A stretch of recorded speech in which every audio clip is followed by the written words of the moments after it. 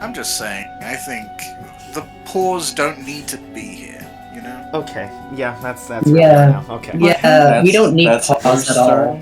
That's how we're starting. That is- Only play. Why For- should we have to pause? I'm so sorry, everyone Like, who's not Camper? watching right now, that we were not having a conversation before this. It was me saying, okay, counting down, and Camper's an asshole. No, like, Camper, tell me about how you feel about the pause button. Okay, I paused. No, don't do that. Camper, you can't talk about poor people like that. What the fuck? I'd love to Whoa. talk about poor people more. No. Oh. Well, depends on how you're talking about them. Maya, you don't To get resolve that problem. You don't get to do that. You're not poor. Huh? I mean, okay, sure, but You don't get to defend poor people, Maya. Yeah, you're rich. It's against your nature. Nor should you. I'm not. Whose side are you on? I'm not 1%. You're right. Sure. Good, I would hope not. That's the worst. That's the worst kind of milk. It is. 1% milk sucks. Yeah, I mean, just get whole there's milk, also- like a there's real also, person. like, Yeah, get a whole milk. So, Yeah, just get whole milk. Why the fuck would you get any other kind of milk? Speaking of whole milk, welcome to Powered by the House. What? That didn't work at all. That didn't make any sense. What does that mean? Also, wait, shut up. That's my thing. Words. Hi, everyone. Welcome back to Powered by the House, where we play tabletops and sometimes other things. Take it away, Camper. Now you can speak. Oh, permission granted. Permission abused. literally gave him an inch and I was gonna take it tomorrow. You're goddamn right. Hi, everyone. Welcome back to Vampire the Masquerade, New Orleans by night.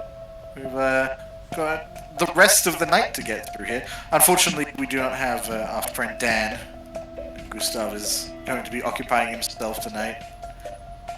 I don't know quite what with. We'll figure that out later. Oh yeah, I wanted to ask you something, Camper. Yeah, what's up? I forgot because life. Do I get an alligator sheet or something for my Yes. shake shack? You're right. Actually, I kept meaning to do that, but I was getting distracted. Yeah, I also forgot. I can handle that. Actually, most of it's just like copy and pasting Abigail. Yeah. Yeah. So yeah, unfortunately we do not have Dan. Gustav will be busy. I was half tempted to be like, oh yeah, in the downtime, Gustav and Michael talk, and then just not give him that scene that he's been trying to get for like 3 sessions. I think that would be hilarious. I'm not obviously not going to do that, but if I were a worst, maybe. I let us I do like, wanna the say- biggest plot point, and we're never gonna get to it. Yeah. I do want to say, as an alligator, I have more awareness than as a normal person, as my normal self. That's true. You still have the alligator teeth, don't you? Yes, it's still the same night. After tonight, I won't, but Well, we'll see if you frenzy. yeah. He grows a tail. No, but it's not even like a full tail. It's just like a weird little bump at the back. Ugh.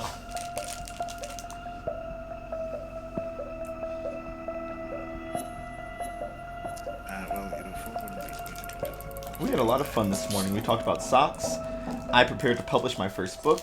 And now we're here ready to either die or kill each other. Yeah, it's most likely going to die. Who do you think's gonna die first? Oh, you, I hope. Why? I'm a good boy. I've done nothing wrong. You should do more things wrong. Oh. Well, ripping a man in half is kind of That wasn't my bad. fault. He was weak. He was weak, it's true. He was... Well, that's the thing. He was mortal. Which makes him weak. That was his mistake, really. So you have 2 fortitude. Sorry, I need to give distance. Quick, someone detail what happened last session while I fill in this alligator sheet. That's not our job. You're the fucking GM. Yeah, and you guys should have notes. I'm not. No, I don't notes. take notes anymore. I've told people so many times I don't take notes. So last I used time, to, but now I don't. Last time we were fixing what Silas broke. Don't you Yeah, even when start, Silas bitch. broke. Interesting. The deputy sheriff is in our home, in our coterie house, monitoring us because apparently the sheriff thinks that we need extra help because we left what's his face Virgil alone, and let's see what else. Virgil can't do no wrong in the sheriff's eyes, it seems. Silas and Moses worked real hard to figure some stuff out and get some, try to figure out how to get things solved, get rid of the bodies so they didn't get autopsy reported, take out the witness, and get rid of the police records, which they accomplished the first two of those things. Moses has to remember to do the last part. Yeah, well, he kept getting busy. Alana was sent up to a bar to get the witness and ran into some lady named Kimiko.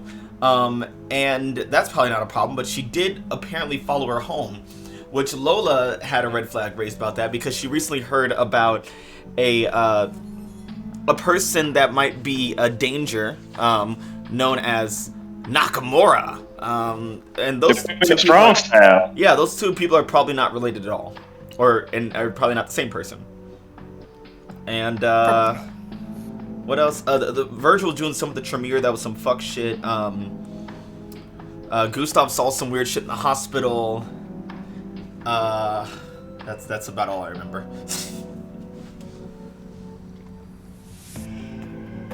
Did I win? That's it.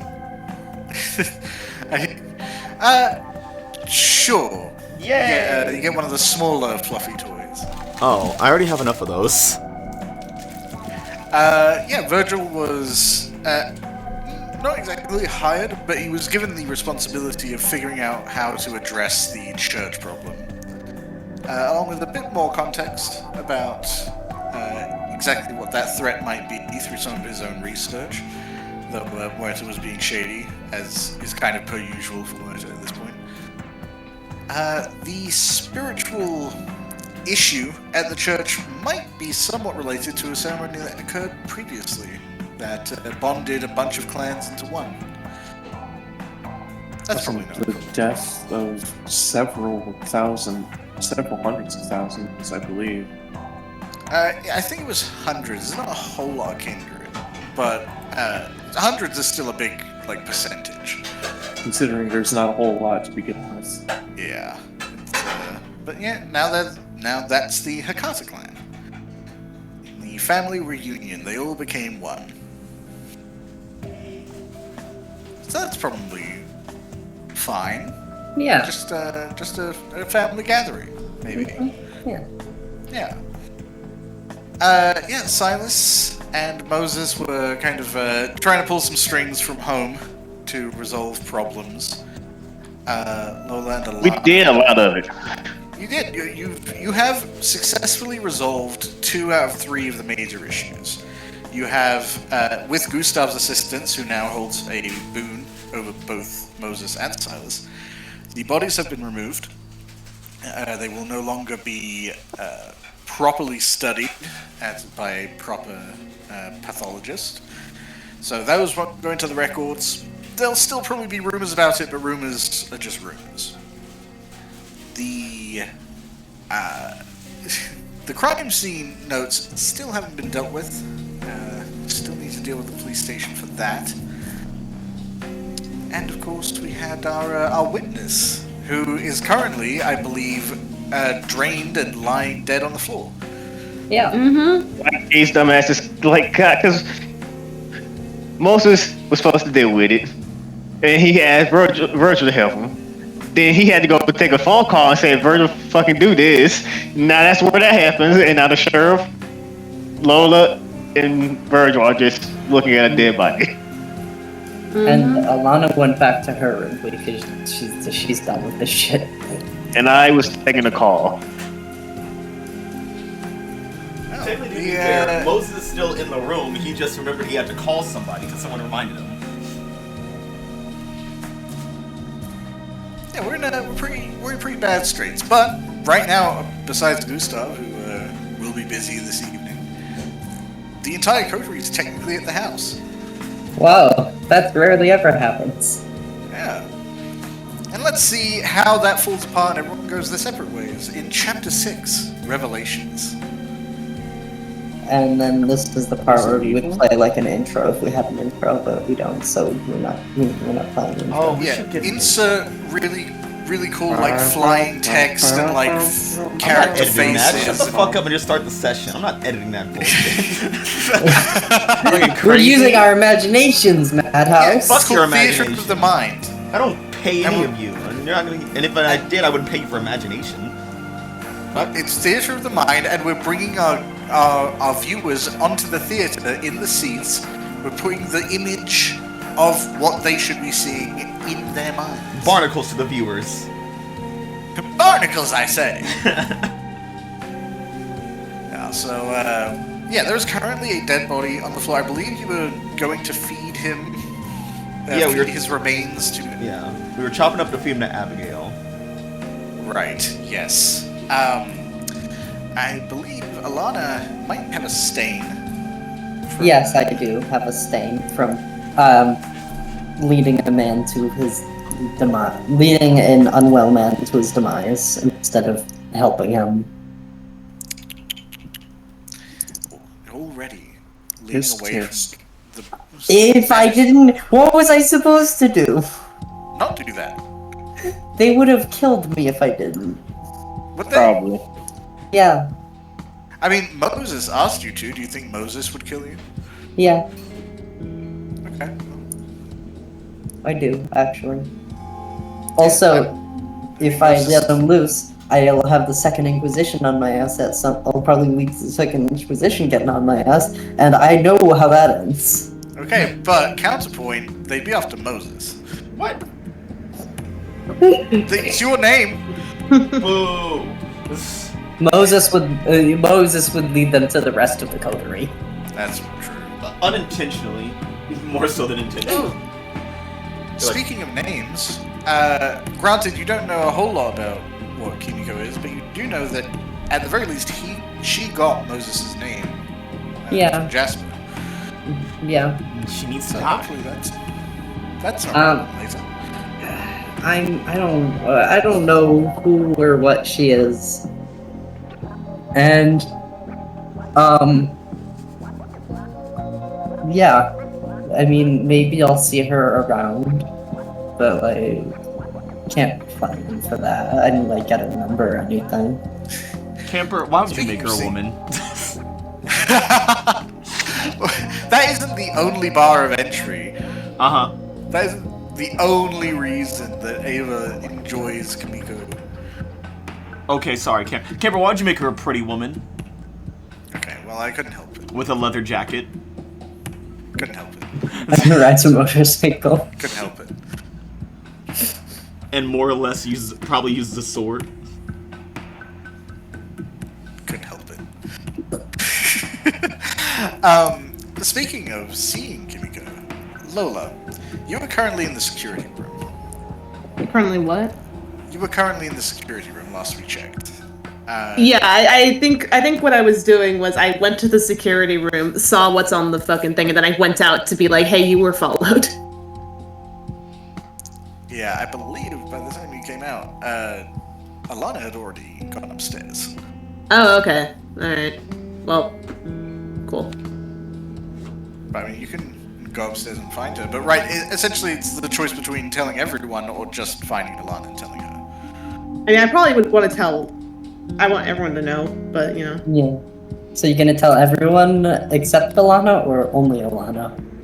No, I'll tell both. Man, you're Well, who funny. are you gonna tell first?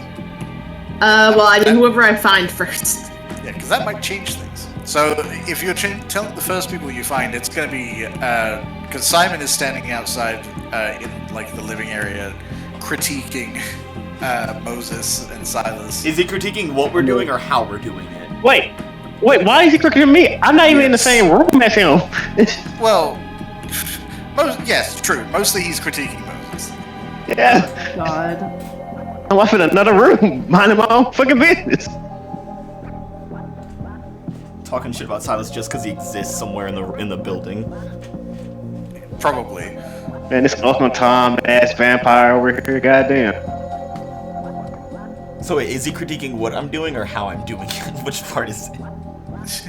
I think it started with how, and then kind of he caught up and was like, this can't be the most productive use of your time. No, it's not. But listen, it's just something that needs to get done. Okay. Why? Because this dead person was a bit of a problem for me.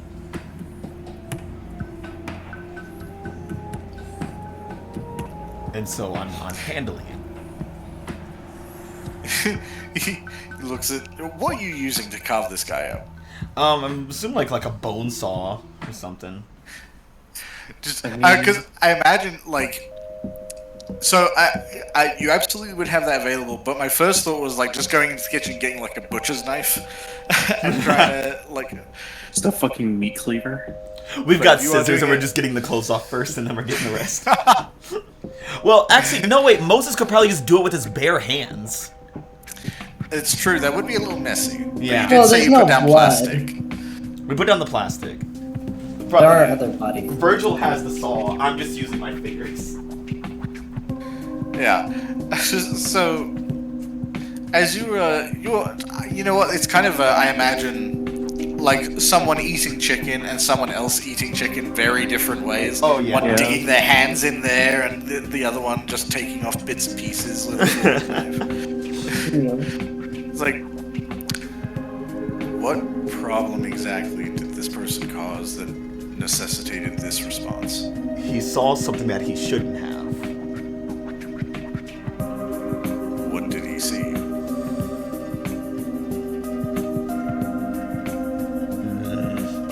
He saw me doing some vampiric things. Simon nods, gets out a little notepad and starts writing down. God fucking damn it. Matt, why don't you tell the snitch what you did, man? Why don't you tell the snitch what you did? The whole last game we said we were not gonna let the motherfucker know what we were doing. I'm just Breach trying to the get this night master. over with.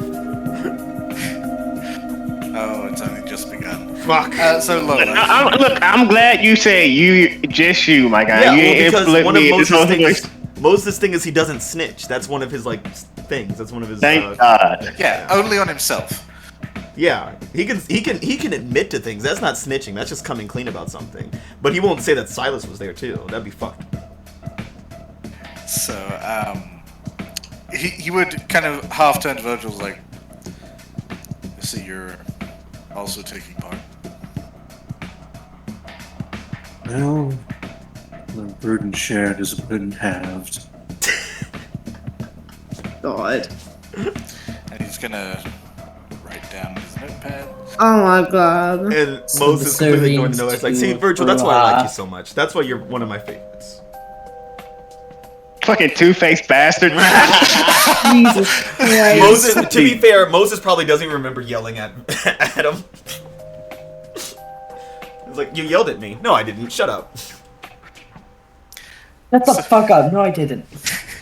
So Lola, as you walk out, you can see Silas kind of leaning against the wall and making little marks in a notepad.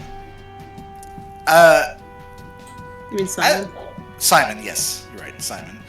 As you're passing by, I think you would probably get a good glance at the notepad if you wanted to. Okay, I mean, what's on it? It looks like all of your names. Is an honest name on there?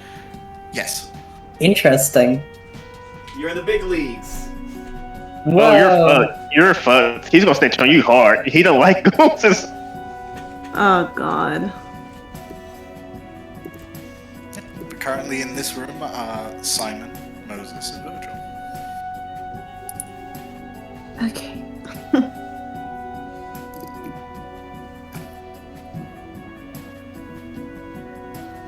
Oh my god, I hate being a talking character. Why to do this? Man, such suck.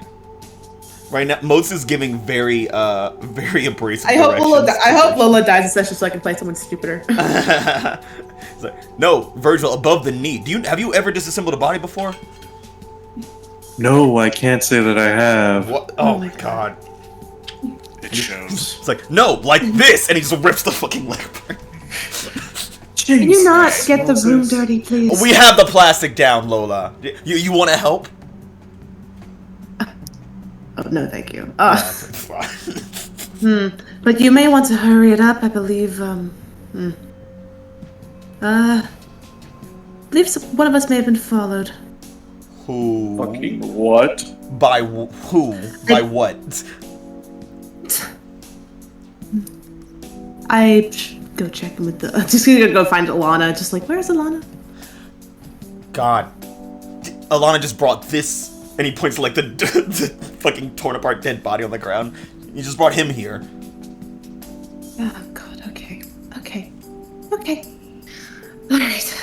Oh God. I want to say, Silas' phone call has been over for a while. He's just not coming back in. He doesn't want to deal with the drama.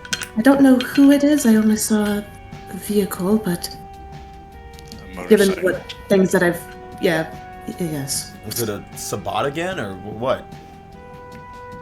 I don't know, and that's concerning. So, I need to know who Lana was interacting with, because whoever it was likely who followed her. Yeah, she's gonna go find Alana upstairs. Yeah, as Lola leaves, Simon kind of watches her go, and then pauses, then glances to Virgil like, so you sent the ghoul to clean up your mess? That's what Burning shares, motherfucker. Burning shares. And then... Did he ask that to Virgil or to Moses? To Moses. He's like... Moses looks at Virgil, he's like, well... burden shared is a burden, whatever the fuck he said, yeah. You can see he makes 2 marks. Oh my god, he's like striking us out. He's like, and that's an X by your name, a circle by your name. That means you have to sit in detention. Look, yeah, I feel like Lola's just like at some point we have to be like to Simon, just like, I did not tell them to do that, by the way. I imagine it's Oh, like I figured he as has a much. game of Hangman on his little notepad. Yeah, I think since Lola's gotten to look at the sheet, she can already see there are several marks by Moses' name and several notes in brackets. There's just the one mark by Virgil's that looks very recent. Silas has less marks than Moses, but still a multitude. Was it from this morning when I was talking shit to him? I feel like it was this morning. It may well be. Alana has just a red X beside her name. Oh God. Interesting. Oh, you're dead. And You're gonna be killed, yeah. Gustav has a single mark by his. Lola's it's black. trouble. Nice. Yeah. I just want to say, that's fine. I just want to make sure that heats off of me. yeah, Moses, you get a message from Silas like, made that call yet? Fuck! Moses is like, God damn it, I keep freaking God damn. He like takes off, he like goes and wipes his hands down. He's like, here, Virgil, I'll be right back. I gotta do, I'll make the call right here. Or, I'm going out of the back. I'm gonna go away from you, and he points at Simon. Yeah, every time you say where you're going to go and start changing, he starts leaning toward the notepad with his pencil. Oh my God. And I love that I keep reminding you to make a fucking phone. Your shit And keeps as soon as distracting me. as soon as you leave, he waits a few beats, looks to Virgil, dealing with your problem, and makes another mark. I wonder, is it against Virgil or is it against Moses? Who can say? It's both.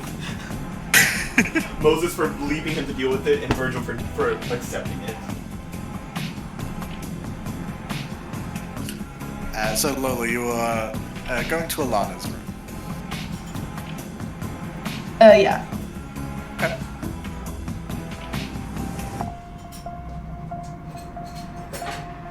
I assume then, Alana, there'll be a knock. Well, I guess that's a big assumption. Does Lola knock?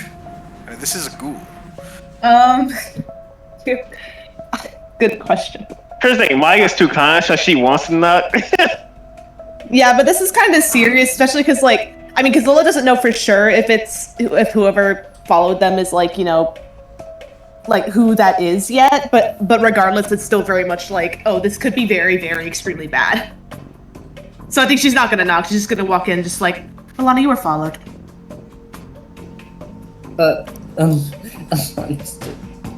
What? I checked the security cameras, and there is a motorcycle outside that does not belong to any of us.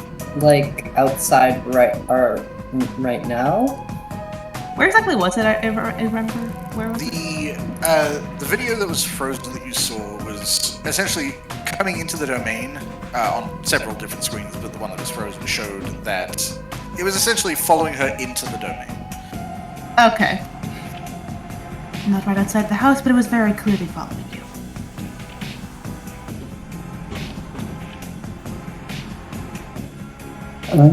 So, I would very much like to know, would you happen to know who that is? Camper, do I have an idea who it would be?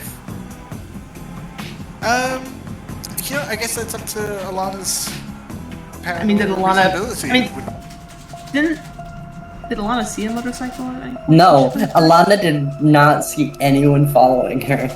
Oh, great. Perfect. Love that. Kimiko is very careful. Of course she was, yeah. That's fine. I maybe, but I don't entirely know. Okay.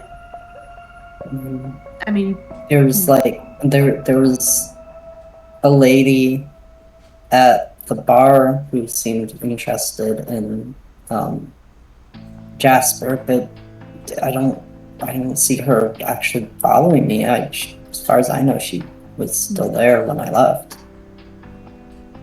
well, that doesn't mean she could have stayed there. I suppose. You catch her name?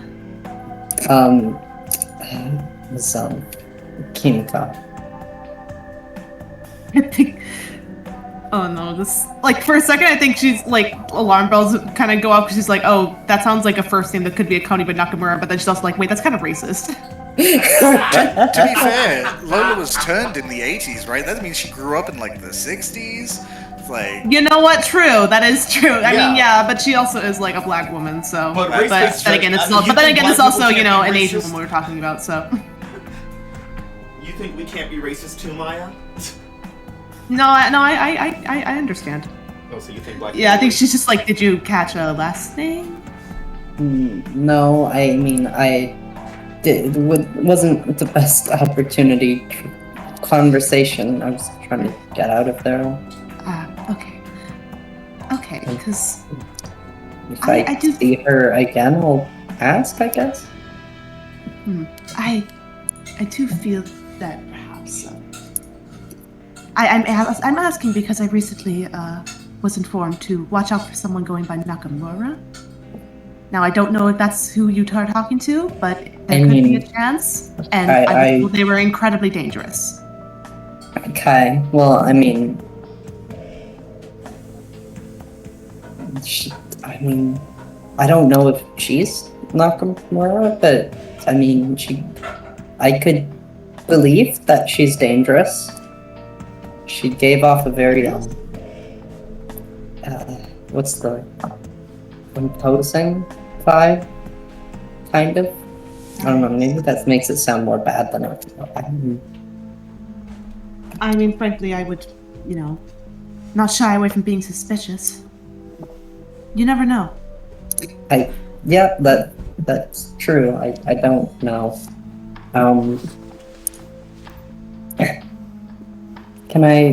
Was there anything else you needed? Or... Well, mainly just to inform you of that, but... Okay, I'm not entirely sure how we're going to be dealing with the situation yet, but, also I do... You may be in trouble with our visitor. Not the one who followed you, but, what was his name?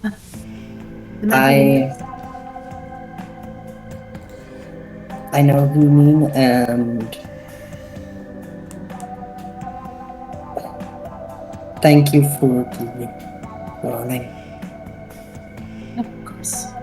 And, alright, I better go make sure that everyone downstairs is not being shittier than usual. Just heads back out. Shitty? No. I mean, trying to make sure you guys aren't like doing anything stupid. Yeah, speaking of shady, hey, so let's say it. Mind my own fucking business. I'm not trying to deal with that whole bullshit that's going on. So how are you looking to address this? I know you were looking to get in contact with your contacts. Well, I dealt with the bodies. It was supposed to be Moses who dealt with the whole crime, the evidence now, the remaining part. That's what he was going to use his contacts to deal with, to help with that part. I did my two parts. That's true. You have accomplished what you set out to do, and everything that technically directly involves you. Yes. Anything that involved, and now it's just on Moses to finish up. Everything is going to lead back to Moses if he don't get the last part finished. So like right now, I'm like Chris saying, right now, I'm just waiting for Moses to do his part. If we need to go out, and I need to have to go out sooner or later, I will.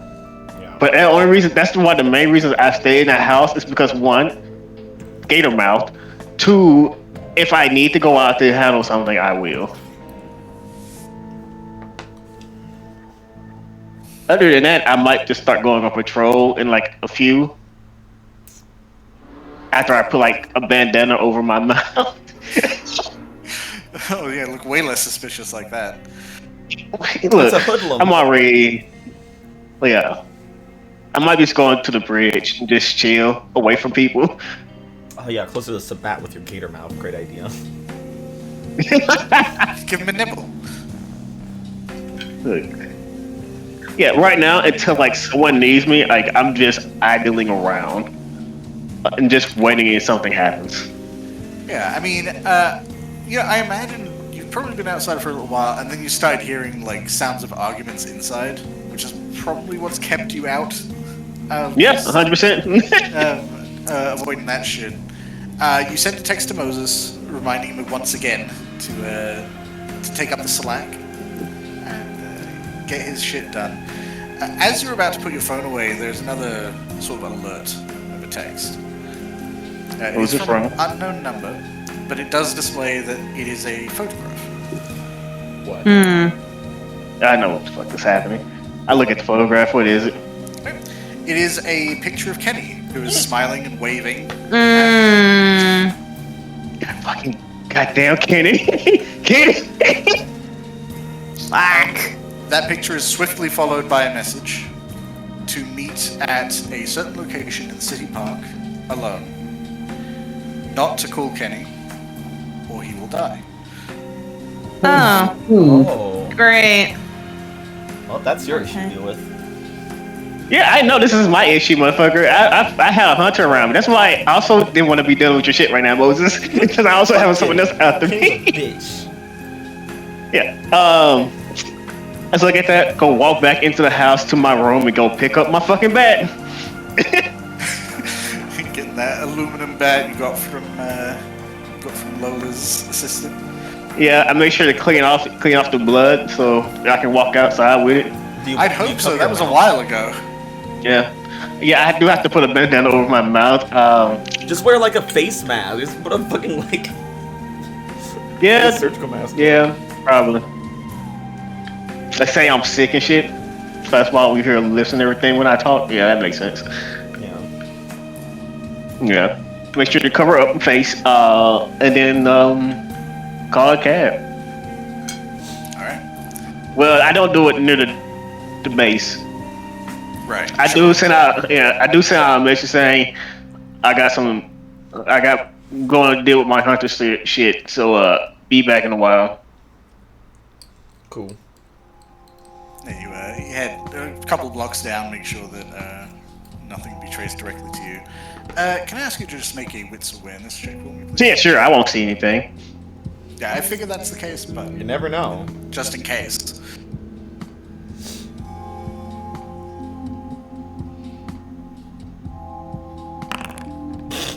Yeah, I don't see anything. It's a big goose egg there.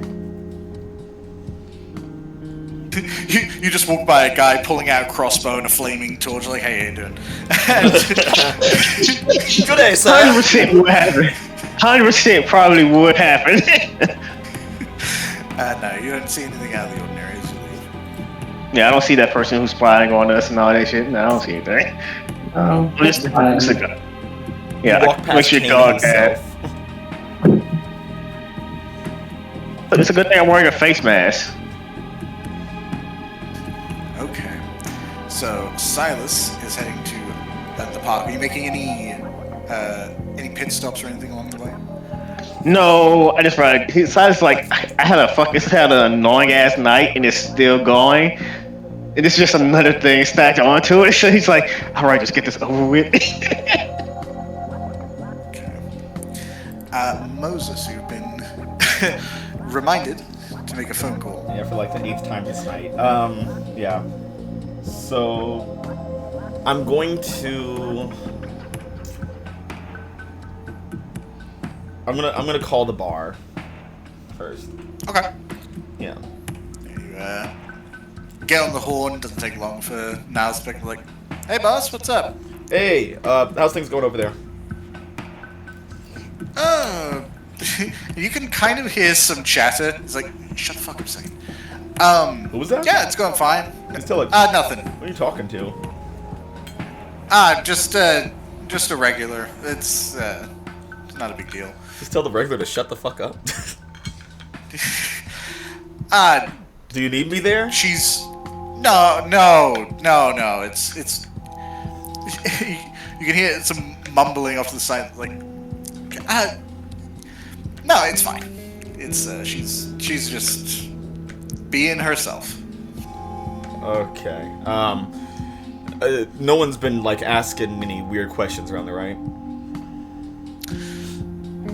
Weird questions. How? Like, Has anyone been looking for me? I mean, there was one guy, but I didn't think you'd want to talk to him. What guy? Well, the voice drops a little ways, like, pain. Pain. Moses like takes a moment to think to himself, like, pain. Who? Oh no, pain. The not your pain. Not my pain. What the fuck are you talking about, Nas? The dude's named Pain. I just. He's named Pain? I don't know anyone named fucking Pain. I'm pretty sure you do. You know. Fucking Pain. And then Mo's like, oh, fucking Vincent? Oh, yeah. I guess that's his name, yeah. Yeah, that fucking asshole. And he calls himself Pain when he talks to me. Ugh. Okay, anyways, moving on. Not giving that any thought. Yeah. Yeah. Yeah, he came in talking some shit, but why? When you weren't here, he just left. I'm telling him. And apparently you caused some issues. I don't know. Yeah, it's a whole thing. I'll fill you in later. Is Bernie there? Probably. Let me check around back. Fuck is he doing in the back? He's watching the door. You can hear the phone get put down, like, on the bar, and there's a little chatter, and then you can hear kind of the phone getting dragged around, and then a bit of muttering and whispering, and then eventually just a sound of a slight scuffle. Like, get the fuck off! Hey, yeah, no, he's here. I got him. All right. Yeah, put him on.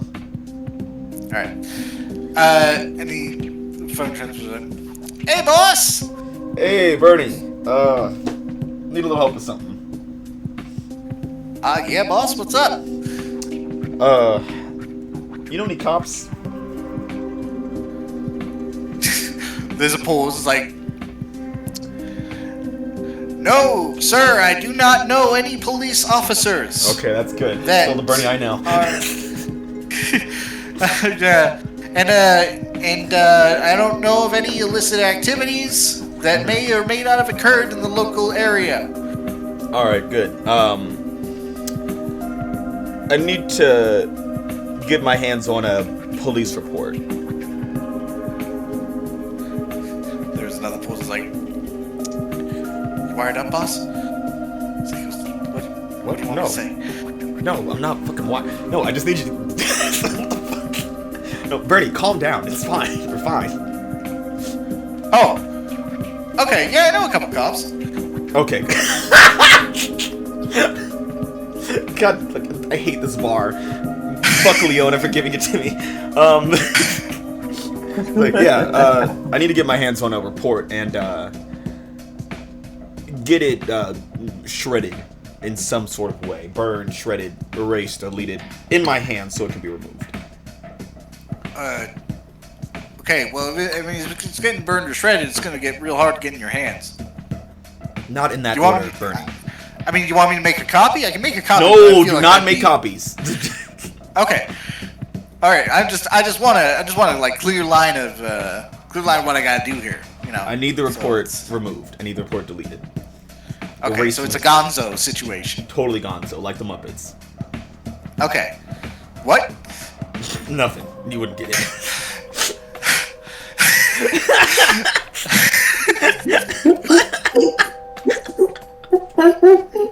All right. I can talk to a few guys, but they might start asking some questions. It might be like something you need to smooth over. Is that might be asking for something from you later? I don't really know. Yeah, I got you. Don't worry about it. Okay. Just cool. do what you need to do to get it done. And I got you when it comes back around. All right. So what events might this be pertaining to? You read the news this morning? No. You hear about what happened in the 7th Ward? Oh yeah. Yeah. Holy shit. It's like, yeah, I need Wait. to get that handled. You know who did that? It's not important. I mean, it sounds like it might be fucking important. There's just some people associated that I need to keep safe. Like, think witness protection. Okay, all right, I guess. People are talking about that shit. Yeah, people can talk, people can gossip, people can have rumors, as long as you don't have a paper trail of it. All right. Yeah, I can probably find someone who's got connections to that kind of thing. All right, cool. Cool. All right. Well, I'm gonna get back to work. You can hear Paul's some muttering, and you can already hear Niles like, "Shut the fuck up!" And before he finishes, like, Kendra says hi. Who the fuck is Kendra? And yeah, I think that's it. All right, I'm gonna give you back to Niles. Wait. Okay. Bye, bye, boss. All right, see you, bro. Most like, who the fuck is Kendra? It's like, hey, Niles. Okay. Hey, how you doing? Who's Kendra?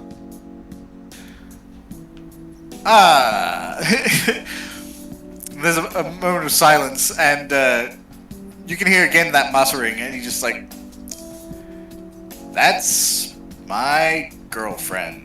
Ah, see, I knew you were giving some bitches free drinks at the bar. Put me on speaker.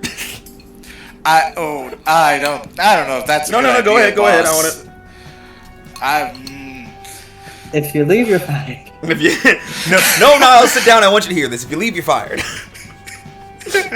like, okay, What do you want, Niles? I'm gonna put you on speakerphone. He says very clearly, and then your little click. It's like you're on speakerphone. Hey, And you can kinda hear Kendra. Hey Moses. How do you know me? Who the fuck is? Who are you dating? Apparently, I'm dating Niles. Apparent. Wait a minute. Moses is trying to connect the dots in his head. He's like, something's going on here. Yeah, no, it's a whirlwind romance for sure. Yeah. Who Yeah, else is at the bar you want- today? Oh, so many of Niles' boyfriends. Oh. Okay. Yeah, no, it's just a real big cuddle pile over Okay, here. All right. Yeah. Hey, Niles. Yeah. 20 minutes. Okay. Yeah.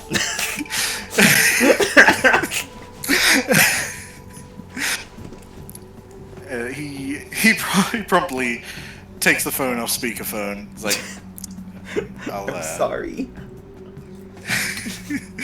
You're dead. 20 minutes. And, yeah, he's like, I'll see you soon. And he hangs up the phone.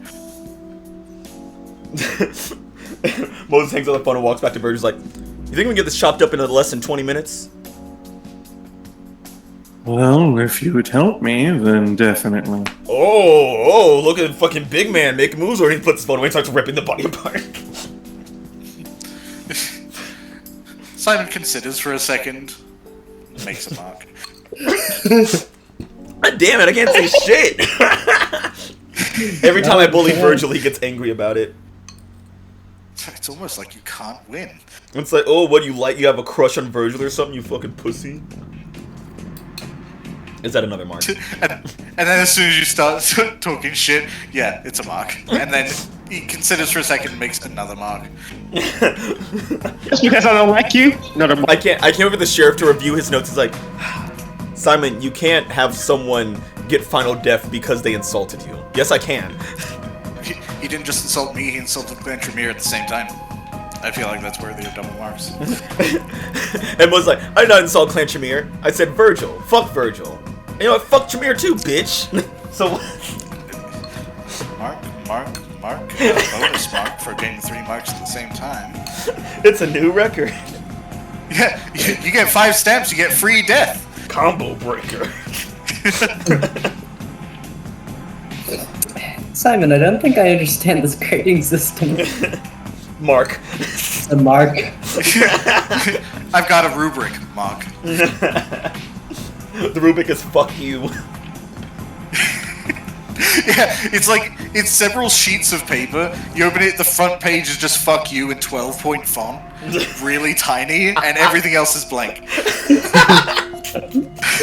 This is just a waste of printer paper. And if you... Well, Mark. that's a mark. And then if you ever ask about it too much, he's just like, yeah, it's in case I need to put down more marks. It's extra room. He's got his I had a feeling I'd need it. This man over here's got his fucking death note. So you are helping Virgil, well, rapidly tearing apart this body now. And then feeding it to a gator in our swimming pool. Yeah, can I say, I still don't understand why I just didn't feed the gator the whole ass body and just right. Well, because if it poops it out, we didn't want It like needs to any be big chunks. bite-sized. Yeah. We want to be nice to Abigail. And we don't want her like thrashing around the body, because then people are going to look over, it's like, what's that thrashing around in the pool? I don't want them to know. I'm pretty sure there's gonna be thrashing anyways. But there's going to be a lot, significly less Yeah, it's thrashing. going to be less thrashing. That's really the goal when you're dealing with an alligator. Yeah, I want as little thrashing as possible. Yeah, you clean that up lickety split. That's not even a problem. Yeah.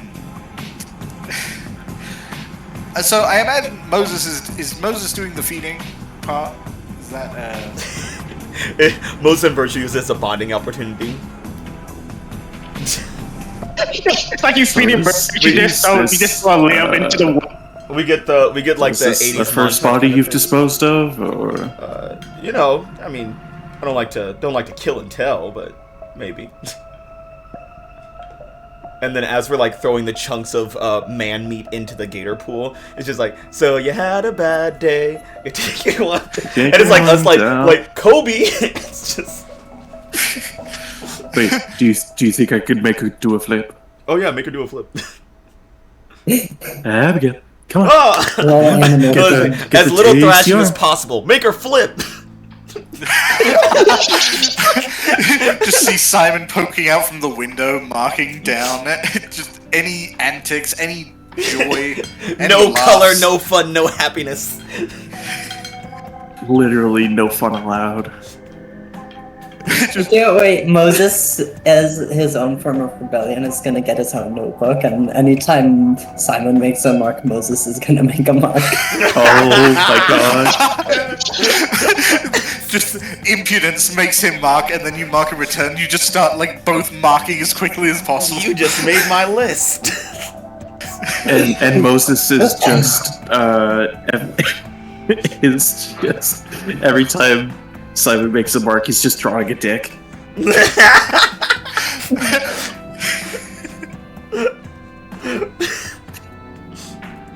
So you are in the process of discarding remains. Yeah. And then Kimiko hops the Virgil, fence. Virgil, as you're going back for another piece, I think maybe the intent this time was to get a full roll. You get a text yourself. Oh, goody. It is from Huerta. Interesting. The text references that she believes someone's been to the church recently. Because the door is open. And then she sends you a picture of the open door. Interesting. Can we tell how recently? How recently the picture was taken, or how recently someone was inside? The door was opened. Sure. Go ahead and make, let's say, an intelligence architecture. Yeah, let's say intelligence awareness.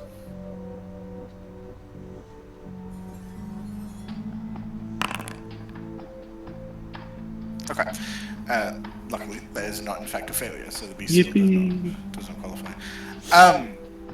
By the door itself, no, but you can tell. So you've been through the back door. You know the door could kind of hang open if it were left that way. The scuffing on the sort of the remains of a tattered rug on the way in. Looks like it's scuffed inward, but not outward. So they're still there. That's Or your they best took guess. or they took another way out. Yeah, that someone went in this door and has not come out this door.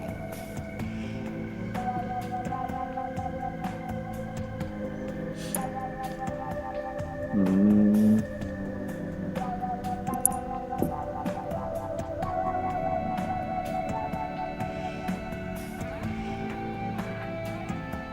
I think Virgil's going to text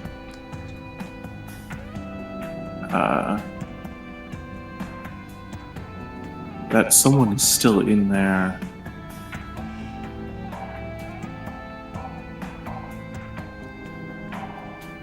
Proceed as quietly as you can and see if you can't get any information on who is gathered here. You send the message over, and a few seconds later you get a quick thumbs up emoji.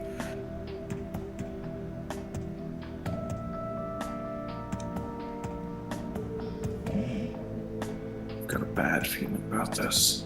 As he's grabbing another chunk of torso.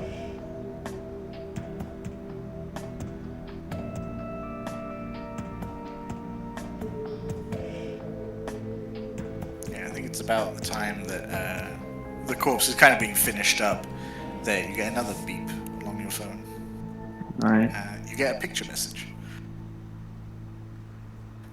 Half of the picture is kind of occupied by a wall. Yeah. And it looks like she's hiding behind a corner taking this picture and is getting a very small view of the main section, like the main hall. And there are two figures.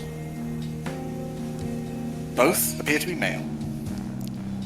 One is incredibly pale with white hair, white skin, but you're getting very much just a back picture.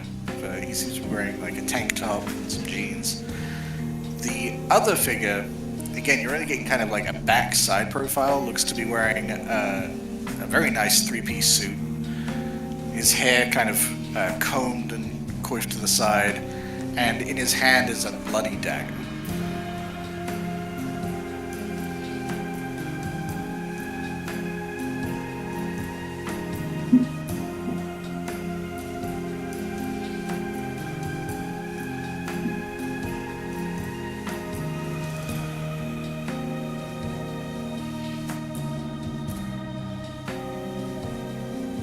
So, Asterion and some dick in a suit. Basically. The guy in the suit, also underneath him, has a circle of black candles. They each have a blue flame going out at the top of them.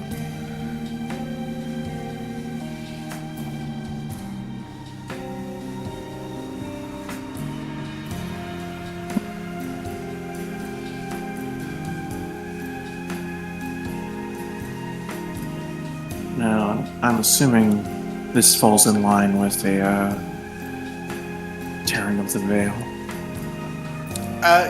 Yeah, given your studies on this, the particular ritual required to do that, yeah. The way you understand it is a sacrifice has to be made in a very particular spot, and then the spirits will be drawn from that veil. Where they, essentially the knife went through into a white sheet that represents the sort of boundary. Hmm.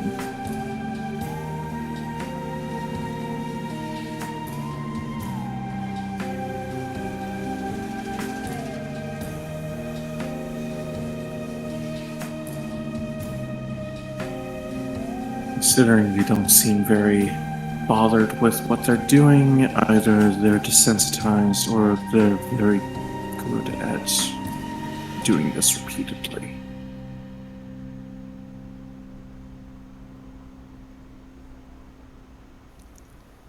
After a few moments, another message comes through.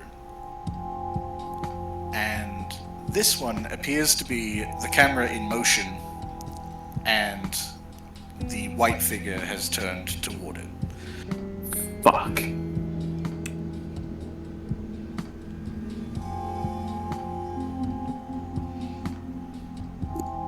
Get out of there now.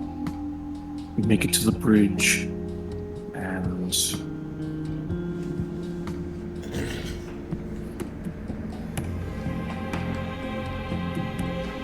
we can deal with it from there. Send the message. You wait a few moments, and there is no response. Well, assumingly she's either driving or booking it the fuck out of there.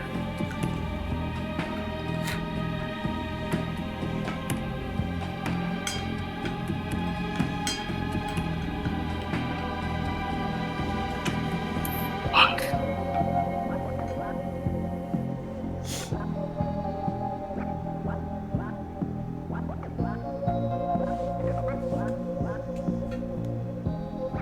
At least we have faces to names. Rather than faces to activities.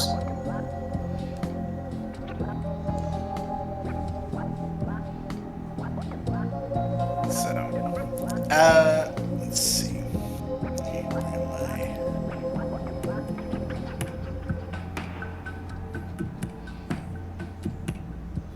Okay. Silas. Yes, sir. You were making your way to the park to address this message that's been sent your way. Yep. You arrived without any kind of trouble. The location you were given was essentially a Google Maps pin for an exact spot in the park, which, even from a distance, you can tell is sort of like a grassy clearing that has pretty easy viewable access to like different pathways, but not so much from the main road. Start heading my way there. Yeah, Same thing. Silas knows he's not good at seeing shit, so he's just gonna wait till someone attacks him or say something to him. well, that's the thing. Even from a distance as you're approaching clearing, you can see one figure.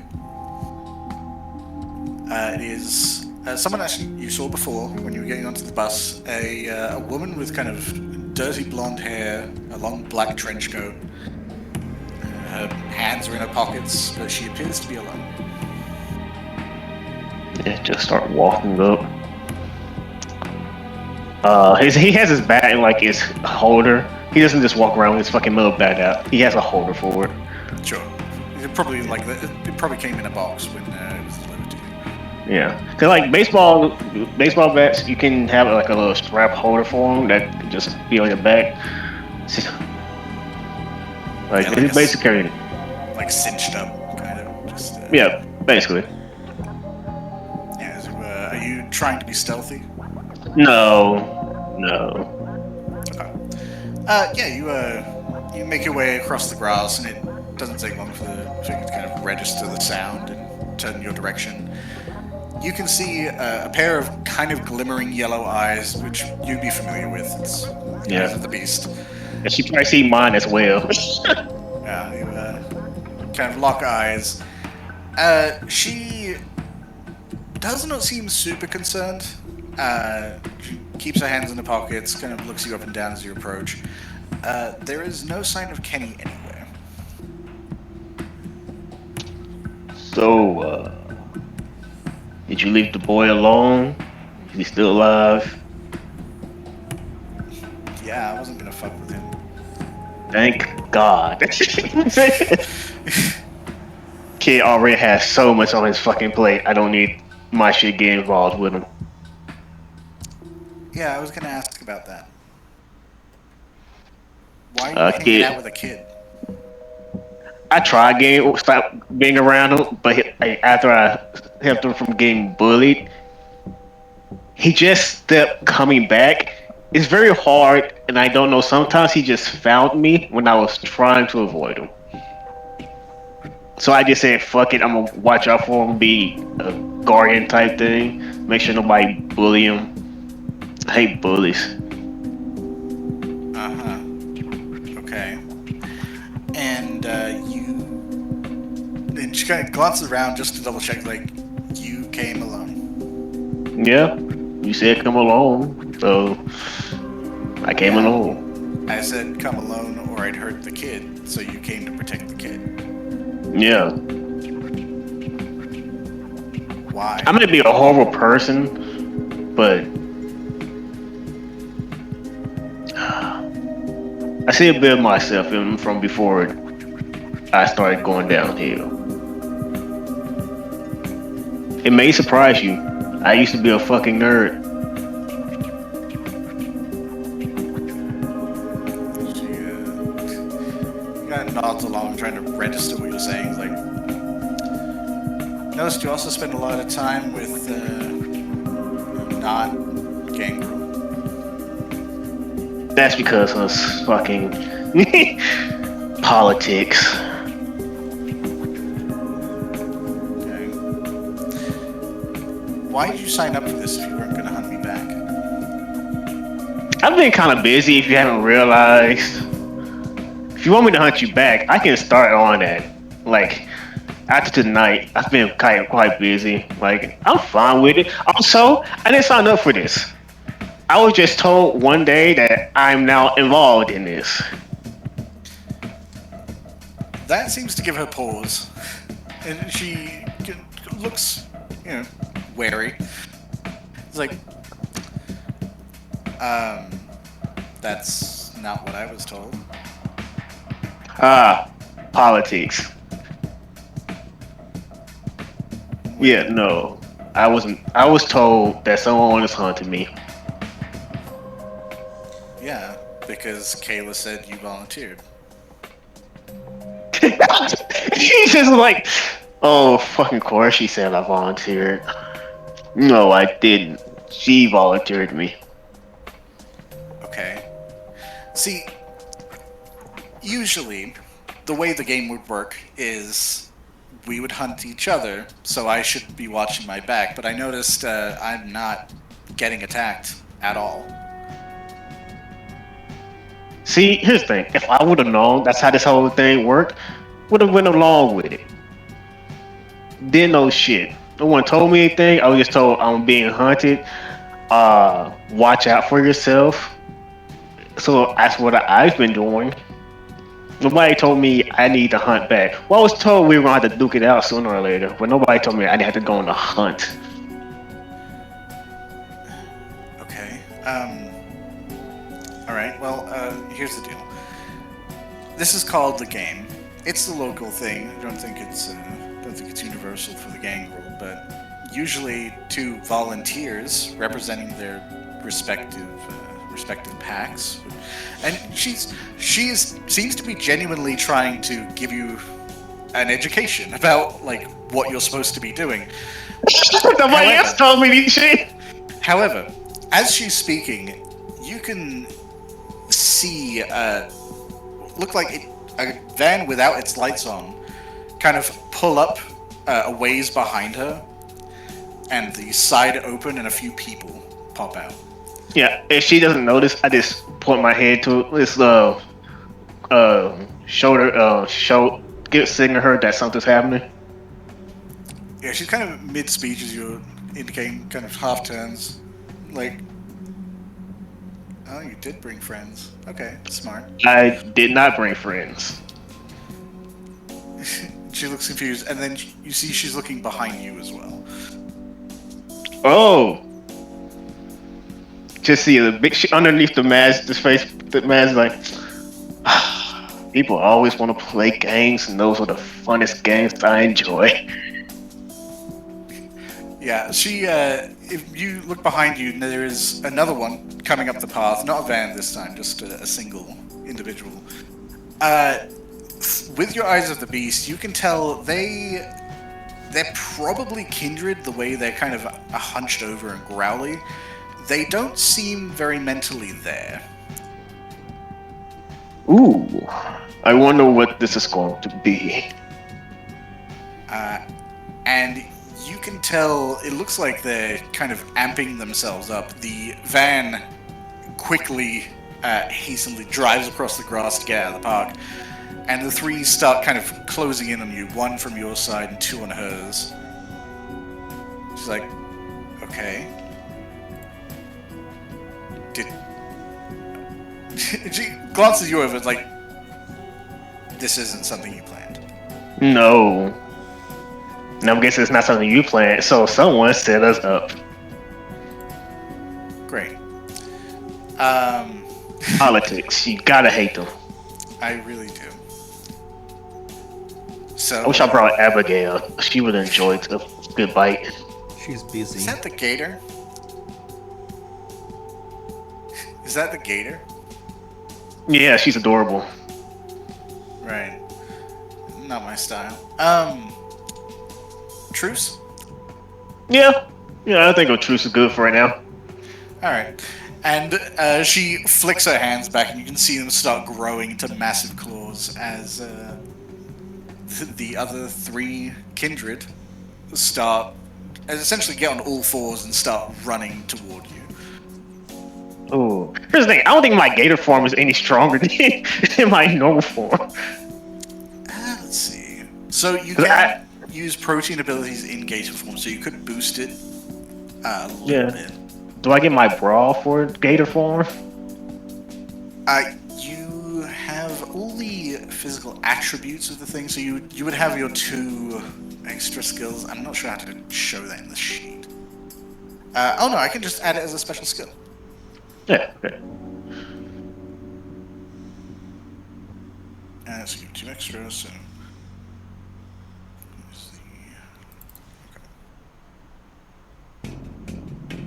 Yeah, because like I like gator, being a gator, but I don't know like if it's stronger than what I normally am. So that's why I'm like debating if I transform or not. Yeah. So I want to use it. So that would be, your brawl would be effectively 6, because you're taking that attribute plus your 2 specialty in brawl. And then the gator form has a +1 to damage, and then your protein ability, I think, also gives you something special.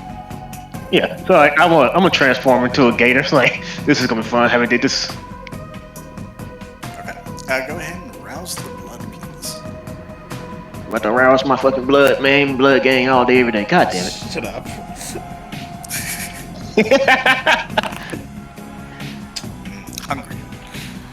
Hungry boy. Yeah, that sucks. I'm gonna need to eat after this. I offered you food earlier. I'll let you eat it. You look like you need it. I did. So, the kindred flanking you is obviously focused on you. Teresa's, you don't know her name yet, but Teresa is kind of splitting off and trying to handle the first two that she's contending with, leaving you kind of one-on-one for the moment. Yeah, can I use my feral weapons in my gator form? Yes, you can. Yeah, just my mouth get even more sharper. It gets horrifying as the longer I think about it. Yeah, they become like actual daggers. Yeah. Yeah, so that would be you'd be brawling with. I don't know if your protein weapons give you. Oh wait, do you have to rouse the blood for the protein weapons too? I don't think so. Let's see. Cost 1 rouse check. Never mind. I don't need to roll again. I'm already at 3 hunger right now. Yeah, but just think, 4 hunger means you get to start making frenzy checks. I don't need that. Like it happened last time, and we. Frenzy. No, I'm good. Like, we're still playing up after the last time, man. Like I don't need to go that crazy. Nothing bad happened last time. Fuck you, man. Incorrect. You won the fight. Yeah. I have to win the fight. I had to win the fight. Yeah. No. So, yeah, that would be the brawl of the gators.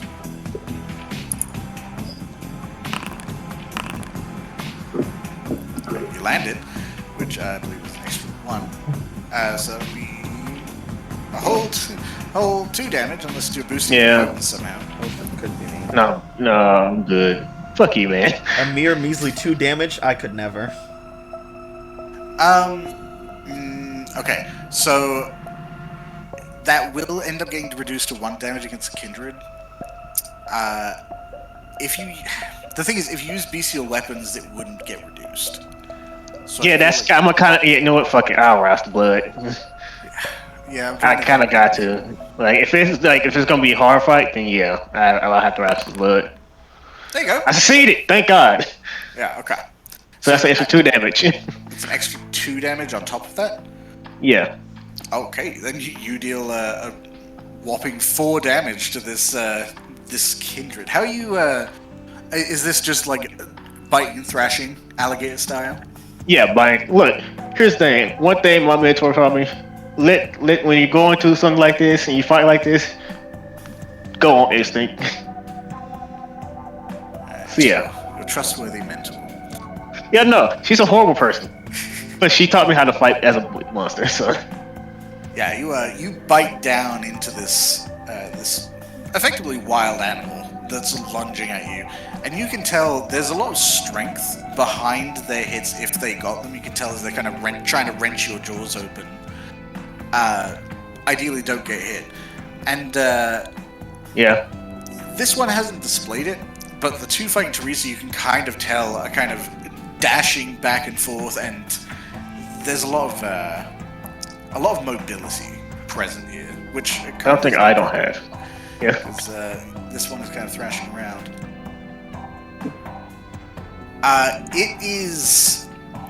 It takes a couple seconds for this thing to kind of try and wrench loose enough to try and swing back. They are going to be using. Yeah. I guess, how are you going to engage another attack? Or are you going to go with an alternative option here? Fight until he can't move. Okay. He is going to attempt to evade you. Cool, so roll again. Yes. Again, please. That's really good. It's athletics.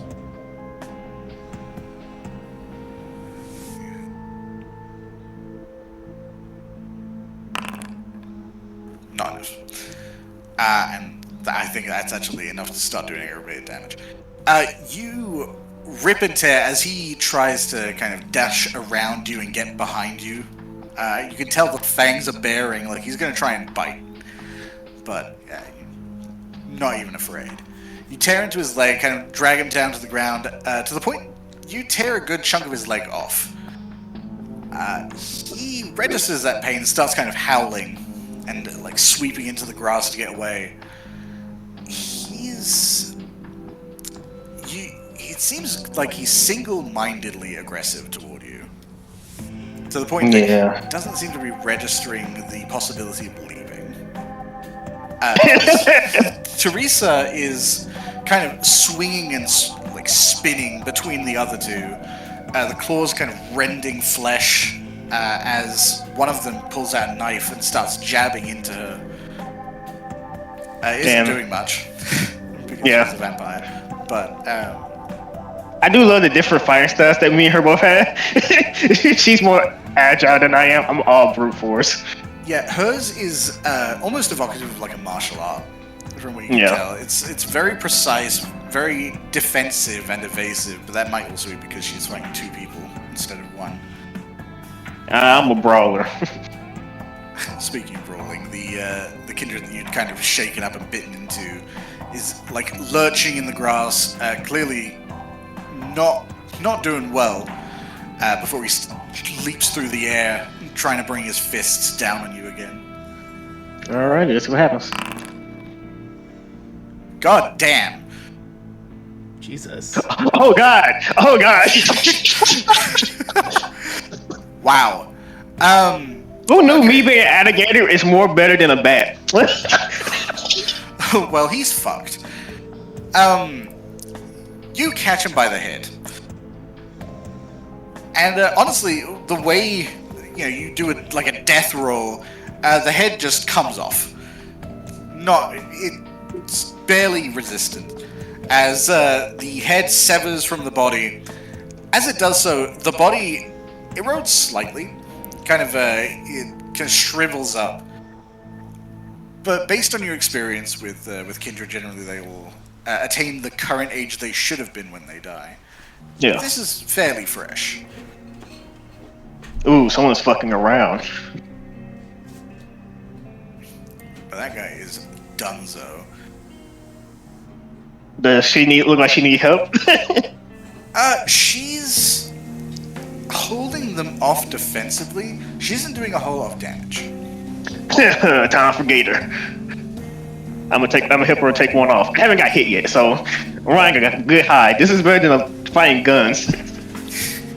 Yeah, guns generally... Well, in the end, guns didn't do much damage to you. I did the math wrong.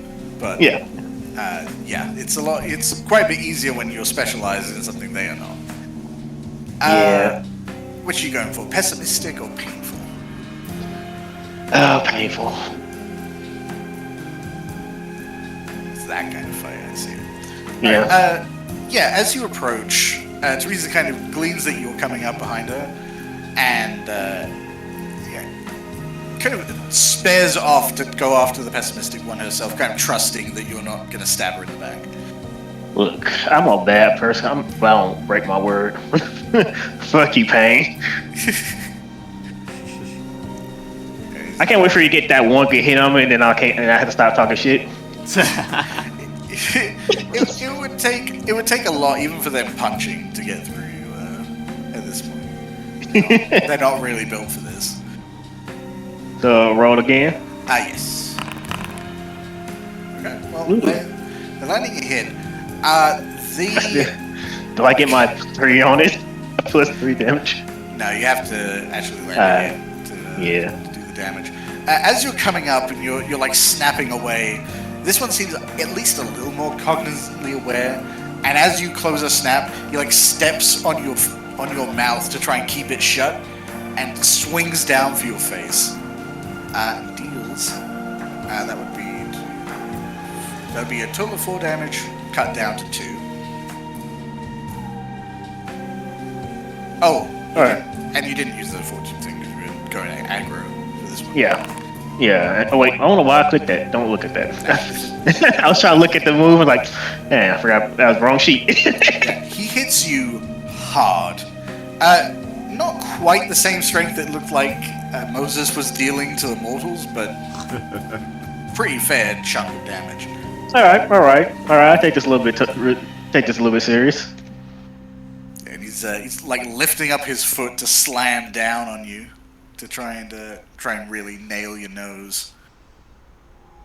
Yeah. If I rolled that rouse check, he'd be fucked. if I use resilience, if I use my toughness thing, it's gonna be a hard fight for them. Oh dear. Plus the 3 damage. Yeah, so that is 6. He's immediately impaired.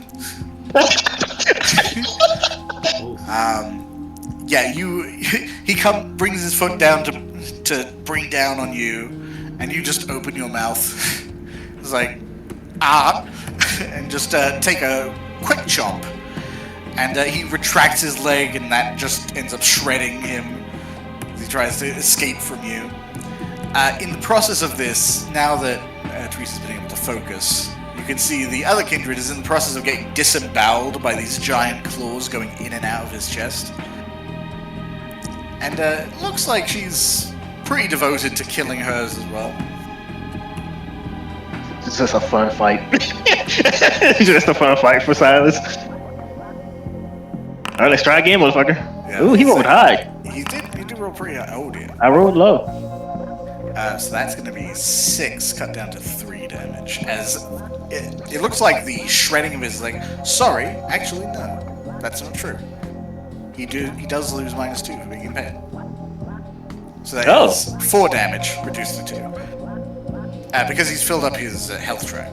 He is physically impaired.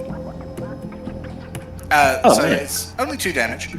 As it looks like the shredding of his legs kind of shifted him to anger. You can tell it's almost like a frenzy, but it's very weak. It doesn't look like the beast inside him is giving him a whole lot to work with.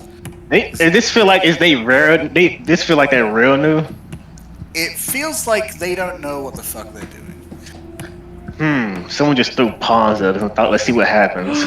Oh, shovel heads. And he jumps on top of you and wraps an arm around you like he's trying to choke you out. Who the fuck do you think you are? You're not Steve Irwin. Seemingly not quite realizing how bad an idea that is with an alligator. Yeah, that's a row brawl. Oh yeah.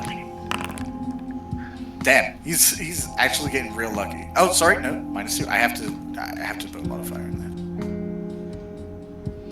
there. So that's a hit for you. That's 3 damage, bitch. Fuck you. So that is not good for him.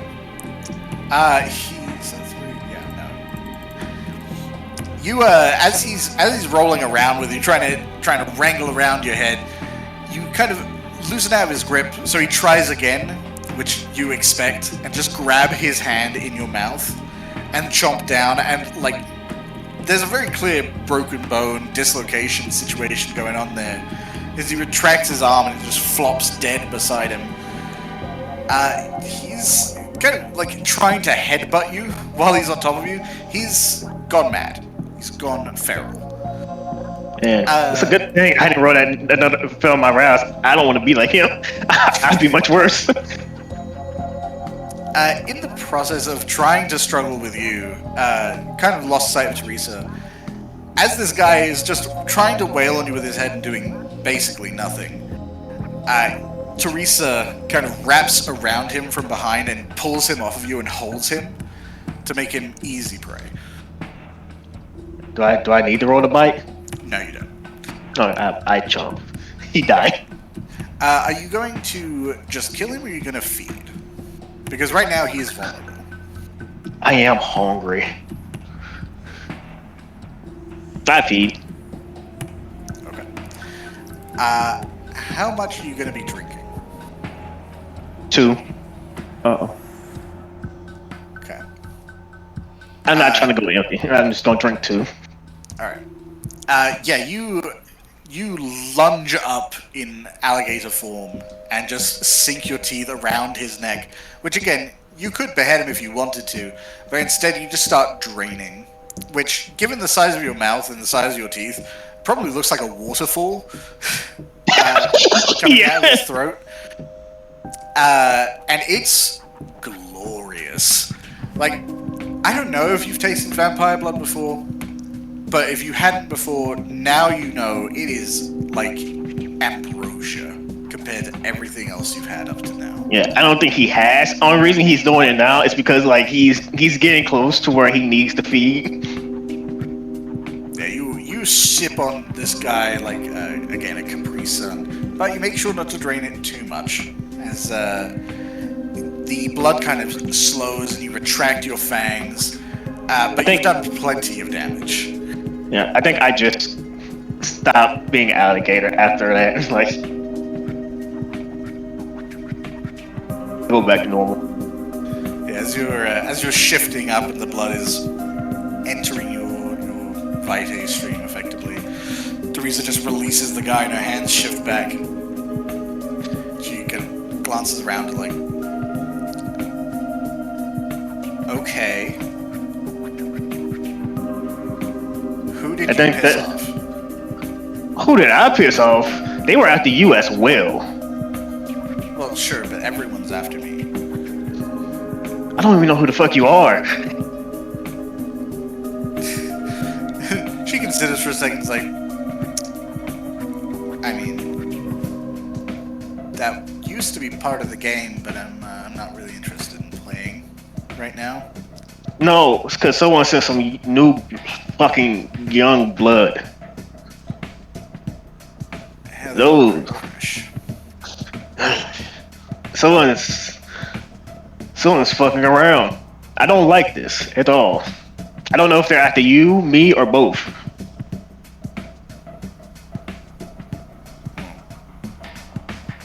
She kind of eyes them over a little bit, like, looks to you. I'm Teresa. Silas, but I'm guessing you already know that. Oh, yeah. Yeah. Well, I can't stick around. This isn't exactly my territory. No, I gotta clean up these fucking bodies. Yeah, that'd be appreciated. I don't exactly have a ride. Yeah, you can get going. I'm gonna call a friend. Well, call a few people and tell them to take it to the bayou. Okay. I'm gonna look into this. You might want to look into this too. You have my number. Yeah. I can actually put a name to the number now, so yes, I will make sure to remember. I will look into it. I know fucking people with long reach that might help. And if they send in new blood after people, I don't think this is going to be a one-time thing for just me and you. Yeah, I don't think so either. Listen, I would try and keep this under wraps, though. I don't know who's after me, but you did get volunteered for this by Kayla, so I would. I know.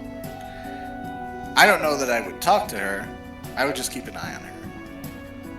Oh no, I'm keeping this to myself. I know I'm not good at the whole fucking political game, but I know when to keep my mouth fucking shut and do some looking into shit.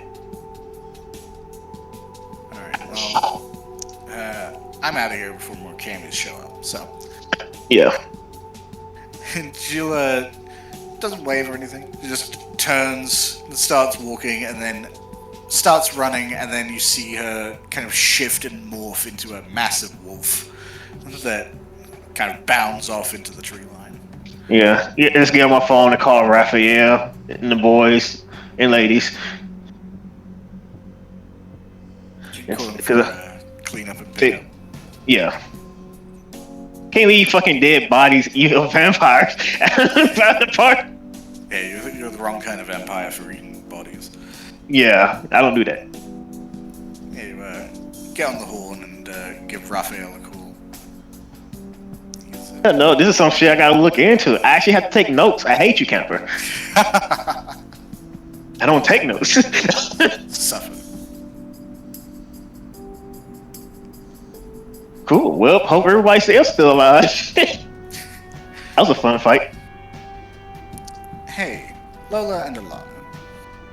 Yeah? Yeah. Alana's trying to rest, and Lola is currently occupying the haven. both of you get a text from Michael. In Great. a group chat, of course, because he opens one. Oh god. Okay. Yeah. And first message is "Hey" with a wave, and you can see he's typing. And then about 10 seconds later, it stops. And then a few seconds later, it starts again. And then it stops. That's gonna take a while. And then after about maybe 5-10 seconds, it says typing and then pops up a big message. Which, honestly, Alana's probably dealt with this before. This is a Michael copy and paste situation, where he's decided to pre-write something. Yeah. Understood. Wow. It is, first of all, a thank you message for saving him from the Anarchs. Apologies for being problematic, and hoping you guys are doing well in your evening. Okay. And that he looks forward to working with you both again. And then a series of smiley emojis. Okay. How much of this is something he does on his own, and how much of this is stuff that I've worked with him on in the past when I was a social worker? It is absolutely stuff you've worked with him on. I have to imagine he had a tendency initially to just kind of post what he was thinking, which meant like strings of really short text. And you got him down to just take all your short texts and put them in one longer text and then edit it. Yeah. So that is what he is doing. This is him progress, trying to be reasonably social.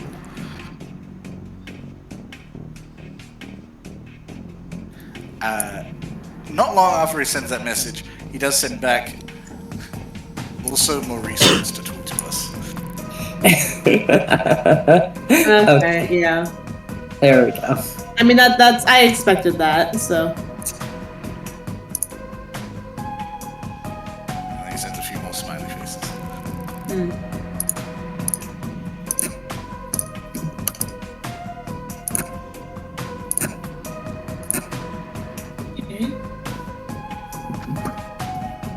I suppose we have time for that tonight.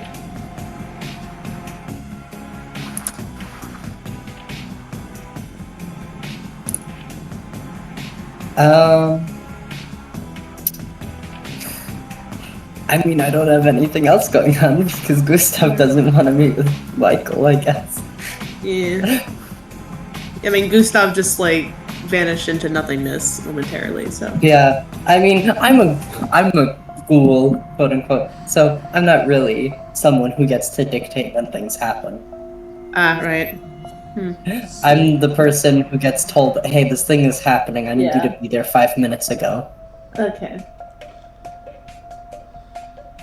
Alright. I think Will's just gonna be like, I suppose we should probably get on that as soon as possible. I don't want to keep Maurice waiting.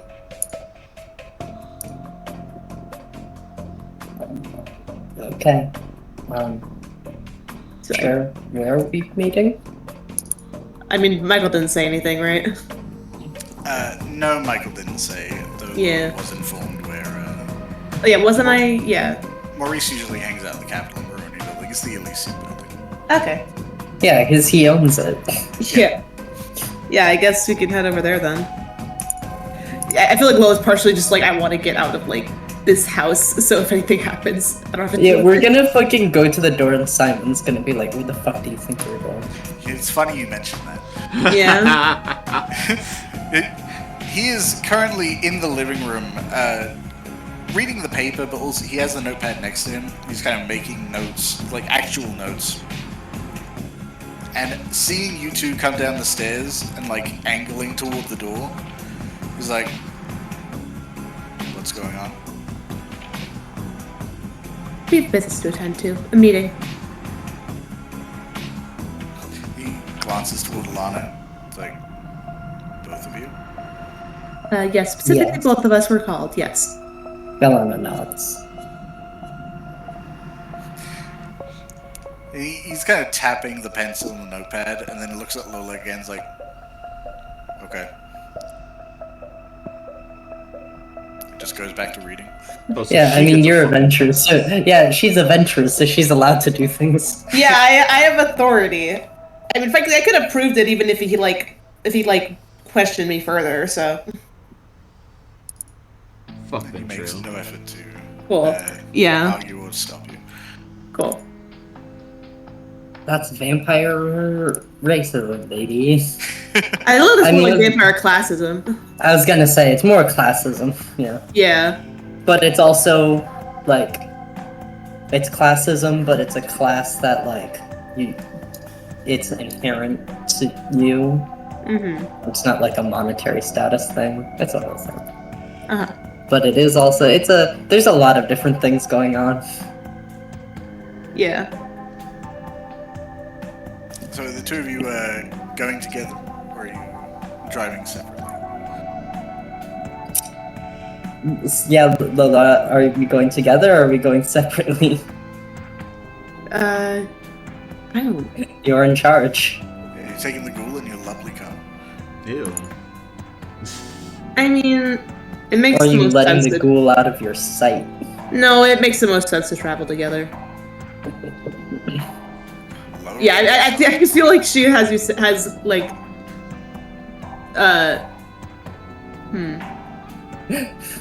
She has like a What's- divider up between us, so she doesn't. Yeah, like I'm trying to think of like what positions in the car show the most status. You make Alana drive your car so you can sit in the back and raise the divider. Oh my god. God! No, she would do that though. She would. She usually prefers having other people drive her rather than driving herself if she can help it. Yeah, and you don't have a dedicated driver, I guess. I think she probably has like some workers, but like not really like ghouls or vampires or anything like that. So You should get a ghoul. Wait, that's me. Fuck. yeah, like And the I mean yeah, she didn't really need a ghoul before necessarily because she was mainly doing like because she has like her like human assistants and stuff. Like she has like her personal assistant and everything. So, but this is vampire business, so can't bring the human along. Can't bring the touchstone. Okay, so I guess I'm driving. Yeah, sure. I like to imagine like Lola doesn't even like necessarily say anything to her about it. She just gets in the back. Yeah. Yeah, just just kind of expects her to know what to do. Alana knows what to do. Hands her the keys. You hand her the key, but it's in the sense of like you hold the keys out, and as she goes to reach it, you drop it so that you don't have to touch her. God. By the time she's caught and stood back up, you're already in the back of the car. Oh my god. It was a diversion tactic, is what it was. It's like a ninja smoke bomb, but for the wealthy. It's a lot of things. And all of them bad. Can I have either both of you or combined make a wits awareness check? Great, Combined, love whoever that. has the best can add a die if you want to work together, or you can make separate ones. All right, what's your wits awareness looking Yeah, like? wits is Lana? 2, and where's my awareness? My awareness is 1. I'll give you a die. Alright, sure. My wits and awareness are both 1 respectively. So you'd be rolling, With a 1 What's awareness? modifier. yeah, with a +1. 3 successes. Luckily, that is enough for Okay. because that was going to be terrible. Oh. Instant death, instant kill. Yeah, I think Alana's probably focused on not hitting this car on anything because the insurance is worth more than her paycheck. But as you were kind of scoping out the road, watching out for any dangers, and Lola, you are looking intentionally aloof out the window. As you're scoping by like one of these side streets, you can see just the glimmer of a black motorcycle and a woman kind of sitting against it, making notes in what looks like a pretty lengthy folder. Oh god. That has nothing to do with us. That has everything to do with us. That's my her guy. Yeah. business. That's her own business. Lola just sighs and is like, I mean, do I see the woman enough to kind of like be able to give like a description of her kind of thing? Yeah, I'd say you kind of essentially pulling past the stop sign, basically. So you have a few moments of time to kind of. Yeah, I imagine she's just what is it? Looks to Alana, just like kind of gestures to the window, just like, is that who you met previously? Motorcycle woman? Alana glances over to where For sure. Alana quickly looks back away. Yeah, I mean, yeah, Lola wasn't trying to like draw like direct attention to them, like looking, just you know. I imagine your windows. I would like tinted. to- Yeah, they're probably tinted windows. Yeah. I would like to make note that Alana doesn't have to activate the blush of life, That's true.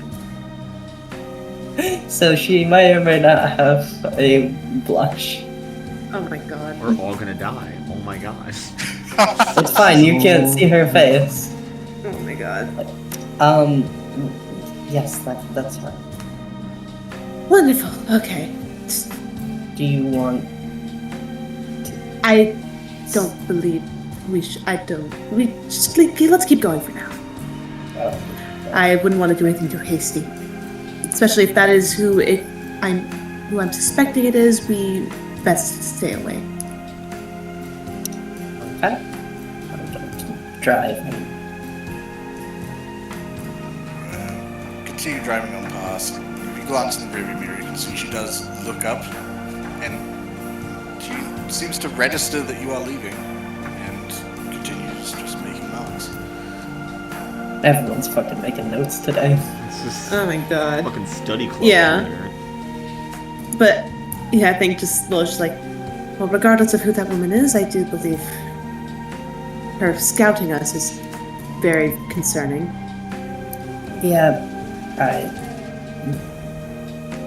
Yeah, but it's not great. No, it is not. We probably should talk to the others about how to deal with that, though, and because I believe we need to assess her threat level first. Lola's still like very suspicious that that's Nakamura, though, is the thing. So she's like, I don't know if we should. I don't want to die. Like, Yeah, assess her threat level. Got it. Mhm. Alana's like, don't disagree with anything they say. Don't disagree with anything they say. maybe don't take an entirely direct path. Okay.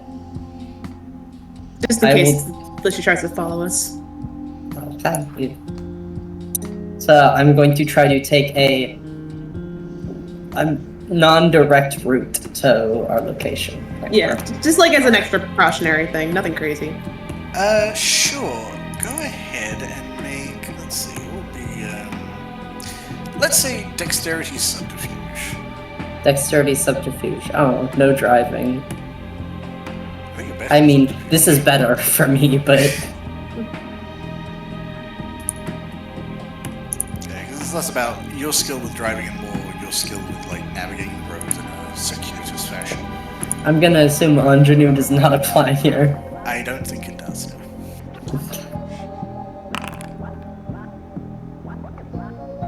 I'm amazing.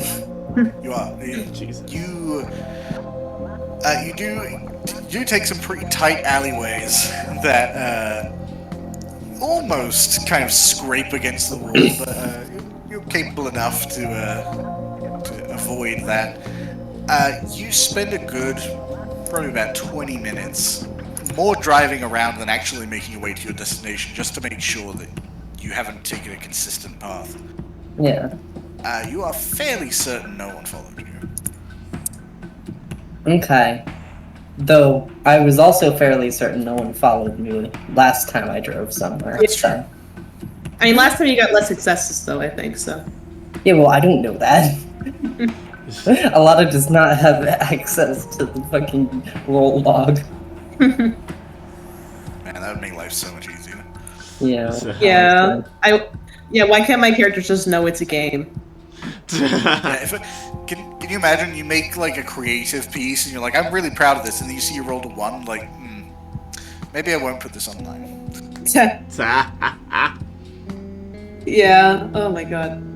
That reminds me of one of the character concepts I have for one of our future mass campaigns. Who like I mean, I decided because it would be silly, like because the whole thing is she's a cartoon character in real life. I was like, I want her to be aware of the fourth wall. Like she's not gonna like change anything. She's like, I know it's a game. I'm silly.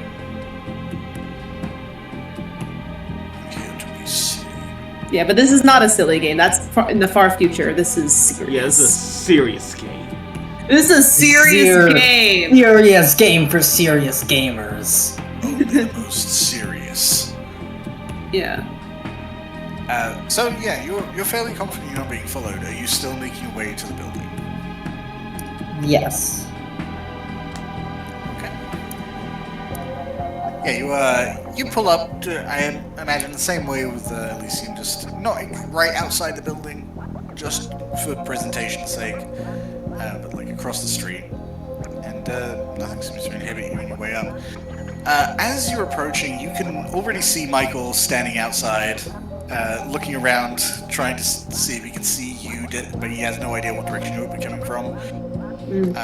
So, if anyone did care, he'd probably be the one that draws attention to himself. Yeah. And finally, when he does catch sight of you guys, he kind of perks up and waves at you from a good, like, half block down. Oh, wonderful he's here. Hey, guys! Good evening. Well, both look awesome, as always. I know. Yep, I bet you do. So, I just wanted to say again, thank you. I didn't really get to say a whole lot last time. I was pretty out of it. But, it meant a lot to me that you guys came for me and made sure that I was safe and that I was taken care of. And, not a whole lot of people do that in my life. So, I'd say appreciate, being a part of this whole thing. So. Of course. Yeah, I think Lily's just gonna start heading in, just like kind of nodding. Yeah, he looks like he's about to start talking again. He's like, okay, yeah, I guess we're going in. I don't want to keep.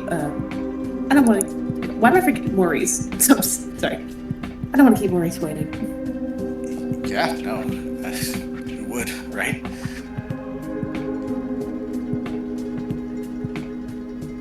You'll kind of watch Lola go off, and then start walking mostly beside Alana.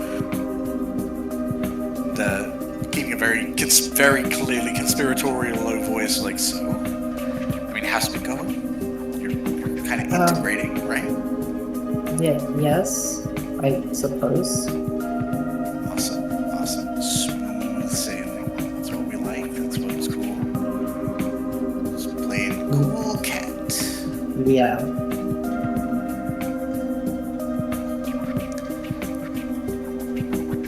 So, have you ever seen any, like, any guns or anything?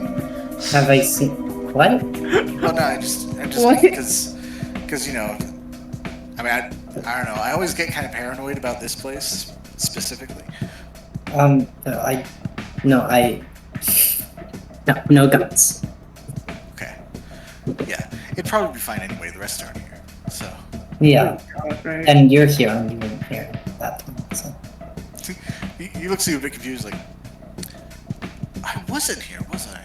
No. Oh, I feel a You lot weren't. better. Yeah, I'm sure you do. Awesome. Fine.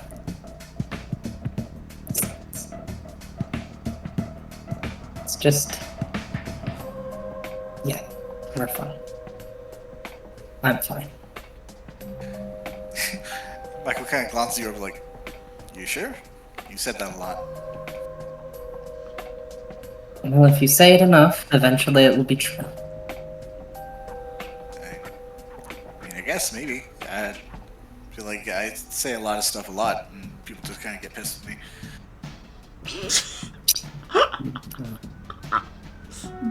Depends on what you're saying, I suppose. I guess. And he kind of looks your way, and at some moment he's glancing around, you're glancing around. You make eye contact, and With Michael? yeah, That's just unfortunate. Okay. he's just kind of moving. He's all over the place. It's kind of hard not to at some point. Yeah. As you do, memories rush back. Yeah. What kind of memories? Nightmarish ones. Oh, yay! Yay! I've been waiting for so long. Yeah, you look guys at Michael, and he's smiley, he's cheery, he's having a pretty good time right now. But then it's sort of overlaid memories of something you saw. You're not entirely sure when, if it was during your day sleep today, or if it was your day sleep a couple of days ago. But you see Michael's face drop immediately, and he kind of lunges back from you, and obviously he's not in the same room because it almost looks like he's in a black pool of just emptiness at first, and then pieces start coming in, furniture pieces, chairs and tables, that almost look dollhouse-like. And the walls come in, and you can see that the blackness that was there before was kind of masking what's hanging over him is like puppet strings, which seem to be made out of shadows. And the face that he is wearing looks remorseful and sad, and then he perks up suddenly and the face grows into this incredibly artificial grin, and he starts just going about his day, raising cups that are empty, and kind of he goes over to an iron and starts just waving his hand over it like he's ironing something, and then he walks toward the door, flicks it open, and kind of gets dragged out by these puppeteer strings, and immediately into a guillotine that's waiting right outside. The smoky tendrils kind of drag him over it, and then he looks toward you with a smile as his head gets severed. Huh.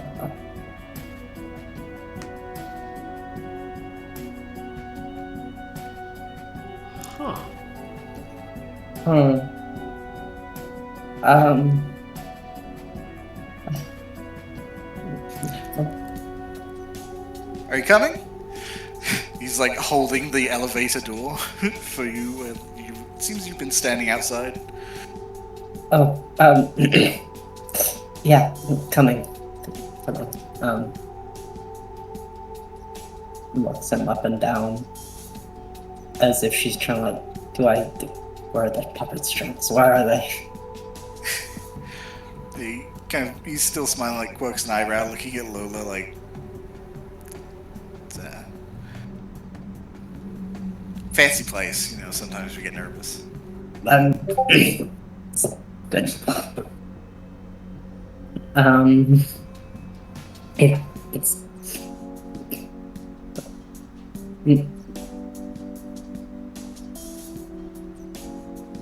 Michael, what have you gotten into?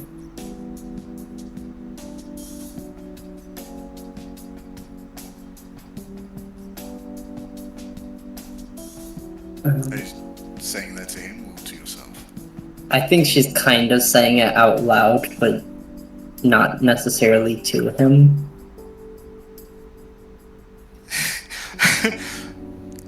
He kind of looks you up and, like, he's clearly registered it a little bit. It's like, the elevator? Yes, the elevator. We're going... Yes. Wait, am I allowed to be here? Oh, yeah, I mean, he asked for us specifically, so... Okay. He has to be by name, so you should be fine, dear. Okay.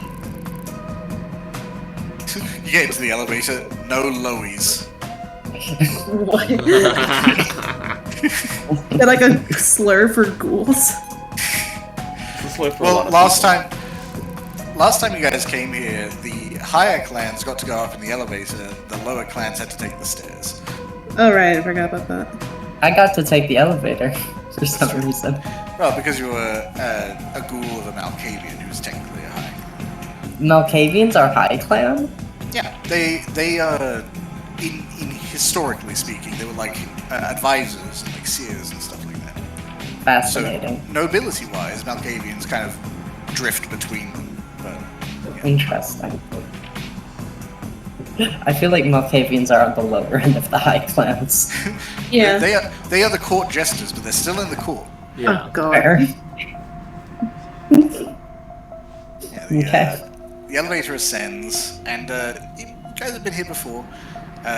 Lula, probably a couple times. The arrangements are still being made for Elysium. It's clear it's still a ways out, but the tables are kind of set up. There are chairs set up.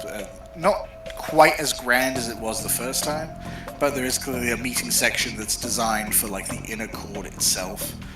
And then the various clans have their own adorned tables.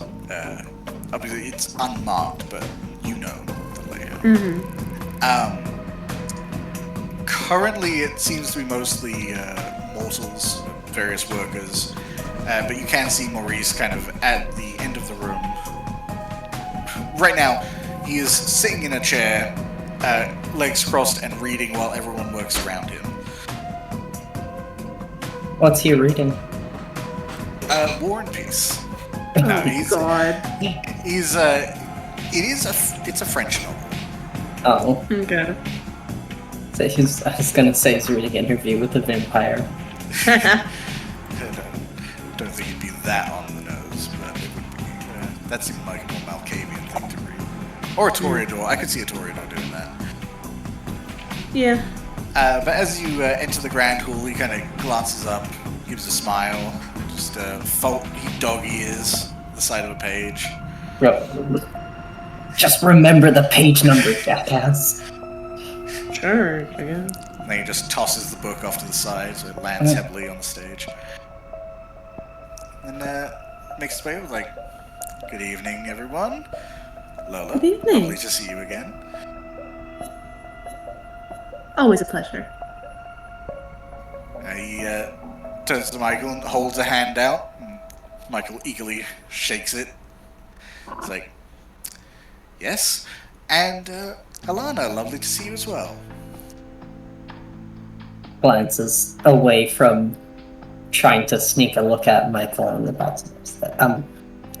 Yes, likewise. Michael seems very just pleased as punch to be here. Maurice is the one that kind of registers the pause, like, is everything alright? Right now. What an evasive and cryptic answer. I respect that. Well, please, come through the back. Don't want everyone knowing our business, do we? He kind of motions toward the back office, which, as he opens the door, it's fairly clear. I don't think any of you have ever been here before. It's very well furnished. There is kind of a gilding along the sides of the chairs, which is a little over the top. There is a rather large portrait behind the desk, surprisingly not of himself. But it looks very much like a stately manner. The portrait appears to be of a very beautiful, if rather pale-looking woman with kind of reddish-brown hair. Don't like. She seems kind of adorned in kind of noble garb, kind of like puffy sleeves and things like that. It's a very historical-looking painting. What color is the clothes she's wearing, Camper? There are various colors. There's whites and browns, a little bit red. I knew you were gonna pick up that. What? No one can wear red now? Yes. Not a vampire. I How do you know that's a vampire? It's just a painting of a woman. She's pale. in the vampire HQ main office. Well, I guess that's the question. Is Alana going to linger on that painting? I suppose she's suspicious of everything right now. Yeah, Maurice kind of pulls out a chair for Lola and indicates to Michael that he can also sit down. And then he's kind of pulling out a chair for Alana and notes the pause, like, ah, yes. Are you familiar? Maybe. I see a lot of faces around. So, a bit of a historian, are you? In my spare time, I guess. I know, it's a bit gauche. I can't help myself. It's a bit of an inside joke with myself and a few of my friends. Wow. I joke. I'm sure it's a good one. I like to think so. He pulls the chair out for you. Sit down. Can I have you make an intelligence academics test for me? Me? Yes, please. Yes. Okay, and then I have a -1 for the entire scene because of my nightmares. That's true. Oh boy.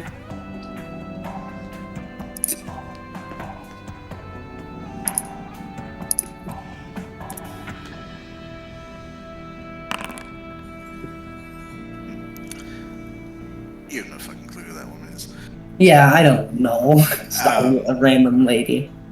Yeah, he seems thoroughly convinced that you do. Great. Great. Mhm. Well, I hope he doesn't ask me any questions about her. But he goes around to the desk and takes a seat of his own, and his chair is just a bit larger than the chairs that you've been invited to sit in. Slightly higher back, kind of throne-ish. It's what you expect of a venture. And he kind of adjusts himself, crosses his legs, uncrosses his legs. It's like, there we go. All right. So, let's go over the details, shall we? He draws out his checkbook.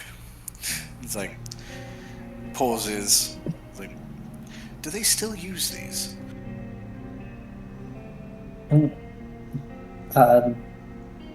Checkbooks? Yes, I understand everything's moving very quickly these days. Everything is digitized now. Is this still a thing? I believe they're still valid. Certainly. Some people use them. Not the most Usually- popular method, but Yeah, most transfers are digital nowadays. Yes, I thought that might be the case. I understand that the people that we're dealing with like to pretend they're more modern than we are. So, I'll take out cash. It's fine. He puts that away. It's like, so, what was we hadn't agreed upon an amount. It's fine, and he's kind of going through drawers and looking at notes, putting them away. It's clear, while everything else is organized, his personal space is a little more chaotic. Right. So, can I get a rundown of what happened, please? Just play by play from your perspectives. yes. Oh. Shit. I almost spilled my nail polish. Oh no. Lola's painting her nails while Maurice is trying to talk to her. Yeah.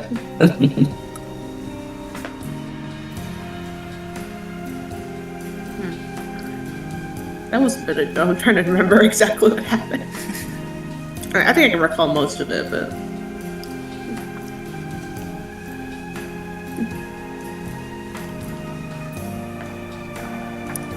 Well, it appeared that the main concern was that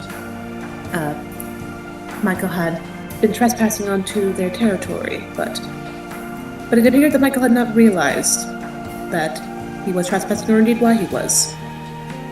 So we were able to just work that out. They wanted repayment for what had happened. Anyway, I managed to get it to a monetary amount as opposed to property or any other sum. Yes, you mentioned something about that night. That was, well negotiated, Miss Caprice. Why, thank you. It certainly could have gone worse, that is for sure. Oh, I couldn't agree more. Some of them have a tendency for violent antics. I did get a sense of that, yes. Yes, well. The rest of the court doesn't like to negotiate with their sort, especially not these days, but I still find value in them. They have skill sets and knowledge bases that we unfortunately lack. Miss Lind, Yes. could I get your appraisal of the Baron? Just trying to remember the Baron. I don't. Wasn't he think the I guy who was have like in a- shadows? Or was that a different guy? I can't remember. The guy that people refer to as the Baron was Baron Dominic. He was the guy, like, doing most of the talking. Oh, okay, yeah, I remember him, yeah. Well, I don't have a thing for him. I don't have a sheet for him that I can like look at. Oh, And- let me review those. Yeah, because we only have the camis. We don't have anyone else. Yeah, my bad. I forgot I have to keep. Let's see.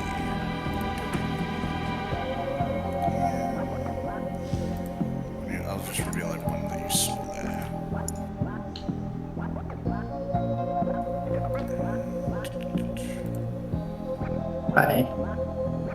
I'm just trying to, because also like it was a bit ago in real world time, so I'm trying to actually remember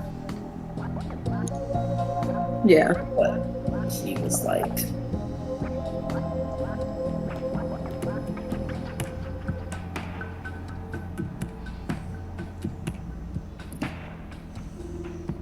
I think that was everyone that was there. Could you give me a bit of a I don't know, something camper to like Okay. try to, because no, I wanna say, but it's been a bit and I don't fucking remember. Yeah, well, that's the thing. To be honest, you didn't spend a whole lot of time talking to him. He was. Yeah. It was over pretty quickly. Yeah. He clearly listened to the people around him. He was clearly taking their opinions heavily into account. He didn't seem to want to actively hurt Michael. He was willing to agree to deals very quickly. Let's see, what else would be immediately notable? He didn't seem to mind upsetting his primary advisor in exchange for the guy that looked a lot younger. Yeah. Okay. Okay. Thank you. That should be enough to work with.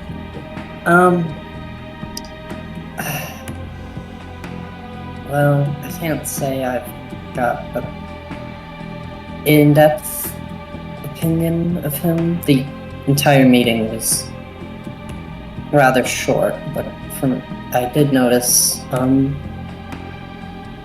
firstly that while he did have a few advisors that he took advice and input from, he did consider, in the end, he also seemed willing to make a decision that they did not necessarily agree with, and also that he seemed perfectly fine to release Michael without any violence, as long as they were given some sort of compensation.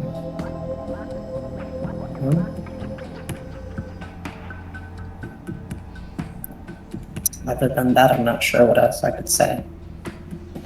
Maurice nods a few times, like, alright.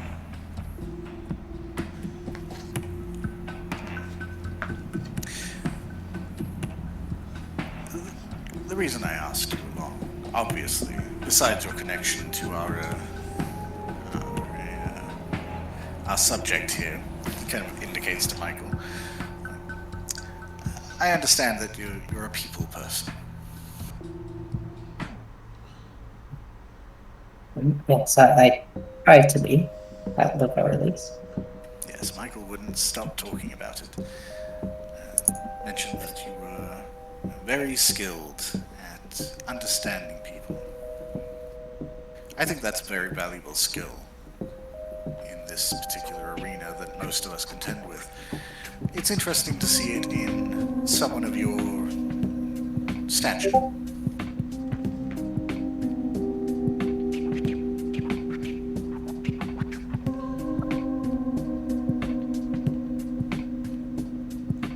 I'm sorry, what do you mean by that? Well, usually, fellow kindred would take on a ghoul who can handle the menial work, physical matters or day-to-day activities. But I've noticed Michael is, I wouldn't say a people person, but not exactly physically minded either. He is adroit mentally, and yet he chose a ghoul that manifests most of his own strengths and covers some of his own social weaknesses. It's just unusual.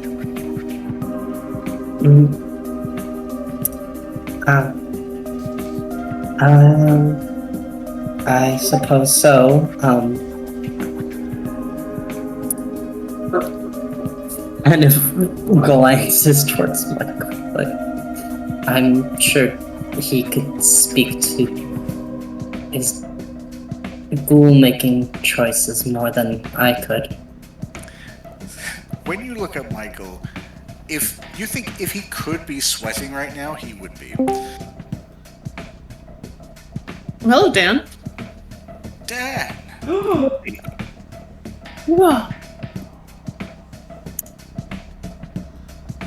Came just in time to see Michael shitting himself. Also, Camper, could you speak up a bit? You're kind of quiet. Yeah, I can try and move my mic closer as well. That might help. But Yeah, Michael looks like if he could be sweating, he would be. He is clearly now in a hot seat that he did not want to be in. what the hell am I supposed to say? I can't. He's the one who made me a ghoul. Yeah, he's looking between Allegedly. you and Maurice, hoping you will somehow manifest an answer.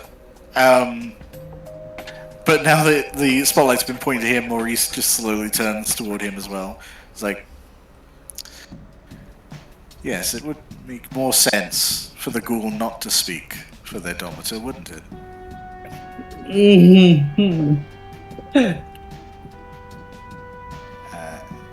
I like how I'm better at pretending to be a ghoul than Michael is at pretending to be a domitor. Michael glances between you both again. Is like, yeah, well, like you said, Mr. Maurice Thomas, sir. I'm not great at the talking to people thing, and talking to people is very important in what we do.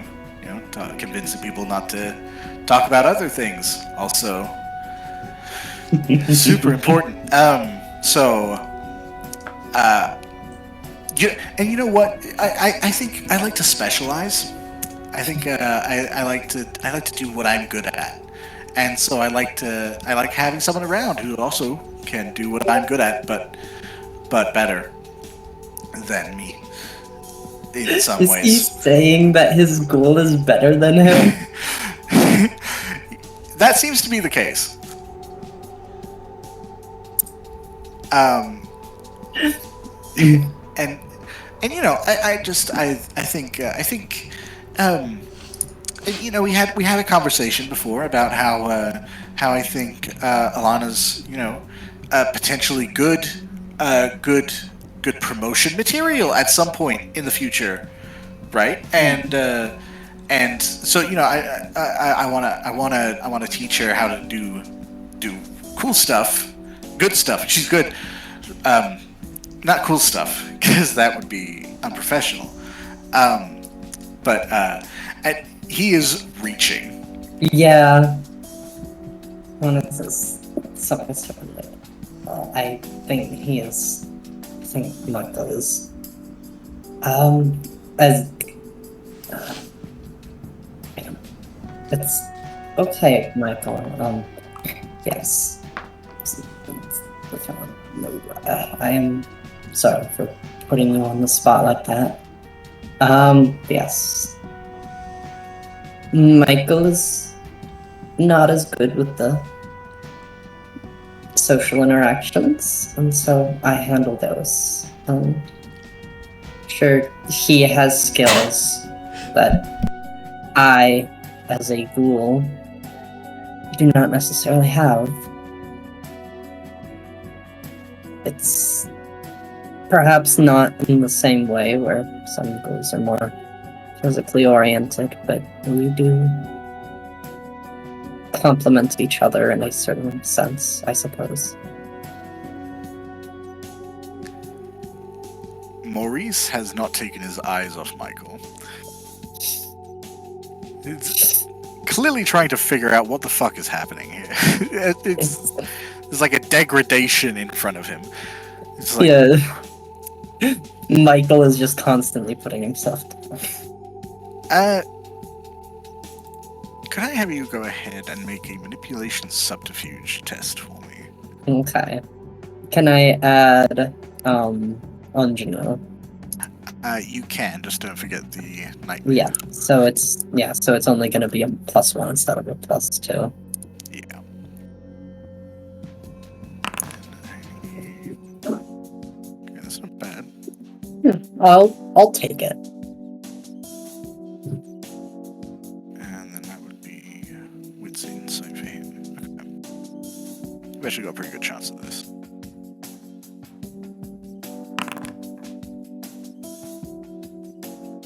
Hey, see, it's fun. Yeah, he's clearly he's twigging on something, but he doesn't know quite what it is. And then after a few seconds, just all right. I blacked out for a second there. I'm just going to move on.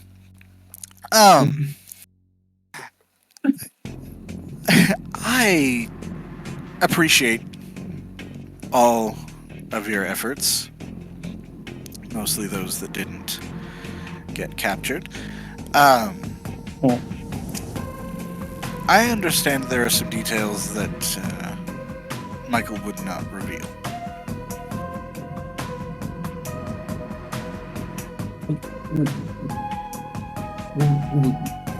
Yes, seem to be he seemed to be unable to speak about some things. I thought, or I believe that it was. Let me rephrase that. I assume it was something placed on him by the one who sent him to do the investigating. Do you? I mean, if they wanted him to find something and not reveal what he found.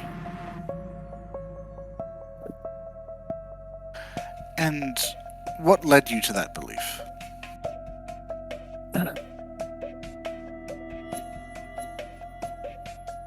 Just it. I don't like this. Why do you think the things you think? Why do you have independent thought?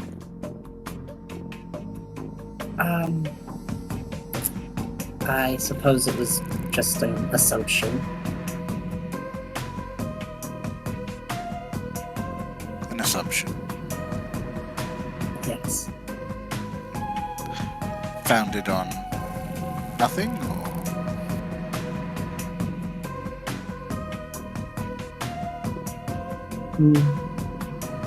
As I don't know who actually sent Michael to do this investigating into our territory. Yes, I would say it's an assumption founded on nothing but the pieces that I have.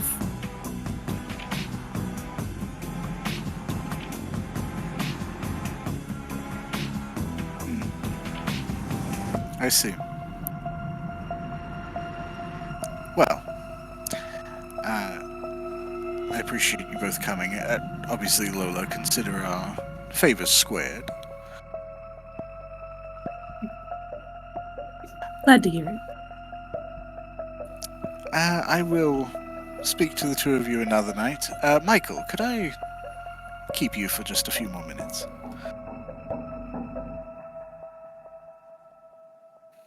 And Michael looks terrified. Yeah. I'm not I'm in danger. I'm not going to immediately leave. I'm going to look to Michael, because ostensibly he's my Domitor, and theoretically, I don't just do what any vampire tells me to do. I specifically do what he tells me to do. So if he wants me to stay, then I have to stay. Then I feel like then I should stay. So I'm gonna kind of give him. I'm gonna try to do the eye communication of like, do you want me to leave? You clearly twigged onto that faster than Michael did, as he's just kind of sitting there gripping the chair, and then half turns toward you, realizes there is a pause, like, yes, slave. And he's like, hesitates, like, is that right? Oh shit. It's like, so give him dumb. a- Oh my god. He is. I'm assuming he has an intelligence of 1. he's actually very smart. He's just not good at tense social situations. Yeah, it's social situations, which is what I am for. He's like, yes, you should go. We vampires have something to talk about, I guess. Okay. If you ever need me, you only need to call. And then I try to go with Alana. Fuck, I'm Alana. Lola.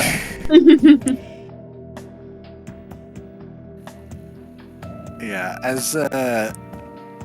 as you stand to leave, Maurice is staring daggers at Michael. I don't Well- like this. Lola's I don't just like, that's not my problem. Yeah, no, yeah, it's your problem. Yeah. Lola just leaves, like, she's good to go, you know. It's like, oh, fuck, I don't want to just leave him here, but also, like, I can't fucking do shit, I mean, really, without the office- suspicion. the office isn't huge. You could probably try and listen in. Lola can. Why would I listen in? I don't. Not my circus. Yeah, I'm going to. I guess as we leave, I am going to try to linger a bit to try to listen in, eavesdrop, ear hustle, as some call it. Ear hustle. All right, Lola, your driver looks like she's hanging back. Does that bother you, or you? I mean, I don't think I fully know like the relationship between Alana and Michael. I think I don't remember if I know. As far as you're concerned, I am Michael's ghoul, and that's it. Okay. Well, I mean, if you're Michael's ghoul, I guess that somewhat makes sense to Lola, like why you might like linger, I guess. I mean, she'll just like wait outside just for Alana to come on her own time, I guess. I mean, if she ends up taking too long, she might be like, "Hey, hurry up!" But you know. Yeah. So, what? Hamper would I have to roll to listen in? I believe this will be a stealth of some kind. A stealth. The car, great. Okay, great. I'm gonna die now. Oh no.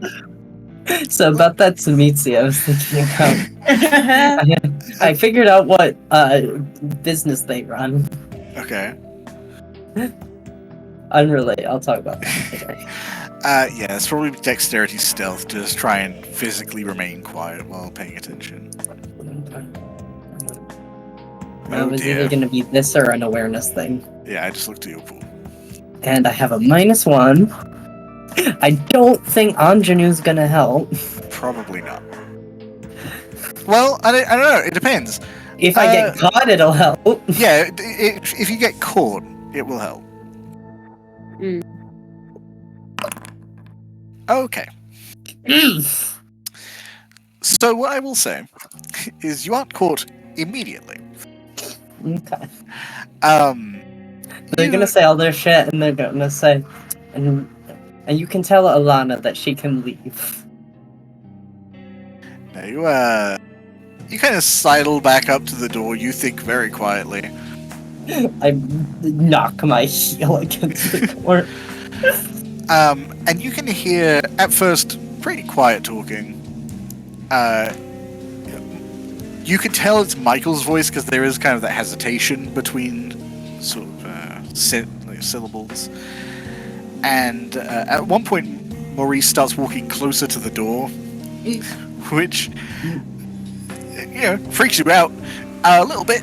But then he stops, and it's clear he's like kind of just pacing as he's speaking. Okay. There is a kind of a pause in the speech, and then you hear Michael. He says a lot, but the only thing you clearly hear is to remove the order. And then there's a bit more conversation, and suddenly Maurice's voice comes in loud and clear. He is speaking very plainly, a bit loudly, and enunciating. If you should ever reveal our connection on this matter to anyone outside of this room, you will walk to the top of your apartment building and wait for the sunrise. Oh, Fuck. Then oh shit. Michael starts speaking, and he's clearly panicked, and then you hear a scuffle, and then a bang. What kind of bang? Like a bang against the door. Okay. And you I was can gonna hear, be like, a gunshot? you can hear someone struggling against the door, like they're being pinned against it. Oh god. And then they stop moving. And you hear his voice again. You asked me to remove my control over you, and I agreed.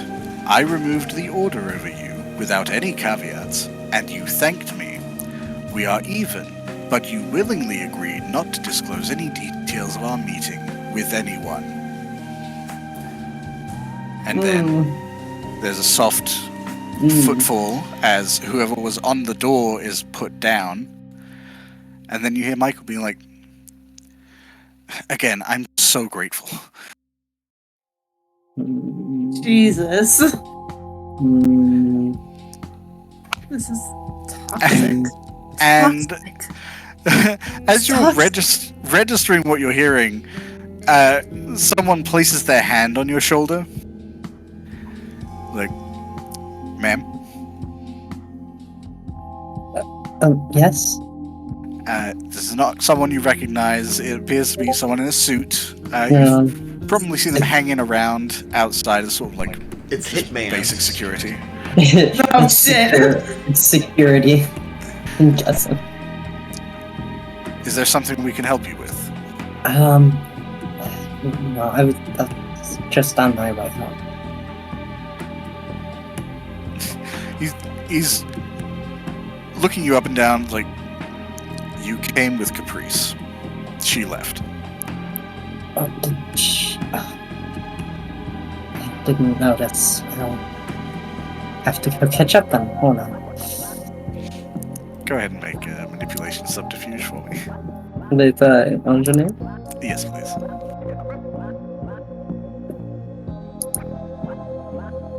Look at me. I'm just a little gal. Little guy! I'm just a little guy. Oh, that's actually good. Kind of. Well, how is that 4 successes? because you got crit. They're both critical rolls. Unfortunately, one of them's on the hunger die. Okay, I don't understand what any of that means, but Messy criticals. That's how so how does that work, Amber? Well, it means you succeed at the base thing. However, you succeed because of your beast. Oh no. Let's see how this comes through. Not my beast. I've never had to deal with my beast before. Yeah, your beast stays pretty quiet. Yeah. Even though it technically is just as strong as any other vampire's beast because of things that I chose. Yeah, it's you keep it. I think it's probably more because you're young that it hasn't come through very often. Fair, yeah. Okay. So, let me just make sure. Yes. All right. Great. So I feel like none of the normal prescribed things are relevant. So it advises that it's time to act out a compulsion. I feel like paranoia is relevant here. Okay. You've been kind of keeping your eyes peeled for weird shit. You just heard some weird shit. The vampire tries to disengage from any perceived threats, suspecting anyone and anything. Any threat, action... real or perceived? Not that one. Any action not taken toward that immediate end incurs a 2 dice penalty. It ends when you've spent roughly an hour in a safe spot. Rooftop with good visibility, your haven, or buried underground. Okay. So I just feel like, oh shit, they're out to get me. Yeah, it's like, he may well just be doing his job, but right now it feels like this man is, if he knows too much. I'm half tempted to fucking panic and cloud his memory and run out. I mean, that seems like a suitable response, because a messy critical on something like this that triggers a compulsion demands you act on that compulsion or fail the test. Okay, yeah, so I'm gonna cloud his memory. Great. Forget. He looks confused for a moment, and then kind of goes slack-jawed, and his hand falls off your shoulder, like he's trying to...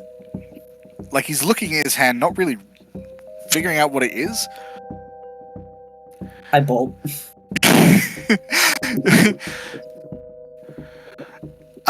As you round the corner and run, you hear the door open behind you.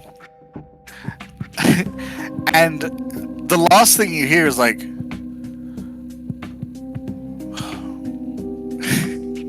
The last thing you hear is Maurice being like, "Why are you so close to my door?"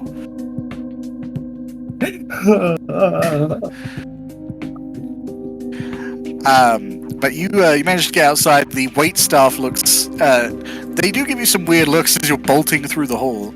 It's fine. They're in on it. They know. Yeah, that's kind of the thing. God. They hear you coming, so when you go into the room, from your perspective, it's a room of like 20 people all staring at you as you come out of the hall. I can't get them all. Shit, I just gotta... Fuck, I can't get them all. Fuck, I just gotta keep going. Yeah, you start bolting for the door. One of the ladies kind of putting out table dressing starts approaching with her hand out. Shit. No, it's fine. See, I'm leaving. It's fine. Okay. I'm leaving. Are you? I didn't see anything. I didn't hear anything. It's fine. I'm fine. What? I'm just checking you're okay. I am. I'm great, and I'm going to leave now. Okay. Goodbye. The lady seems kind of startled as you make your way past. Like, should we call someone? Guy next to her is like, nope. Bad. Not a problem. You manage to get outside into the fresh air. Lola's just hanging out. Suddenly you can breathe. I mean, you don't need to, but you can. Okay.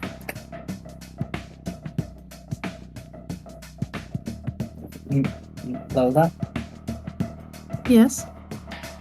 Oh, you're still here. Okay, good. Well, you are driving. For reference, Lola, Alana looks haggard to shit. Okay, she's kind of looks her up and down. She's like, "Are you alright, dear?" Why do people keep asking me if I'm alright? I'm fine. You don't seem fine. What do you know? What do you know? What do you mean? You went on it too? In on what, dear? I don't know what you're talking about. Without you. Can I trust Lola? That's a great question. How about you make a wits insight check? Oh my god. My wits aren't great. You also still have a -1. Oh, there was still the same scene. Great, love that. Oh yeah. Oh boy. My insight's decent.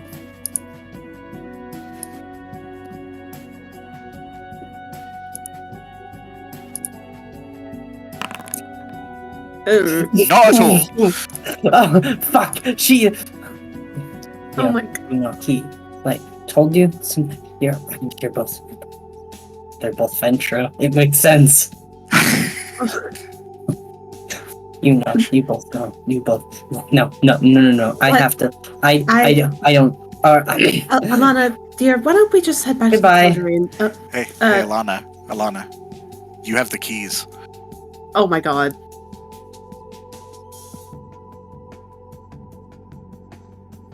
She can't get me if I just drive off. Alana. I'm going to the car. Okay, yeah, now I'm getting my fucking keys back. Are you kidding me? No. How would you like to try to stop Alana? Actually, hold on. I have things.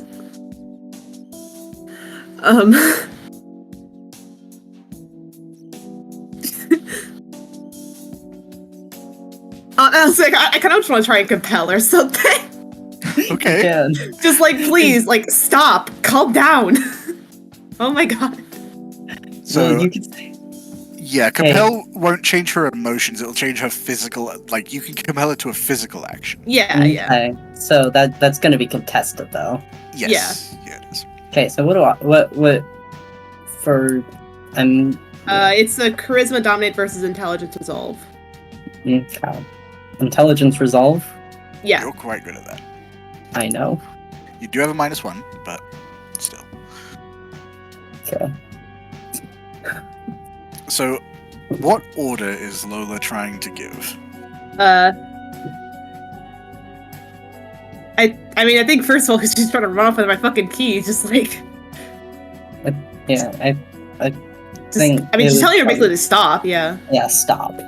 that pretty simple. Just stop, Okay. so I can get my Intelligence keys. Intelligence resolve with a -1. Ooh. Oh dear. Oh dear. Why did I get another one? What the fuck? Why did I get my another God. mercy critical? Oh What the dear. fuck? Okay. So, She's trying to use vampire magic on me. yeah, You're going crazy. here's the thing. So, she's clearly trying to stop you, and she's clearly in on this. Oh my god. If she stops you, there's no telling what'll happen. She'll fucking kill me. That's what's gonna happen. What the fuck? Lola's just I just want my keys. Why do you want them so bad, huh? It's my car. That's just what you want me to think. I remember driving it here. It's my car. Then why do I have the For keys? years, because I gave them to you. It's a trick. They're trying to trick me. Oh my god. So, Camper, what do I do? What's this DC critical? I'm gonna need you to make a frenzy roll Uh, against fear. Oh yeah, baby. Oh, Hey, God. can I say this fucking ghoul guy? She's a fucking mess. She's getting us in so much trouble. Does the -1 apply to this, Camper? No, it doesn't. Okay. It is gonna be against difficulty 3. You should be Against- okay. You have pretty good willpower, but okay. Okay. I'm Jesus. fine. You, for a moment, like you've heard the beast before, usually when you're hungry, and it's sort of this insidious voice for you most of the time. It's just like, hey, you should bite that guy. Or, it's okay that you're feeding on your clients because they don't remember it after. It's those sort of things that like ease you and sort of calm you down. And that voice works for you because that's the voice you would use to convince Yeah. someone. Yeah. The beast has been going a little nuts the past like 5 minutes. Yeah. And you've kind of been like in that same haze with it, but in this moment where it's like, run, you have to kill her and get away, and that kind of snaps you back. Of like, you would never think that. No. I'm not gonna kill her. What? That's crazy. That's fucking no. And that sort of knocks you back toward reality of like where you are right now and who is in front of you. Mm-hmm. Am I still paranoid? You are still paranoid, but Yep. there is an element of reasonability that's broken through this just overwhelming fear. Okay.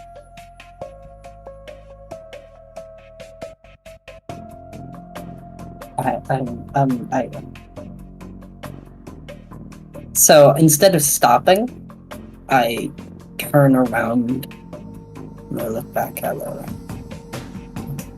Okay.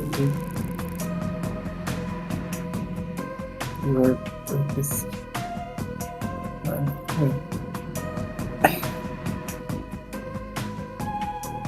Yeah.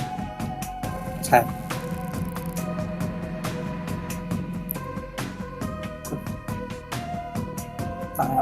You can. I need to leave. I need to go. But you can.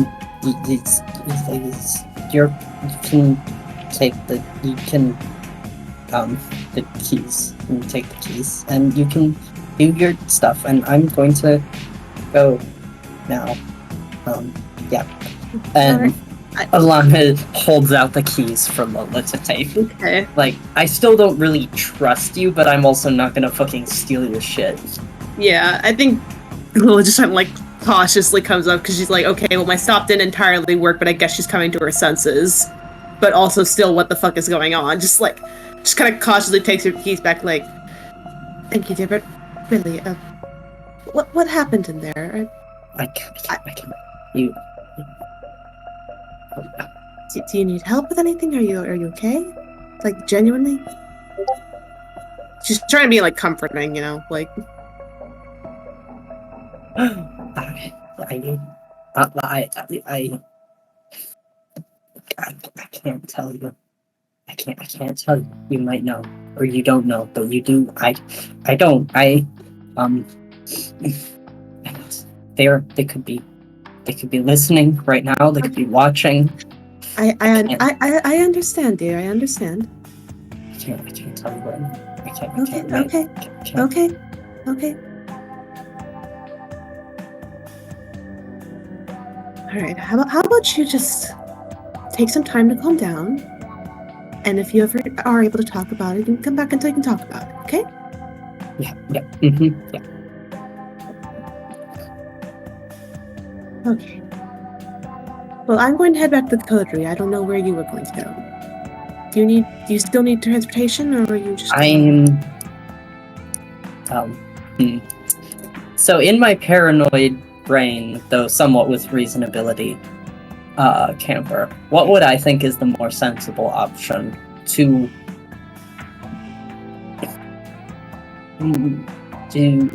walk back to my haven on my own?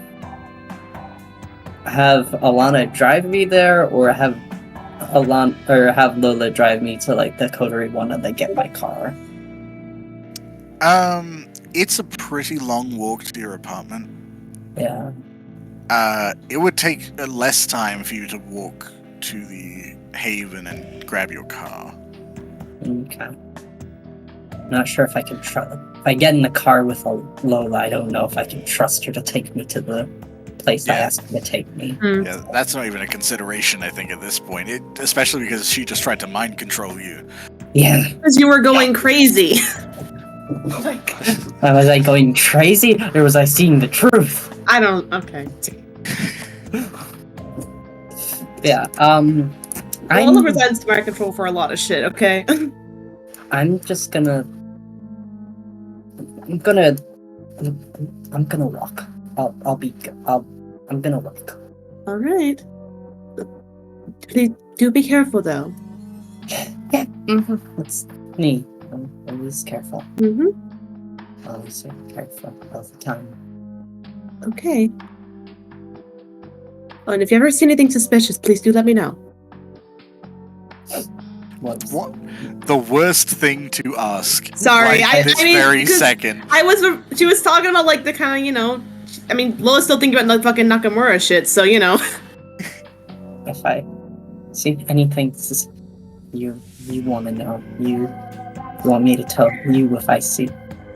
Or you can tell whoever you trust most. Look, okay. Just calm down, okay? Just pull your shit together. Alright? Right? I'm gonna go. Yeah.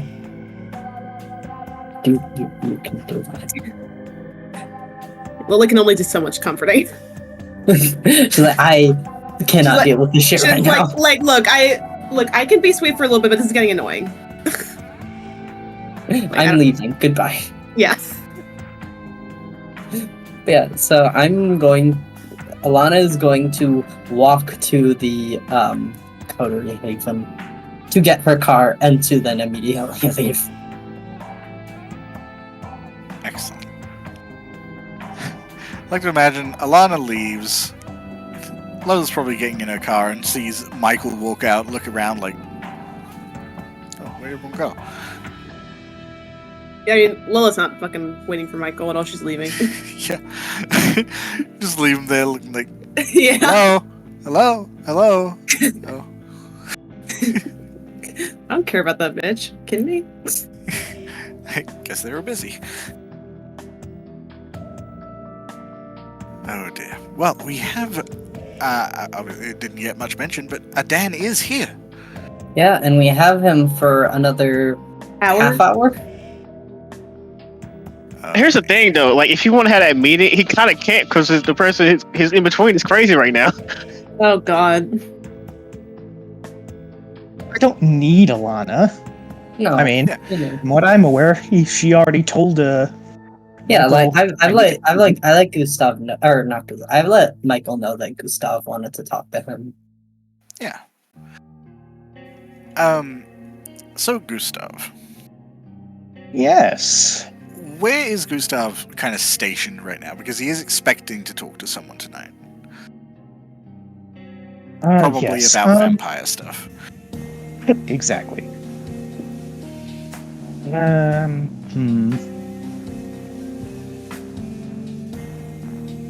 Didn't really set up a place for this, so Gustav would head over to.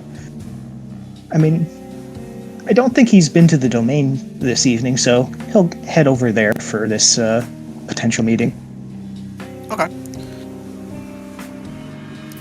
As you are exiting your apartment, so I imagine you've kind of prepped up, and I don't know. Do you think Gustav keeps notes on this kind of stuff, or would that be a bit too insecure? Oh, Gustav takes notes on everything.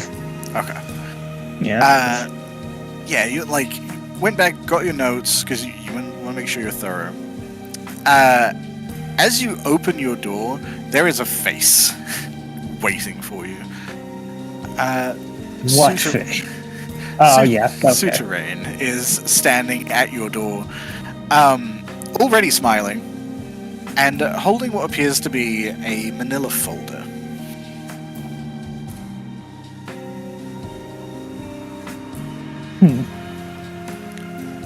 Gustav, as soon as he sees Sue's face, his initial instinct is to smile at seeing someone he feels a connection to, but seeing as she came here and he didn't tell her where he lived, he suppresses that immediate thought. Yes, this is an invasion of privacy, for sure. In fact, I don't think anyone's come to Gustav's house. No, because Gustav never tells anyone where he lives. Yeah, it was weird enough that Maurice knew where you worked. Mm-hmm. Yeah, she's looks you in the eye for a moment, like, "Good evening, Gustav." Good evening, Sue. I was not expecting you to arrive at my door. No? So, what do I have the pleasure of speaking with you about tonight? Do you mind if I come in? I'm a bit noticeable out here. Of course. Feel free. And Gustav will just step aside for her to enter. She slips in, kind of starts glancing around. She takes a quick sweep, and she doesn't seem to need to memorize what this looks like. Worrying. As she turns around, kind of wraps her fingers against the folder and is like, "It looked like you were leaving." Yes, I was hoping to head to my domain to see how it's been in my absence for the beginning of the night. I see. Well, I don't want to keep you. We've both still got busy nights ahead, I suppose. I just... You mentioned a Matthias from across the bridge? Indeed, I did. And at this point, would Gustav have the information about what exactly his affiliation is? Yes, I believe that was revealed to the entire Coterie. Okay. Well, I was in the area already, so I figured I would gather some information.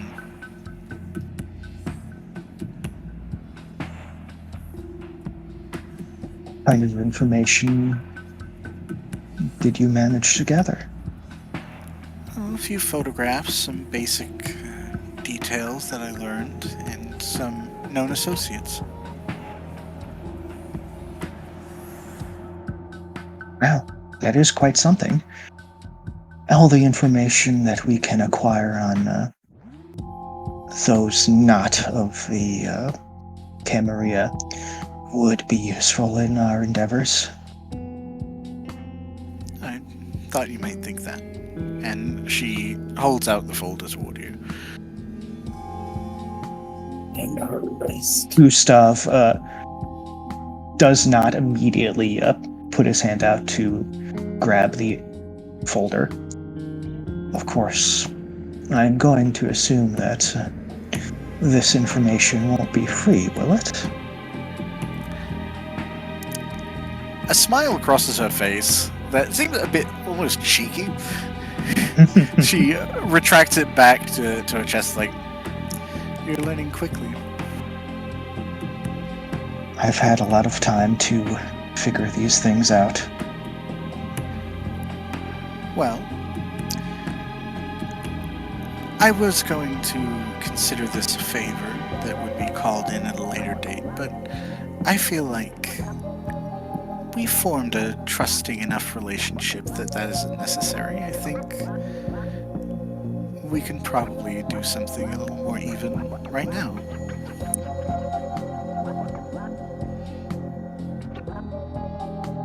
You see, getting this information, these photographs, it was draining, and I haven't had a chance to re-energize. I understand that your night has probably been busy as well. Maybe we could take care of each other. How long has it been since the last time? Exactly one night. It's been so long. It's been 24 hours.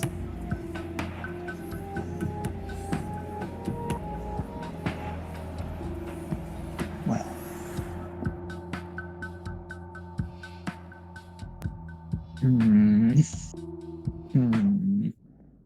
So I will ask you a question. Yes. Is Gustav tempted to deny this? He is tempted to deny it, yes. Excellent. Let's see if that avenue is open. Okay. This should be fairly easy, but it is a... Let me double check. I had it up here earlier.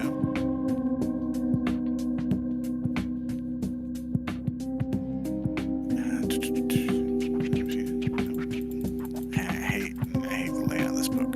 I should just take a screenshot of this section if it's going to come up. I mean, yeah.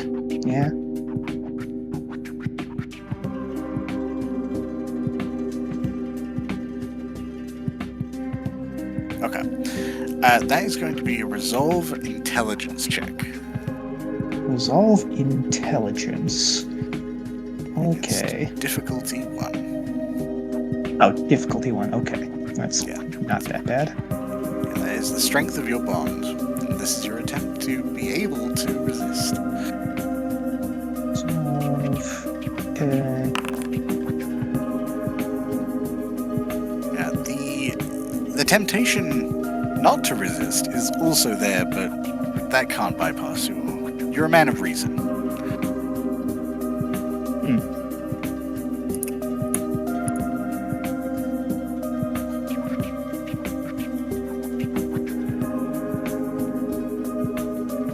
I do not see any reason to deny this request. Although, perhaps in a different manner than last time. Why is that?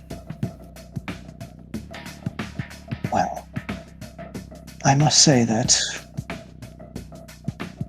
the feeling that I got from last night was different than any other time I've fed before.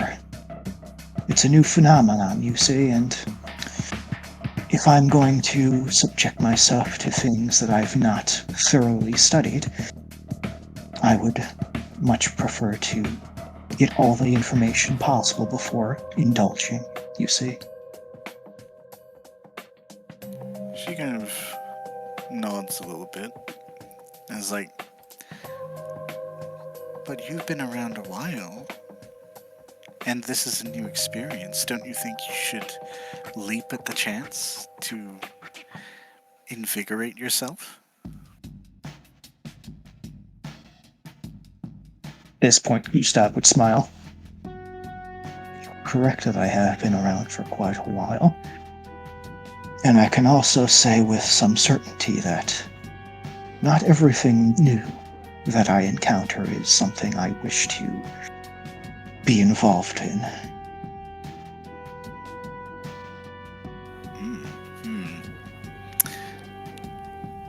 Sue looks hurt. Kind of almost leans back as if like recoiling. It's like, Yeah, but before she can respond with anything, Gustav's just going to hold his hand up. That isn't to say that what we have done is wrong or something I won't partake in again. It's just that this is something new. And I would like to know the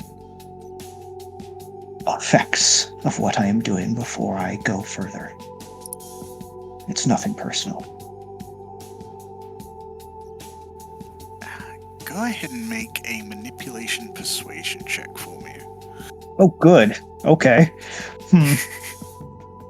That's perfect. Exactly what I want to do.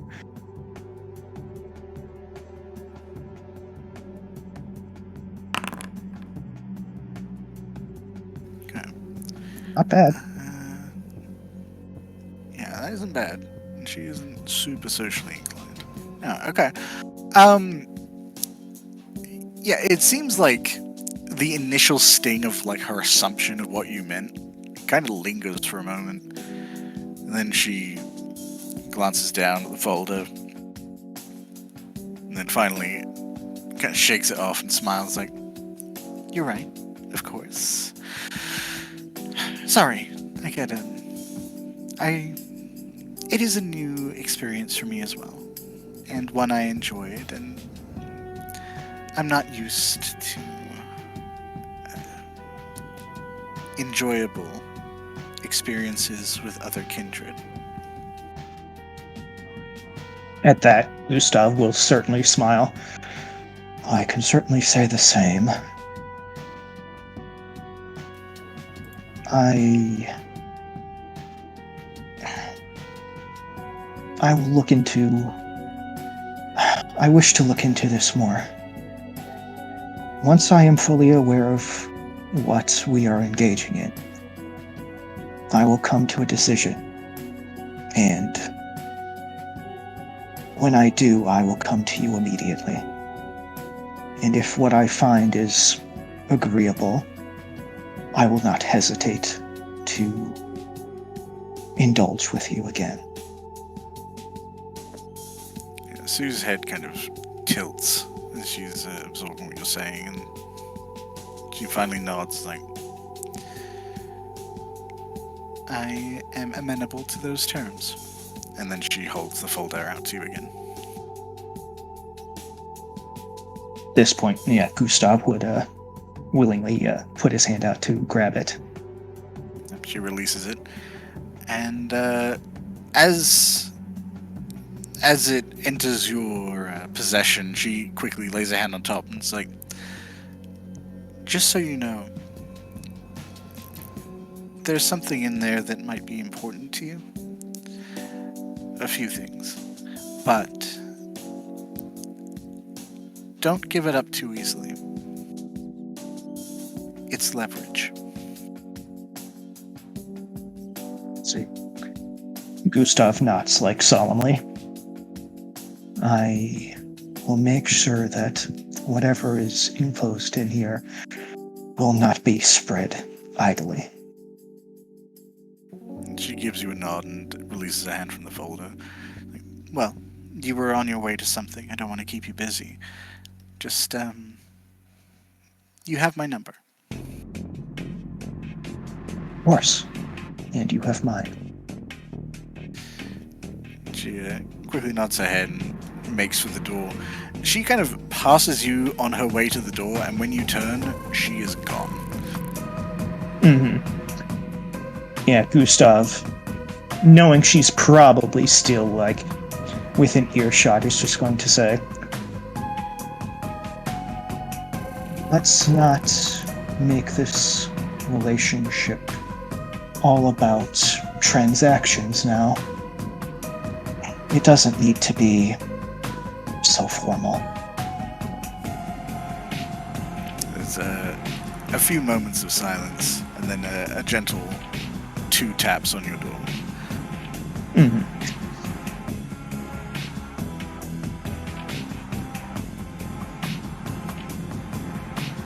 So, I'm going to reveal this to you and you alone.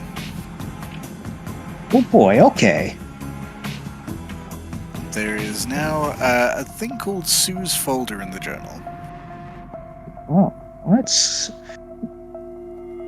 I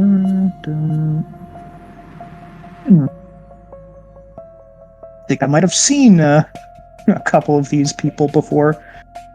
Or at least 2 of them, I think. If that third one is who I think it is. It might be. Yeah, okay. Yeah, as soon as Gustav sees into this folder and recognizes at least 2 of the people involved. He immediately shuts it and puts it away in a safe that he has in the room. Alright. You secure the folder. How interesting. I can't wait to talk with Virgil about this. Or maybe not. And with that, Gustav is just going to head on over to the domain. Alright. Potentially going to say something, or who knows, maybe not. Maybe I'll just keep this to myself. Well, that is an excellent question. Yeah, I mean, you're pretty close to the domain. It's a pretty short drive over. As you walk in, thankfully, there is no body, which means good. You might be blissfully unaware of, rather. Virgil and Moses. Where are you guys right now? And where are you chopping up that body? Well, we finished chopping it up. We were feeding it to Abigail. So now it's, I don't know where it is now. Where are we doing? Let's see. Virgil took a call. I called my people. Now. I know. I guess Moses just kind of. Oh wait, Moses was gonna go check on the bar. Fuck. Nah, he'll stick around. He mostly said it just to scare him.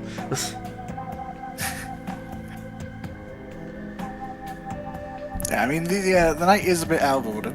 It's you may have already been on your way out. Yeah.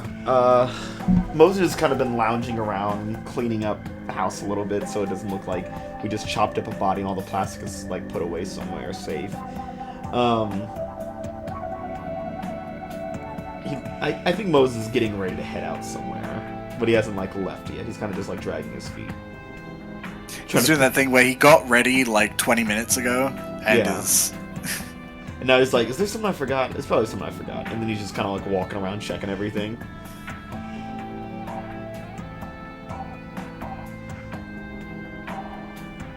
And Virgil? Where is Virgil occupying himself in the Haven right now?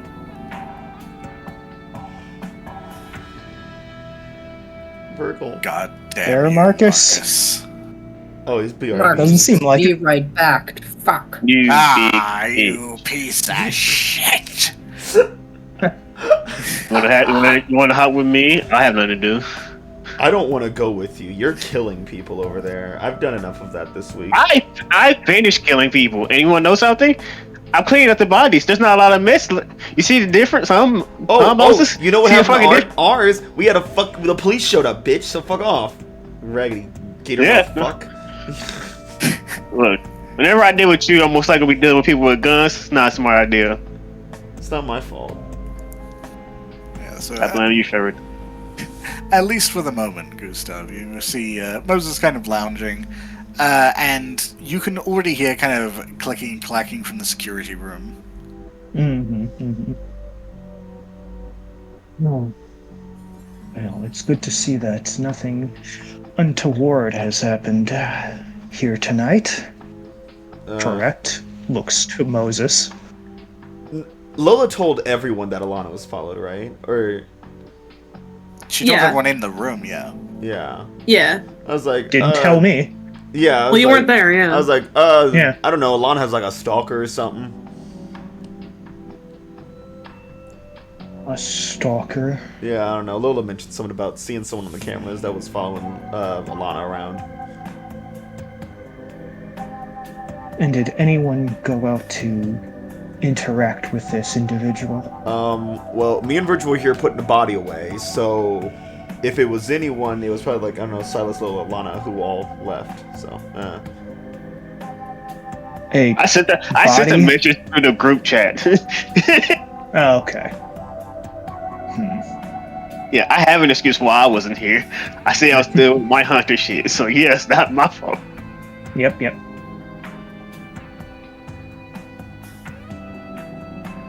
I see. So, you were saying that no one went to locate this individual? I don't know.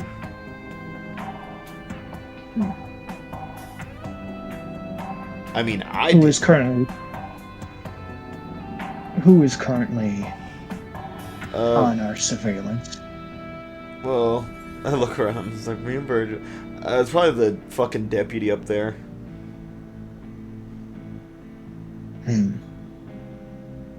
By himself? Yeah, he kind of likes being by himself. And, you know what? Honestly, fuck him. He's a bitch.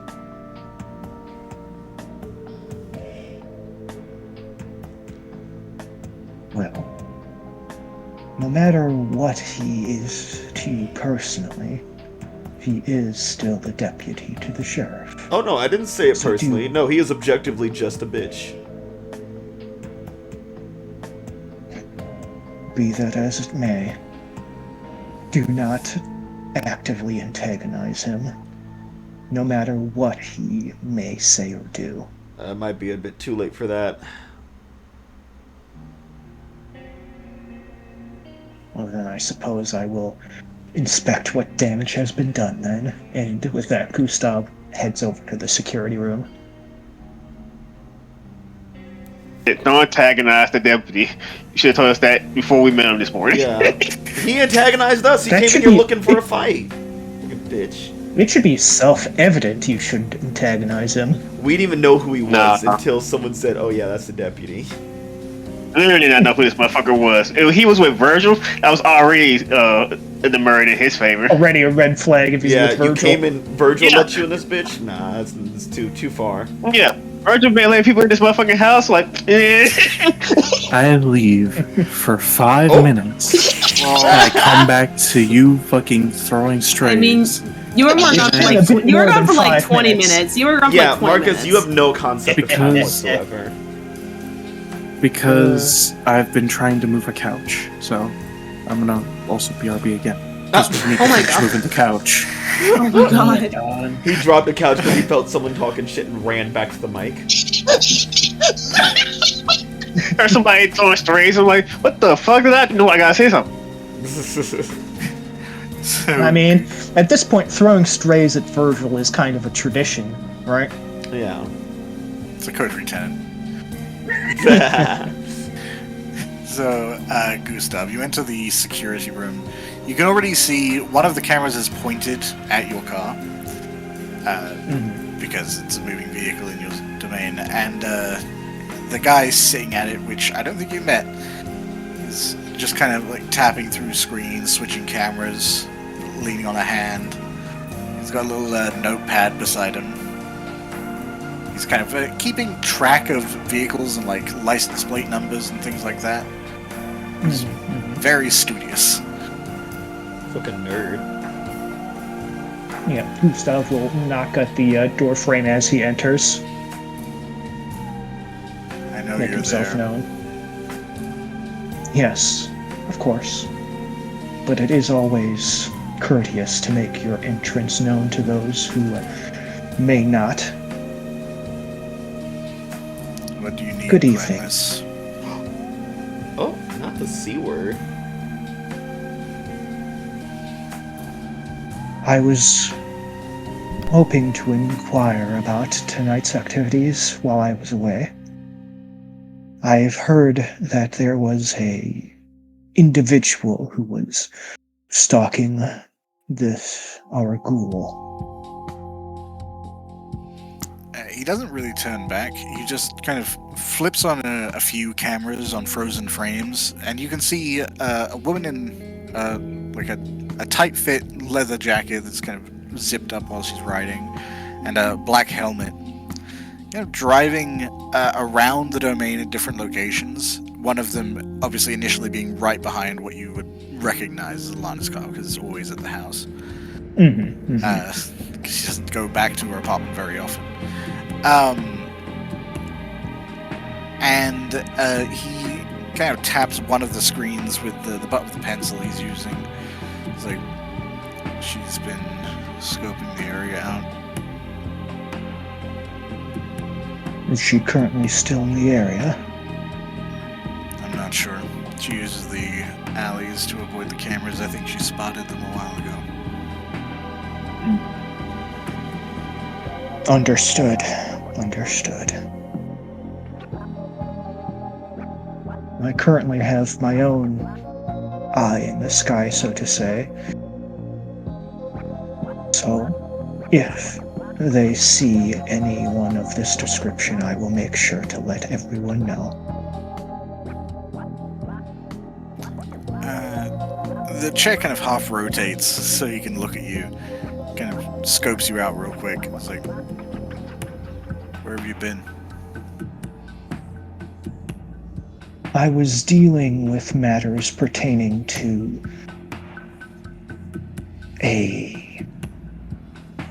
how should I put this? A favor I had to a certain Maurice. That is the right person, correct? Yeah, the keeper. Okay. Yeah. Mhm. Yeah, Simon kind of squints, like he's trying to figure you out. Go ahead and make a manipulation persuasion check for me. Okay.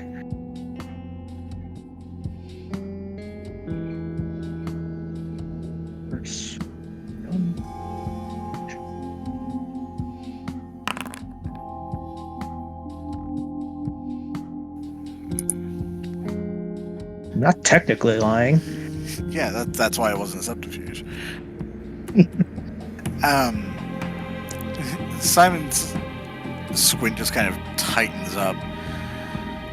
He leans back. It's like, so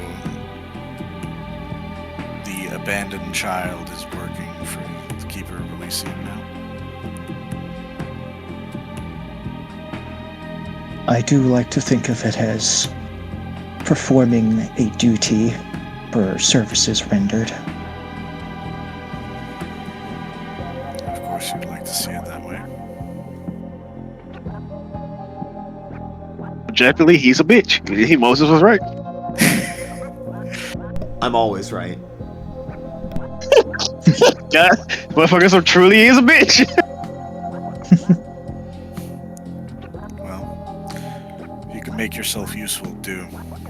He spins back around and makes a mark on his notepad. I will strive to do so, sir.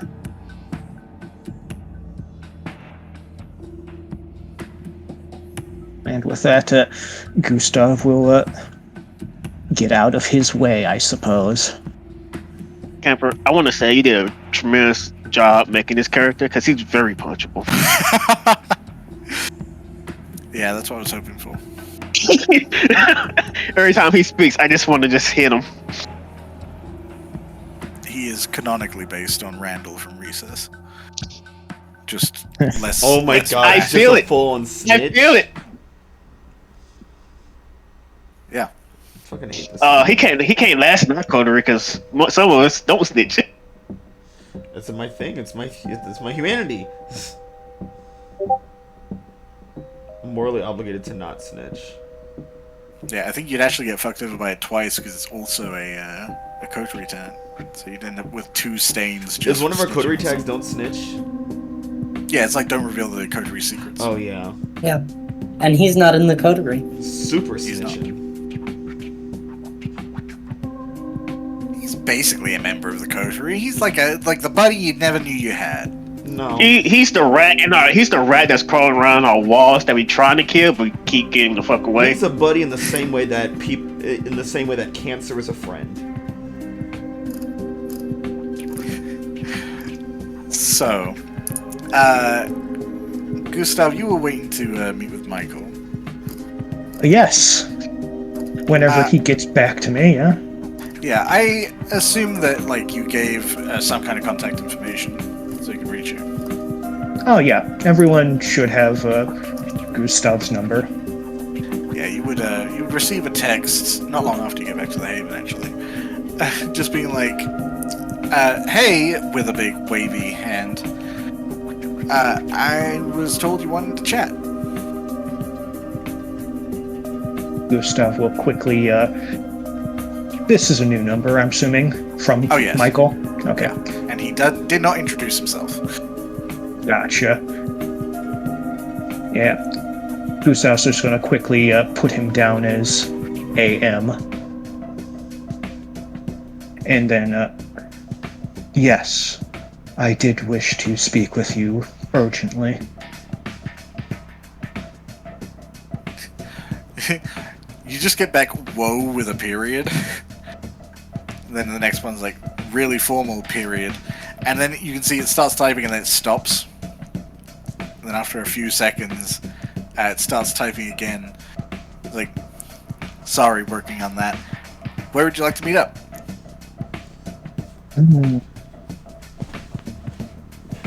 Probably not here. Although, the only person here is Moses at the moment. And I don't know if I can trust him alone with Bitch. Deputy. Am I wrong? I've been fine with him this far. I mean, sure, I haven't been alone, but still. It would perhaps be the best if you were to make your way here to the Haven. Yeah, you just get a quick thumbs up emoji. Do not make yourself obvious when you enter. He sends a ninja emoji. That does not inspire confidence. Gustav just thinks in his head. I mean, yeah, with that, Gustav is going to wait for Michael to show himself. Yeah, it doesn't take him long. He has a car, and he's already pretty close because he's leaving Elysium. In fact, he's so close. Alana, you see Michael's car drive by as you were heading toward the... What does he know? Can I even trust Michael? I imagine you're pretty close up the street at this point. You've probably been in the domain for a little while, just making your way to the actual Haven house. Does being in the domain count as a safe place? I would say yes. You know you're fairly secure here, especially with all the security. You definitely know you're being watched by someone, for sure. Yeah, assuming that security is manned by someone you can trust. Yeah. So would it be enough to clear my paranoia, or? I would say yes. Okay. Plus, you've had like a pretty long walk. You've had time to chill the fuck out. Okay. That's good.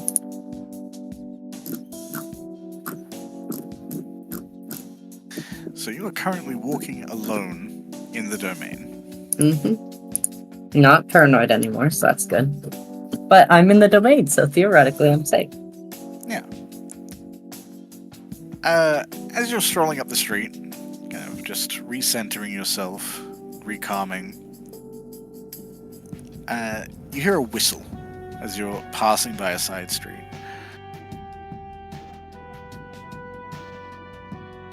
Okay, where did it come from?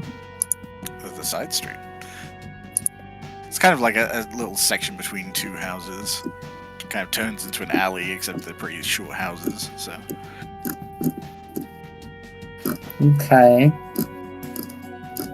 Kind of look off in that direction. It's kind of hard to make out exactly the form that's standing there. What's very clear is the pretty shiny bike next to him. Oh, great.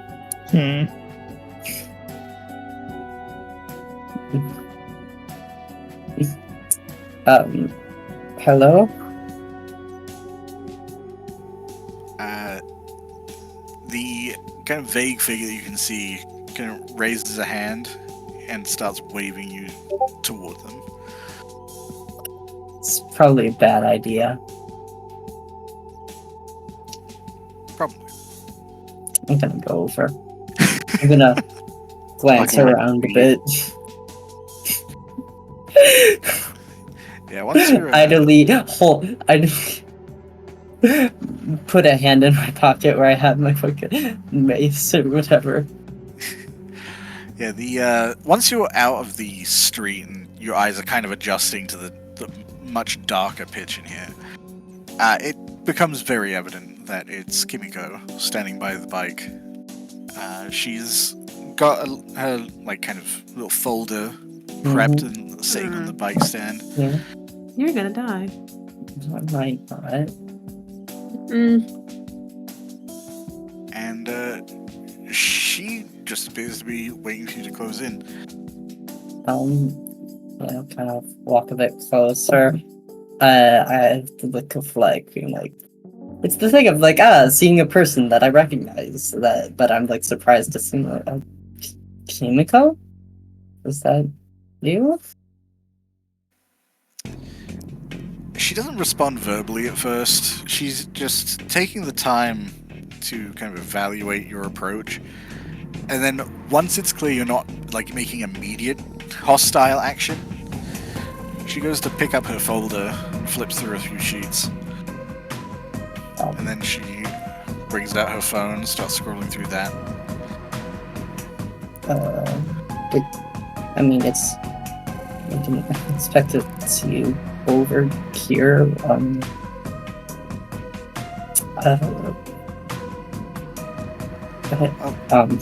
She seems to just be like looking through other stuff and Lana's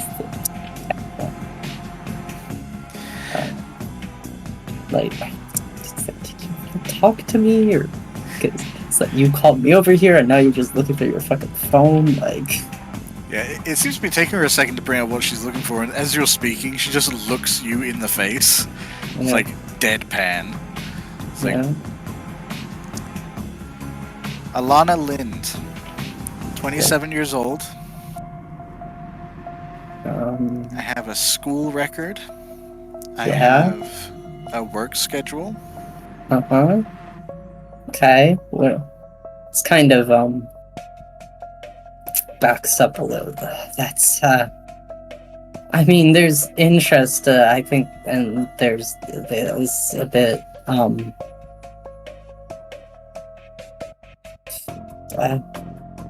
Alana, I know what you are. Good. I know what. It's like the fucking dog meme. Say it with your whole chest. I need to be a bit more specific on a lot of things. Yeah, you are. And she keeps scrolling through the phone. Orphaned at a young age. I'm sorry about that. Bounced around to a lot of different schools. Basically, grew up in sheer uncontrollable chaos. And a lot of people that would grow up in that kind of scenario would approach the world from a position of, it never did anything for me, so why should I do anything for it? You became a social worker. Yeah. I mean, the world never helped me, so I shouldn't expect the world to do stuff for me or other people. But people still deserve things done to help, so, if the world's not gonna help, then I will. It's kind of the mentality, I guess. And yet you brought a man to his death tonight. What? I don't know what you mean by that. Jasper Maroney.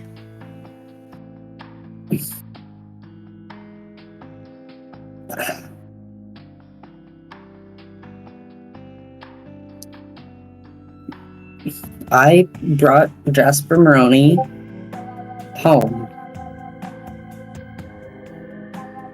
I made sure he was safe, and then I left. Jasper Maroney doesn't live in the Lower Garden District.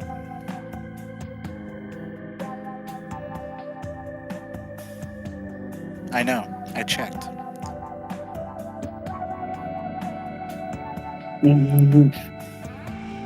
That makes you think I brought him to the lower garden district.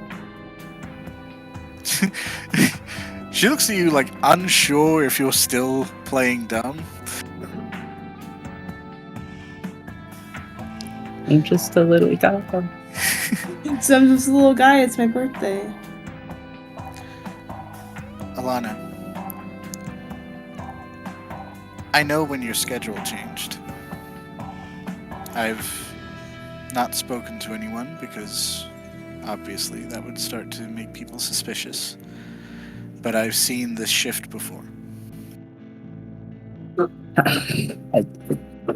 I mean, they need people who are available at different times. Not everyone can be up and about at the daytime hours, you know?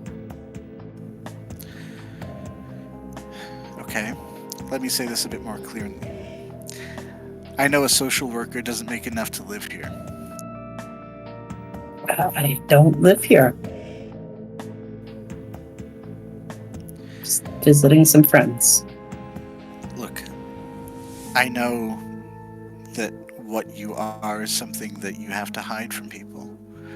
I know that you think that anyone that learns is going to want to put you down. And if anyone else learns that people learned it, they want to put you down too. I'm not here to kill you. Well, you know, that's very reassuring. But I think that I need to go. I can help you. I don't know if you can. I can fix you. Oh no. Camber, I just want to say fuck you. Yeah, Camber, you fucking piece of shit. Oh my god. I can't wait for Ava to be our big threat. Alana's gonna be the fucking threat to the entire Coterie. God damn it. Ghoul's gonna die tonight. Ghoul's gonna get us died tonight. And after Kimiko says that, she kind of registers how it almost sounds like, okay, straightforward. I know what you've been turned into, and I can undo it. No, you can't. I've done it before. Oh? I don't believe you.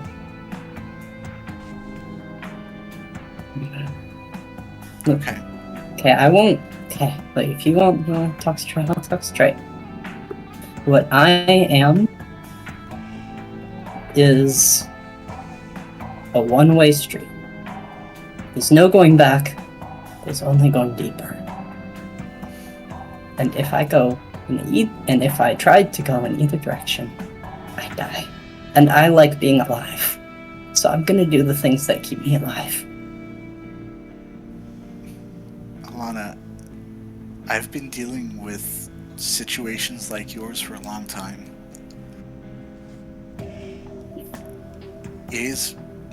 I know how it feels that you're condemned, that sometimes maybe you even enjoy what you go through. But that's not you, clearly. And she points at the folder. I look for people like you amidst the monsters, and I help them.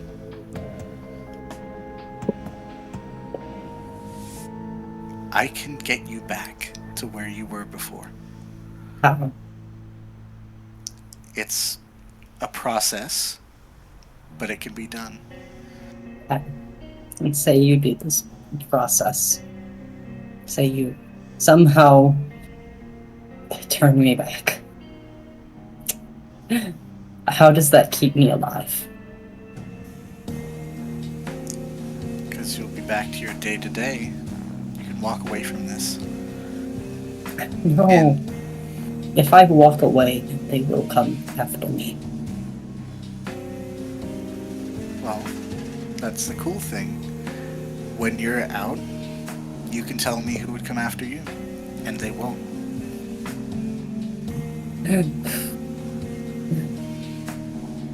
I'm sure you're very cool and badass and you can do a bunch of stuff, but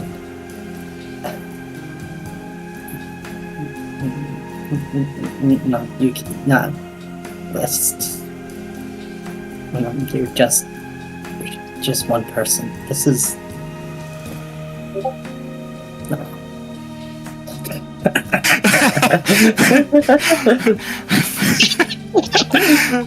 Yeah, I'm gonna go ahead and get my character sheet ready for my cowboy guy, cause yeah.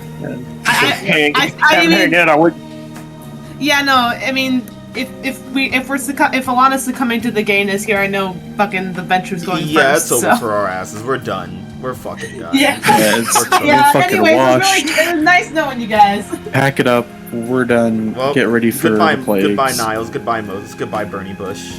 Yeah. Yeah. Are we playing the plagues next?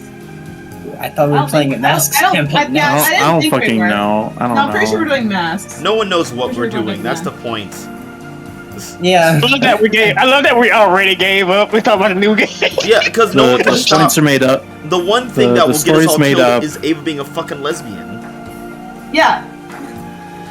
Can Exactly. you blame me? Yes! Yes. Shit can. That's what we're doing right now. Without a Blame shadow of a you. doubt in my mind. With ease. I think you should blame Camper. What? Well, I don't know. I had nothing to do with this. All Cameron I'm did sure. was make a character. Look, we can blame both you and Camper. Okay, I'll take that. Anyways, it doesn't matter how. I'm sure you're very cool and badass and can do a lot of stuff, but this isn't just one person that would come after me. This isn't just. It's more complicated than that. You're trying to give me a dream, and I do appreciate that on some level, that you want to do that instead of just kill me, but I haven't had a dream in months. All I've had are nightmares and reality.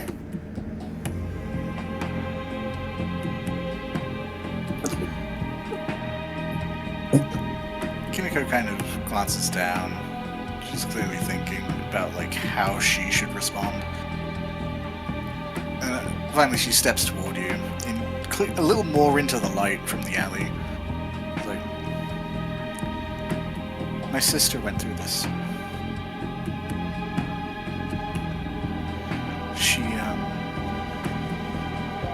I thought it was drugs at first. She got kind of distant, and then something changed. You know, I would only see her at night, and she still treated me with affection. We still talked about the same things. She still remembered everything, but there was something off. You know, like she was fighting herself every moment she was around me. I only found out what had happened to her when it was too late, when she was too far gone. She lost her mind about something. I think someone had cut their hand open, and she'd had a bad night. And then she was a monster. She killed someone right in front of me, and I couldn't do anything to stop her from doing it. And then I could. But by then she was gone. So you aren't too far gone yet.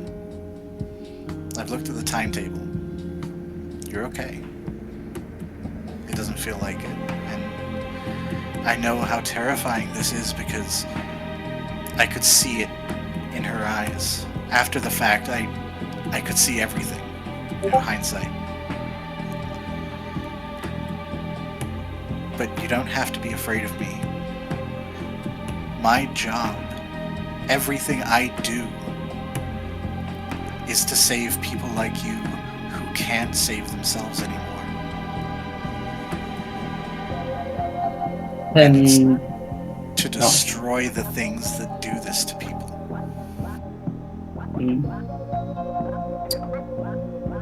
Can I make like an insight check kind of thing here? Absolutely. That would probably be wits insight. Okay. I don't think I'm affected by nightmares anymore. It's a different scene. Correct, yeah. Yeah, I'm basically trying to see if she is telling the truth about all this stuff, at least as far as she believes it, or if she is just fucking feeding me what she thinks I want to hear so that she can, like, use me. Okay. I will roll her subterfuge just to see, like, if you can get a read. Interesting that she has to roll, that you have to roll subterfuge. Well, I would roll it every time, just so that you don't know if she's lying or not. It's more of like if you can see through her ability to lie. Okay. She's not very good at it, though.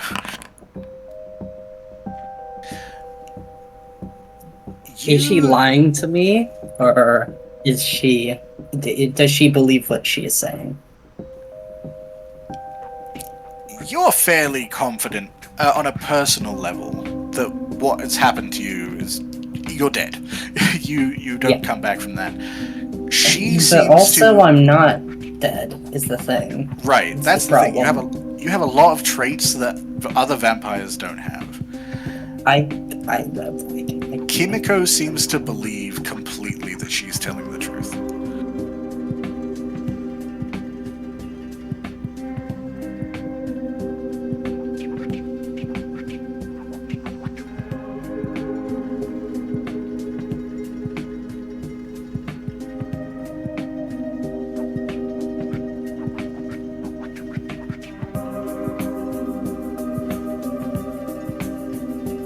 You said you've done this before. A few times, yeah. What happened to them? They were restored. I mean, at first, yeah, it was dangerous. I didn't realize how deep everything was, how many connections there would be to deal with. I'm not gonna lie to you, the first one didn't live very long. Because I made a lot of mistakes. But I've learned from them. The rest are alive today. Do you check in with them, or? Yeah, and I have some friends who do it too.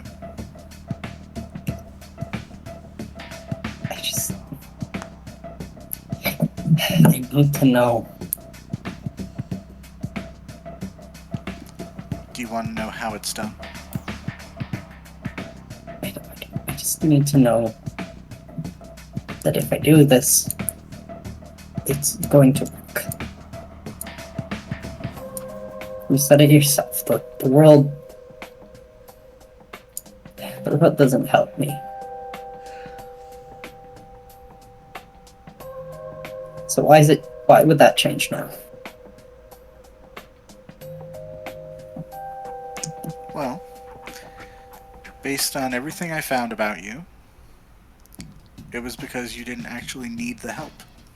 You were strong enough to handle it yourself, but some things, like the things you now know about, they can't be fought with a get 'em going spirit. That's where people like me come in.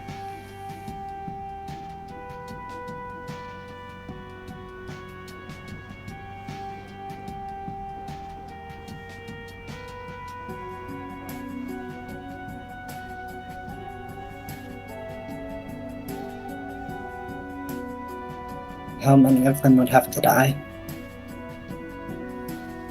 If you How did many? this to me.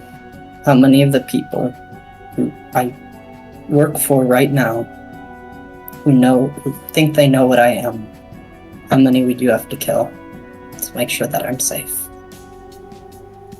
As many as you think know your face. I'm so fucking dead. Oh my god. Anyways, so I guess I'm moving on masks then.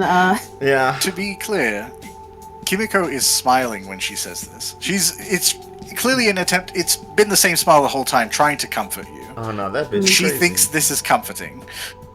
I'll kill everyone for you. Doesn't that sound great? And Ava would say, yeah, that sounds lit.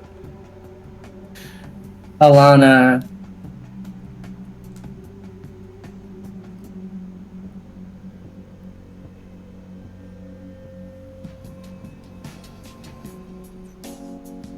That's too many.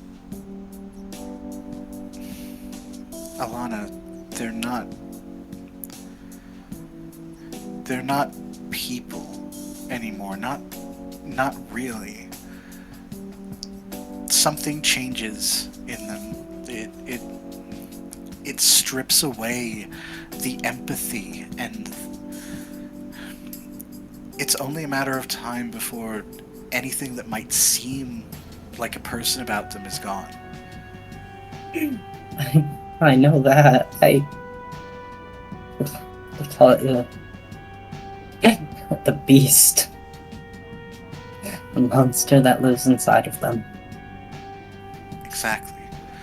And I'm not... And you said, as many of them that know my face. Yeah. That's a lot. If you tried to kill each and every one of them, you would not survive. And you seem like a nice person. I don't want you to die. Trying to help me. Alana, I appreciate your concern. But I can handle it. We do it smart, obviously. I'm not gonna bust down that door and start challenging people to a duel. I'm not gonna pull out a stake and start running at someone. That's movie and TV stuff. That's not what we do. Do you know one of those people that know my face? Do you want to know who they are? Of course. I have to look up his name since I don't remember. Vincent Payne. Okay, Go after Kill that. that motherfucker first. Yeah, kill him first. Okay. If you kill him, we'll all turn back to normal. His last name is not listed, unfortunately. Who are you gonna say? Which It's one? the prince. The prince. Oh. The ghoul taking down the entire Camarilla single-handedly by sending a hunter after the prince would be insane. No, I'm not sending her after the prince. I'm saying, hey, this is the people who know who I am. The entire... To save me, you would have to dismantle the entire fucking system. I don't think you can do that. Well, she is the chosen one. She's the chosen. Yeah, she's the main so, character. yeah, She is the Buffy of New Orleans right now. I found it. Okay. Although I looked up Prince Antonio first and I got Barbie. So, Antonio... Kalbayashi. Could not begin to tell you how to pronounce that. I'll take a guess. Kobayashi. His name is Antonio Kabayashi. And he is the Prince of Vampires of New Orleans.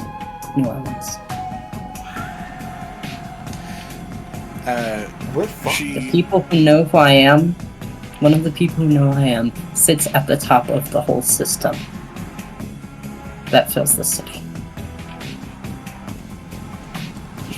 She nods, lets her gaze for a second, then goes through a folder and just writes down a quick note. Okay. Next. What do you mean next? Next.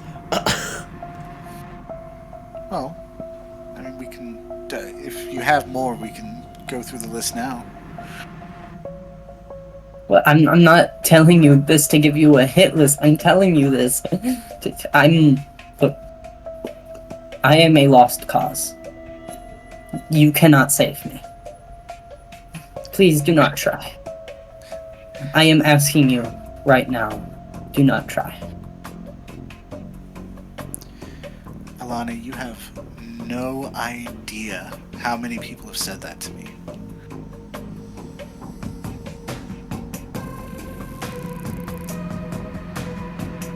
Look, the fact that you're saying this, that you're trying to dissuade me from my safety, just proves my point. That you're worth saving. God. She's becoming more lesbian the more we be talking. I hate it so much. Camper, I fucking hate you so much. You know, Camper, in my head, I was like, in my head when I was theorizing stuff, I was like, yeah, I can imagine, like, her doing some whole thing, like, I'm a vampire, I need to, like, kill her or whatever, and then I have to essentially plead the fact that, no, I'm still alive, please spare me, or whatever. This is worse.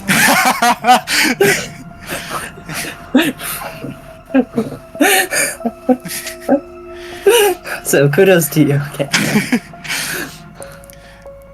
She puts the pen back into the siding of the folder and closes it. It's like, look, I'm not saying this is going to be easy. It's not. Fighting whatever they want to call themselves. I've heard a lot of names, but it's not easy.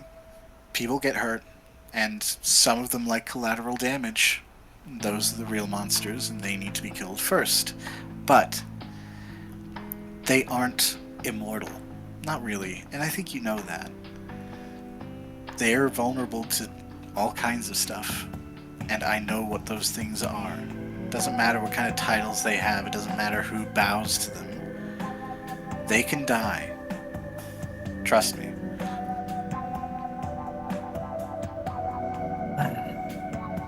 Wait till she meet Count Chocula. They can almost all die. Except for Count Chocula, that bitch is insane. Count Chocula the Undying. That bitch will live literally forever till like the fucking earth is dead. We shot him into the sun and he came back. He let us do it. He thought it was funny. He's like, go ahead, try. I will live. Look, I know that you're scared, and I know there's elements of what they've done to you that make you want to... make you feel like going back would be like dying. But it isn't. Look, I can tell you... You're gonna... Right, oh, keep going. I can tell you right now, once you're safe, you're safe. Everything else, yeah, that'll be something I have to work on. I have some friends that can help me with that too, if need be. But it won't be anything you have to worry about ever again. Your friends. Are they Inquisition? No. No, First Light and I don't get along. Well, that's a relief. What I am isn't super common, but the ones of us that do exist, we kind of get in contact. Sometimes if we need to, we can team up and take things on, and otherwise we just kind of handle our own stuff.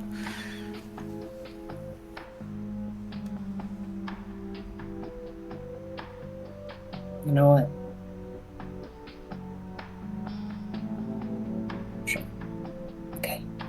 You wanna turn me into a human again, and you think you can stop the vamps from ripping my heart out and the Second Inquisition from filling me full of lead. in the process. Fine. But I would like to say for the record, I don't think it's not gonna work. And I can't wait to prove you wrong. There is something we need first. The one whose blood made you like this.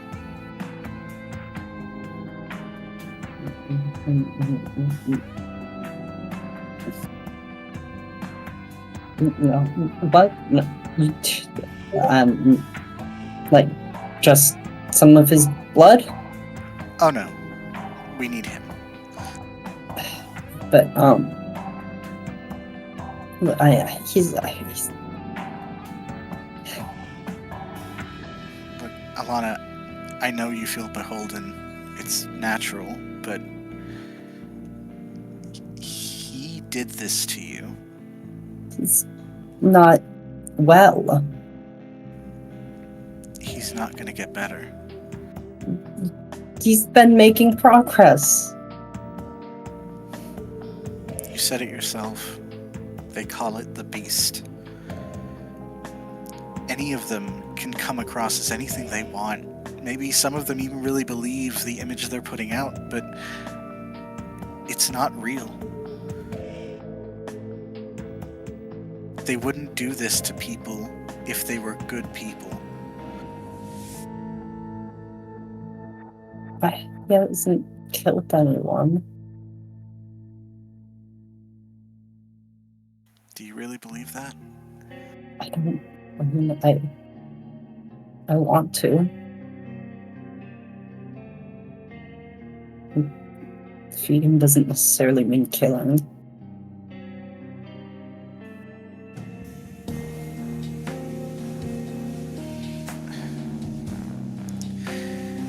I can't convince you by my words alone. I understand that. Especially with something like this. It's life-changing, literally. And you're going to experience things that will tell you I'm right. Eventually. But I don't want you to have to go through that. Because eventually, once you're back to the way you were, you're gonna have to live the rest of your life with all those memories stuck in your head.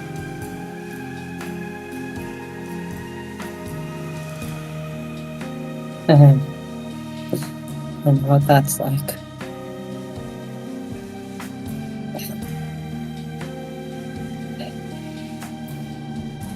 And so you think so the beast is what makes them unsavable. I think so. I'm not really sure of the timeline of it. How long it takes for them to break down completely. Sometimes it seems like it's basically instant. But I know eventually they all break.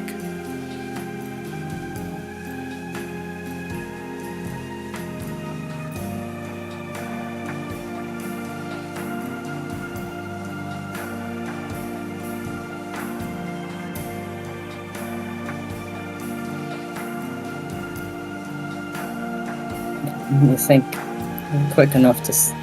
And if I had a beast, would that mean you can't save me? I mean, I don't know, but I don't think that's a problem. Okay.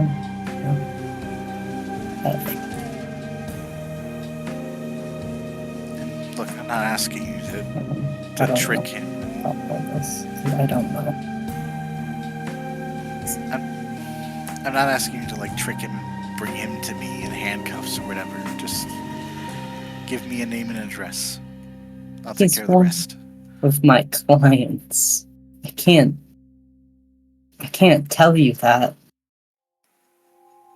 Okay, Technically. Alana, I respect the professional courtesy.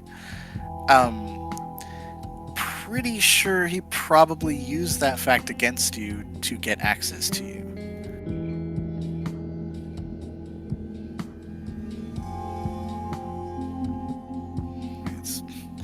not that much different than someone using their position to hurt someone else, right? It's just flip the script.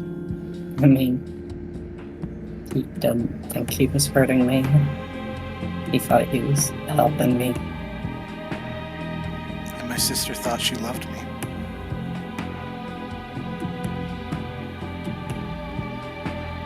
And at one time, maybe that was true.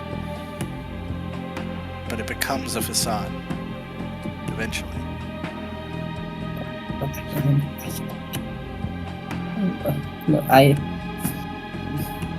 It's not just a.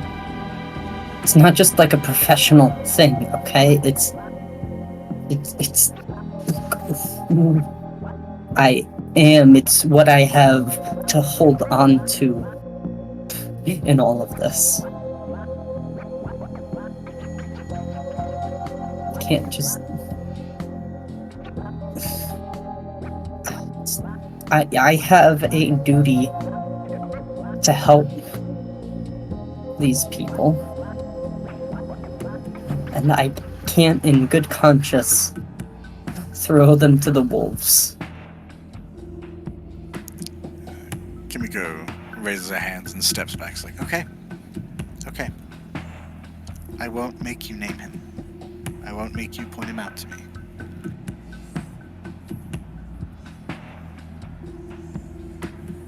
I'll figure it out myself. I don't really feel better about that.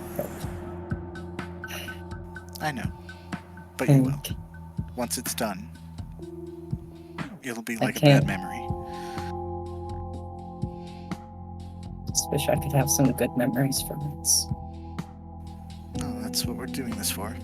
Give you an opportunity to move on with your life.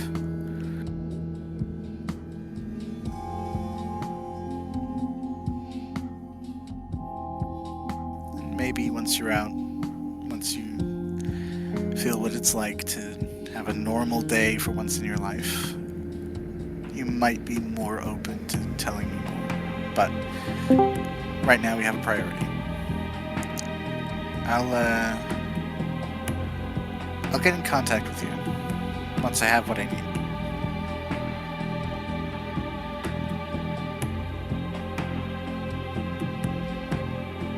I will you do your thing, but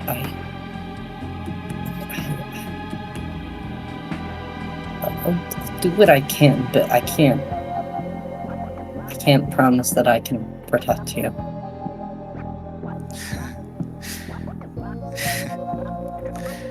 Well, I appreciate the thought.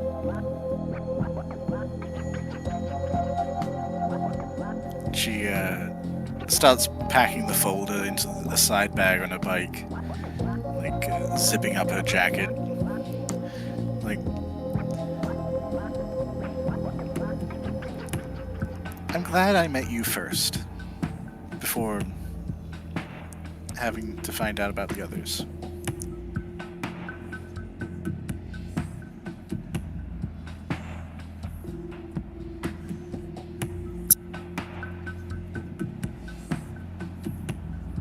No. For what it's worth, however this does end up, meeting you is also nice. She gives you a smile as she slips the motorcycle helmet on her head. Hops onto the bike, gives you a quick wave, and then revs the bike, kicks up the kickstand, spins in place, and drives straight out of the alley. Alana, as she leaves, Alana kind of slumps to the ground and puts her heads on her hands. I'm gonna fucking die. I'm gonna fucking die. I just want to say, you gave her the name of the fucking prince. That means she's going after that motherfucker. Oh, fuck that. If she ends up dying, that's her own fault. She's not, though. She's chosen. She's the queen of strong style, I believe. Look, if she fucking manages to do that, you know what? Good for her. We don't like his ass anyways. No, but that's You gonna be a don't like problem. his ass. Yeah, what's he done? I have to like his ass. All he has done is give you guys a sweet domain. Yeah, and then tell us that we're doing it, protecting it against something that we very much are not protecting it against. Yeah, and next time we see her, give her Simon name as well. And I'll have you know, yes, I do know the no snitching rule. I didn't tell her jack or shit about you guys. Oh, I know. I'm just Yeah, saying, you you can just tell snitched about everyone else vampire outside of society. us. I can't But wait you for can say everyone else's name, just not ours. Can't wait for this bitch to go knock on the prince's door. He's like, who told you? And she's like, Alana Lind sent me. And it's like, oh, we're The killing vampire Alana Lind. The what? What are you, vampire? The prince's like, wait, hold on. Let's backtrack here. We got a lot to uncover before I die. No, that's a ghoul. I have like a big ledger. I have a spreadsheet. Nope, she's a vampire. Everyone, Three she's listed as spreadsheets. ghoul. She's listed as ghoul. We registered and everything. She has a number. She has like Ghoul a. 556. We made sure to get her Ghoul checked if lost returned. 556. If lost returned to Michael Coterie. Remember to spay and neuter your ghouls. I don't Just think. Gustav, Moses, and Virgil just sitting in the fucking in the coterie house, just like, man, Alana's been outside for a while, huh? Oh, she hadn't gone back yet. Yeah. Yeah. I left with Lola, and then Lola came back alone. Oh God. Oh, He was Jesus. like, would you kill her? That's But yeah, it's the thing of like, everyone who knows your face. Oh, so the entire fucking Camarilla? Yes. Yeah, and then you started listing names. Every and she fucking was ready vampire to in the list goddamn city. Oh my like- God. The fact that Well, you said the prince's name. You fucking asshole. Do you know how dead we are? You motherfucker. I'm already dead. You're all dead That's anyways. that's like a fucking an assassin coming. It's like, okay, I'm gonna assassinate someone. You're like, okay, well, this is where the mayor lives, and this is his fucking combination lock to his fucking his shed. I didn't It's know. like, what the fuck? Jeez, I'm gonna kill everyone who knows you. And I'm like, the people who know me are some pretty powerful people. Okay, I'll kill them. It took. Here's the thing. She could too. She probably can. I was trying to talk her out of it. For the low, low cost of $3.99, you could have left that crazy bitch alone. There's no talking about bitch at any. Well, Alana, she. Look, I just want to say Look, she I is wanna New Orleans, start- but I want, look, from my perspective also, getting the vibe of the kind of person Kimiko is, I feel like even if I said, no, don't do that, I'm not gonna fucking do it, goodbye, please leave me alone forever, she was gonna fucking do it anyways. She's crazy. yeah, here's Yeah! the thing. Yeah, she was going to do it anyway. You have to give her the name of our boss. Yeah, you didn't have to make it easier. Fucker. We're gonna fucking die. The prince is gonna be like, so which one of you was it? And all 5 of us are gonna be like, what the fuck are you talking about? And Alana's gonna be sweating in the corner over there. Look, if I die, that's, Alana's confident she's gonna die anyways at this point. We went from being the most secure fucking fortress in the Camarilla to the greatest betrayal in New Orleans history. And I am fucking baffled. Like, it's okay. No. People canonically don't like this prince. Here's the thing. They cannot blame us for what a ghoul did. Look, cannot, it is, I mean, yeah, it's the same, like, I acted on my own without any of your supervision. I'm just they judge us as a group. Ghoul. It's in our fucking coterie thing. If anything, they'll kill me and Michael if he's still alive. Good. God, we're gonna fucking die, We're guys. dead as hell. Oh my God. Look, I'm just a ghoul. If they don't like me, they'll just kill me and get a new one. Oh my god. I My can't wait head for her, hurts like, from okay, laughing kill in the pain. ghoul, and then she like turns to ashes and she's like, what? Also, as far as things like, yes, I know I'm kind of screwing you guys over to a certain extent. Alana doesn't really like any of you. I mean, that's fair. Have I did anything to you? Yeah, Moses has been so nice to you, you fuck. Other than that one time I told you to go get that guy that Lola's I killed. been decent, I think. No, you made her Yeah, drive that's you. it. You threw your keys at her and made you drive her around town. A good majority of us as a group did jack shit to her to Lila. I could have been a lot worse. You fucking Wow. murder. You fucking murder people in the swamp. Look, we don't talk about that. What did I do?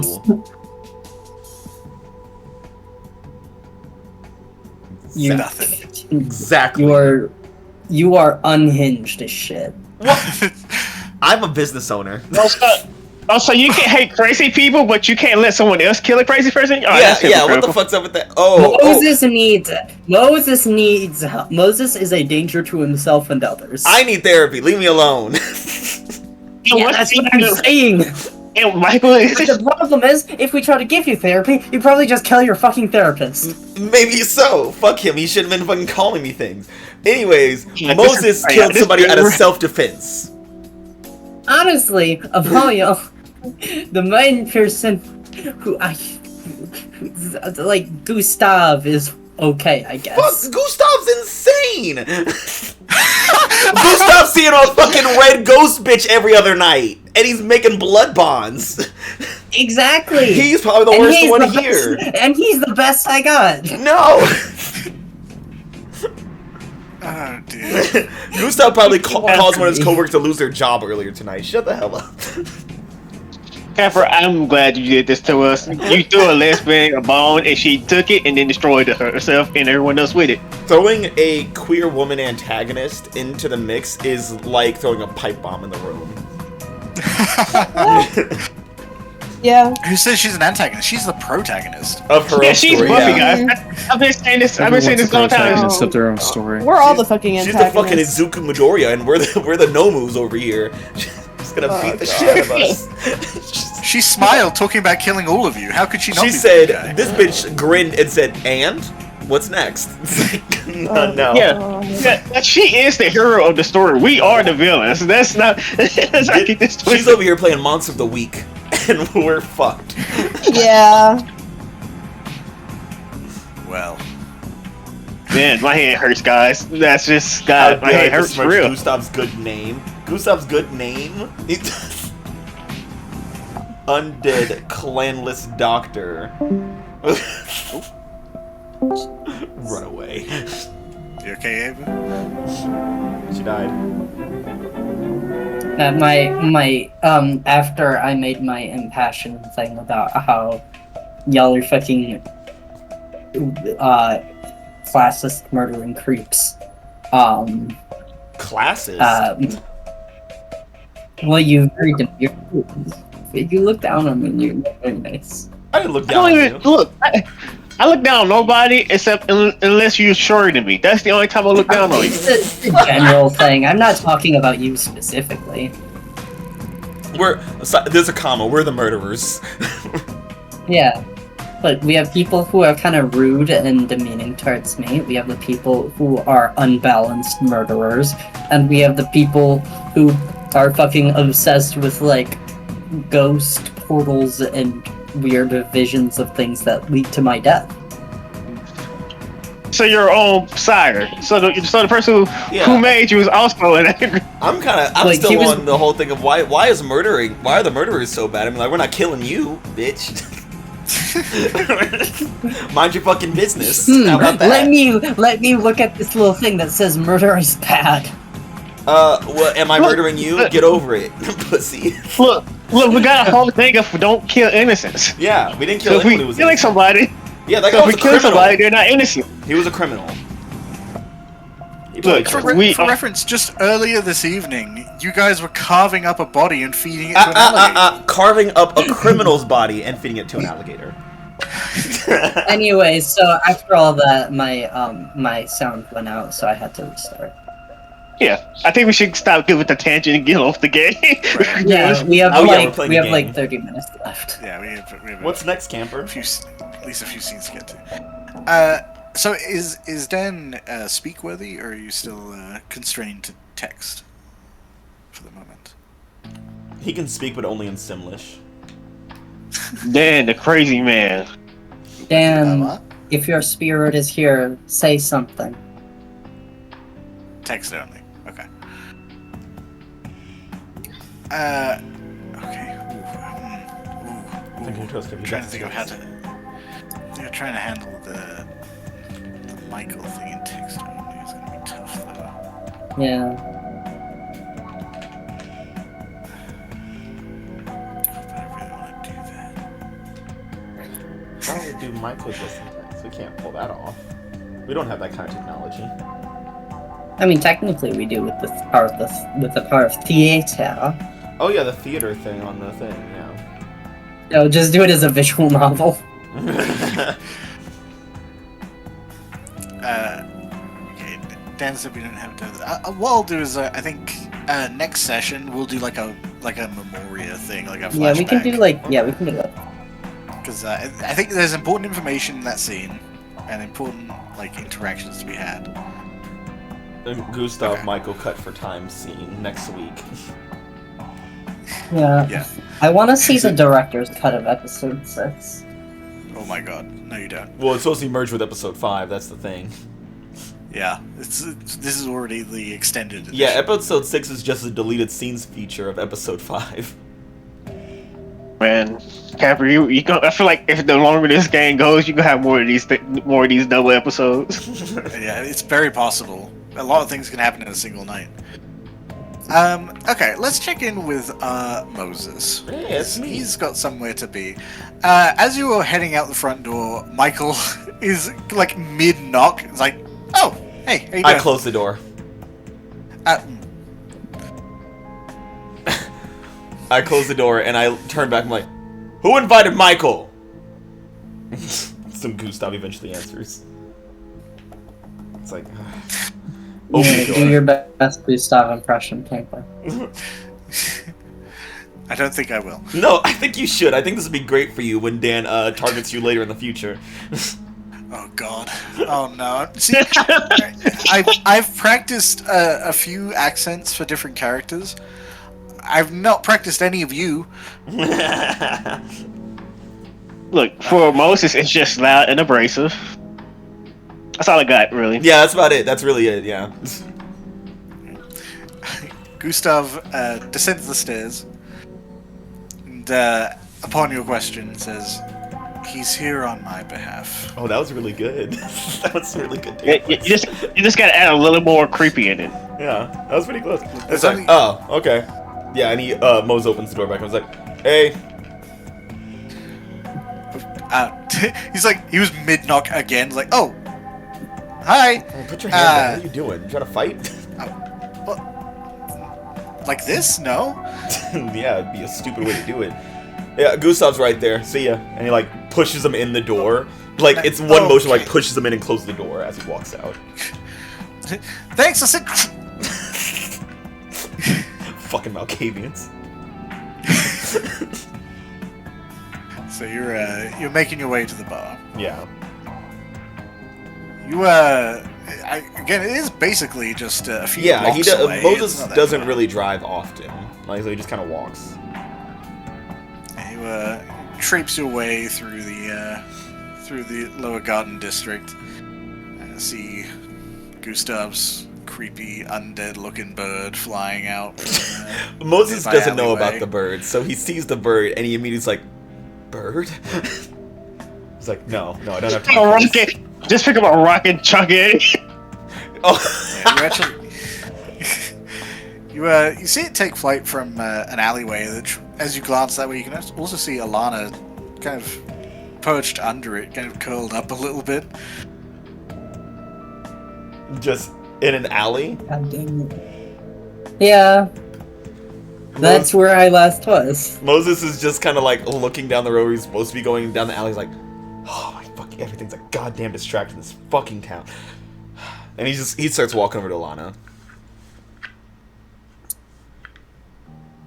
Like, hey, Ghoul. Lana, hello. Hello. What the fuck's up with you? Why are you just, what are you doing?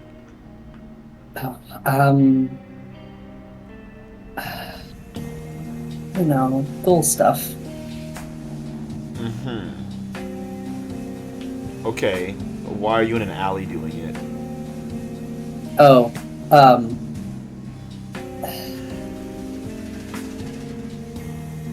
being a ghoul doesn't make me immune to my, Domitor's compulsions. Does Moses know if that's true? Does Moses know of that? Because he starts thinking... That's a great question. Let's find out. Moses like, wait, Niles doesn't have my compulsions. He's totally stable. Some ghouls can take on their Domitor's clan bane. It's a thing. Go ahead and make an intelligence occult check. Oof, let me tell you how that's gonna go right now. The funny thing about thin bloods and ghouls is depending on what advantages and flaws you take, you can have a ghoul that looks a lot like a thin blood. That is a one success with a 1 die thing. Beautiful. That is the highest you could possibly get. Yep, I fucking nailed it. I nailed it for what it was worth. You have no idea. Most is just like, okay. Yeah, sure. But why are you in an alley? That didn't really answer my question. I needed somewhere enclosed, alone. Okay. Why didn't you just go back to the house and go to your room? I tried. It was a Okay. longer walk than I thought. Alright, come on. No, I'm fine. I'm good now. Come on. No, you were off doing something. You have like, Yeah, I'm going to the bar, so are you. Let's go. Come on. Oh, no, that's fine.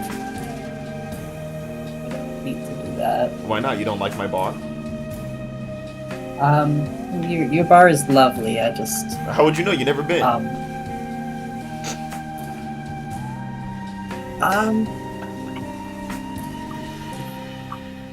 And the idea of it is lovely. Uh-huh. Okay. Fuck off then, asshole. 'Cause you hate fun. Oh, you know where to find me. Gustav's at the house talking to your dad or whatever. See ya. Oh, actually, I think I'll come with you, yeah. I don't want to think about Michael right now. Yeah, Mose just continues to silently walk towards the bar. Alana's just like, I just wanted to go to the Coterie, get in my car, and for once in a few nights, actually go to my home. And Michael's there. But you know what? I'll do this instead, sure. So when I arrive, the rest of the Corolla mob has burned down my bar, right? Well, okay, so you said you would be there in 20 minutes. Yeah, it's been about... How long has it actually been? Probably like an hour and a half. Great. So, when you get there, I think it's been long enough that everyone, like, when you said 20 minutes, it gave them time to leave. Yeah. And when you weren't there in 20, he was still wary, and then when you weren't there in an hour, they all came back. Wait, was this Camper, was there a ghoul meeting? I mean, it wasn't really a meeting, it was more just, that's where they hang out. It was a more so Kendra showed up and then slowly everyone else did too. I didn't get it. No one mentioned that they were meeting up in the group chat. So Moses... I mean, they've made you aware that, like, they always hang out when Moses isn't there. Okay. Yeah, it's so like, so literally, if Moses isn't there, they are. Yeah, Alana sees Moses chopping up a body on the living room floor. It's like, oh, time to get to the bar. Need to remember that. Yeah. So yeah, you arrive well enough it's pretty busy. Niles is currently in the process of like pouring out drinks for a few people at the bar, which one of you might recognize. Yeah, it's Kate over there. All of them. He's kind of in mid-flip as he sees you walk through the door, and the the shaker that he was flipping just falls to the ground. It's like, oh, shit. Hey, Niles, what's going on here? What's this? Hey, boss! Wow, look how busy it is. All these strangers I don't know. You're full of shit.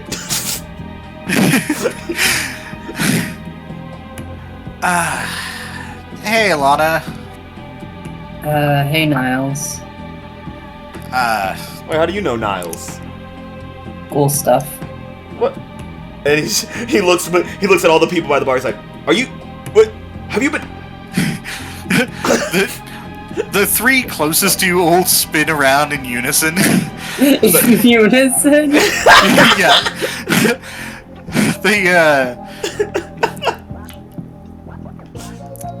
The two guys that you've never met before in your life just kind of give waves. Kid just like, sup. It's like, I don't think Moses remembers Kendra. he called her Kate. He knows her face as Kate, but he knows her name as Kendra, but only by like her voice over the phone. Yeah. She's like 40. Yeah, I think he's met her once when. Yeah. Like, wait, is your name Kate or Kendra? It's like, it's like, stop lying to me. Perceived or real threats. So yeah, Moses kind of stomps over to the bar and he's like, Niles. Hey, boss, how you doing? So Sorry about that. He's been throwing little ghoul parties around here, huh? He's like trying to find words to explain this, and Kendra, being ever helpful, he just kind of leans over and is like, we're called Risters. That is the gayest name I've ever heard for you people. Well, it takes one to know one. And he's like, bitch. In my own home. She's a Brewhog She's girl. a Brewhog girl. So is Nas, at least he has some fucking manners. He's like, listen, Niles, I'm not angry. I'm just, just disappointed that I didn't know about it. Oh. Yeah.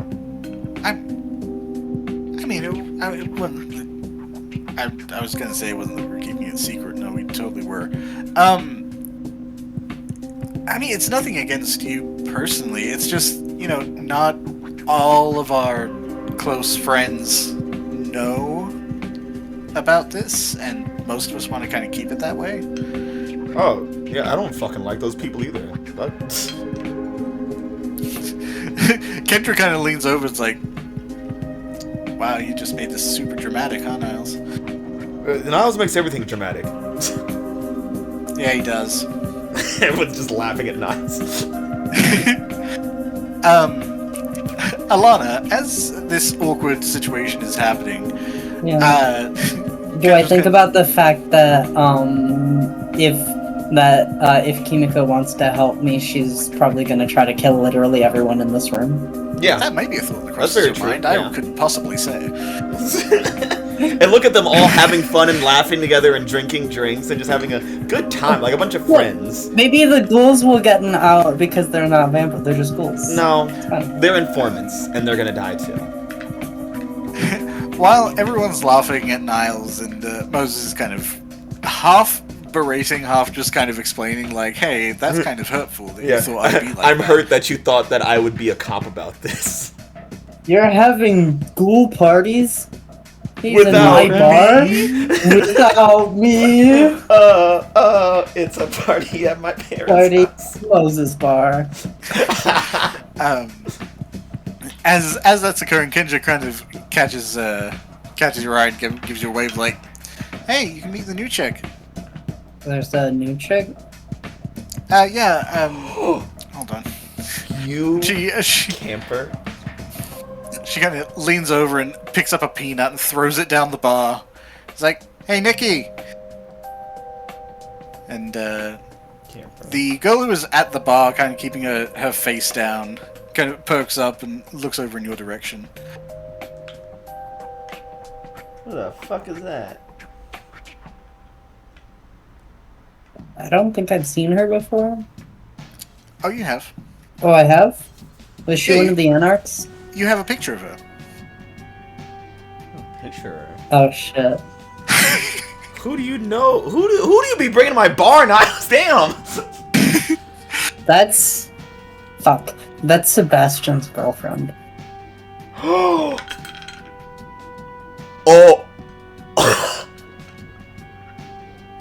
You know, maybe the ghoul parties are a bad idea, actually, now I think about it. Yeah. Alana looks at her like... Did I get Nikki's last name? Or... Yes, you were informed it was Nikki Gorman. Nikki... Oh... Shit. I was like, She looks down the bar in your direction, realizes, like, the situation that's happening. She seems to be mostly kind of off in her own world. She kind of gives a smile and a wave down the bar.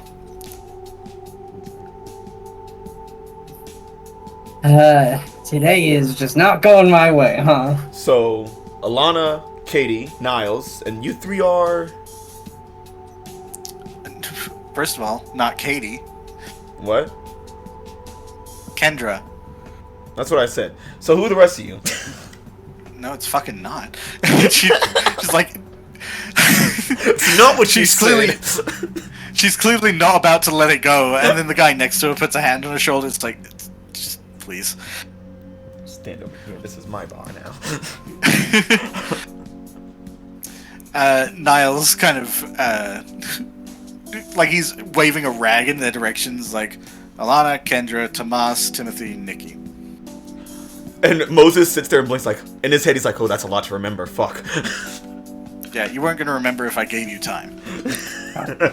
Alana... Let's be honest. He's like, okay, Alana, and Kate, Tom, Nope. Nicholas, and... Not even close. Fuck. Why'd you say them so fast now? Damn. Because you're not gonna get him anyway. I can get it. I can do it. Dude, we're gonna use the flashcards, okay? Like, shots for the whole bar if I can't get it.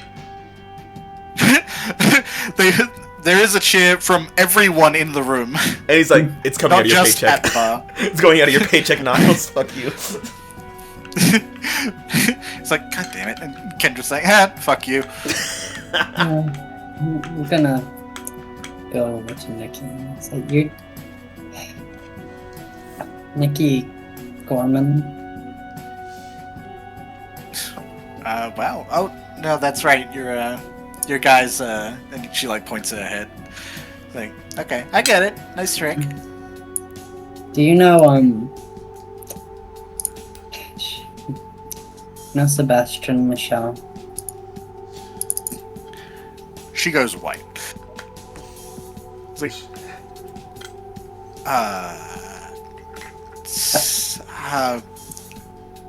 sorry, I don't think I know you. Yeah, no, you don't. I'm Sebastian's social worker. Among other things that I am. Oh. And Wow. he's been having a very rough time since you went on vacation.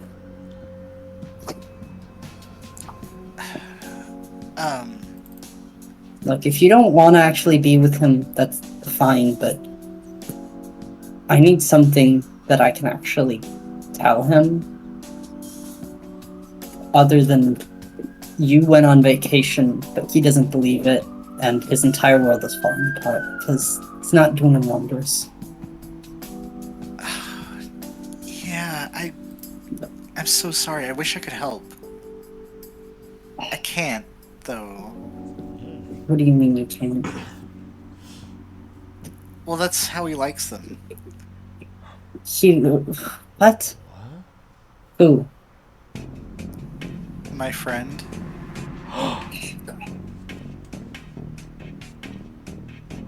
Oh. Oh, wow. Oh, she's that kind of cool.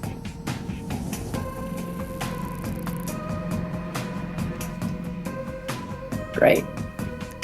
It's like a blood thing. If someone feels a certain way and for a long time it changes, and that's the kind he likes. So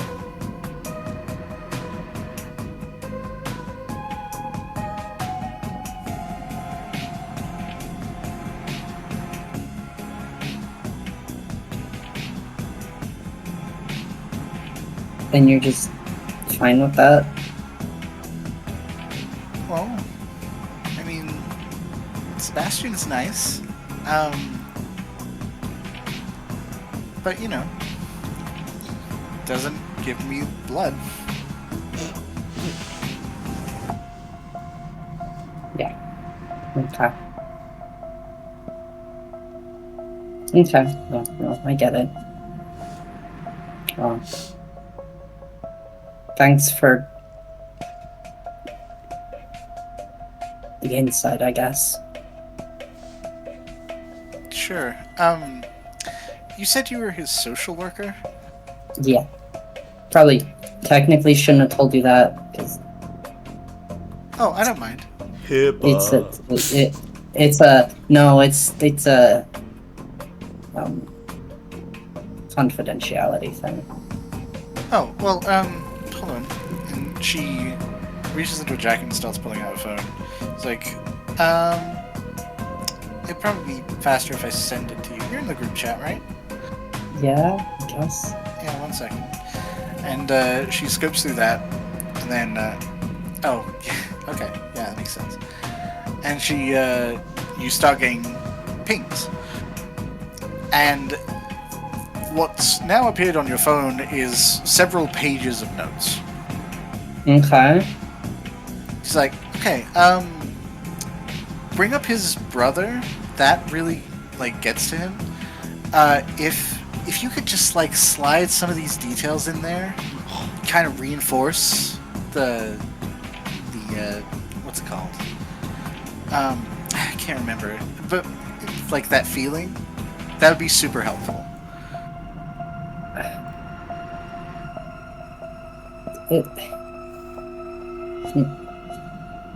No, I'm not going to do that. Come on, Risters forever.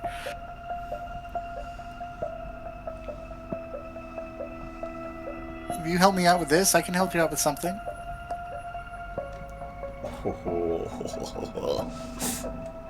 That's nasty work, Camper. You're a piece of shit. Hey.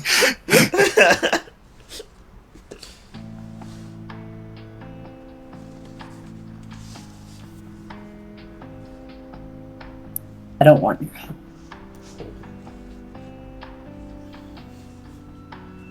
Crawled up your ass.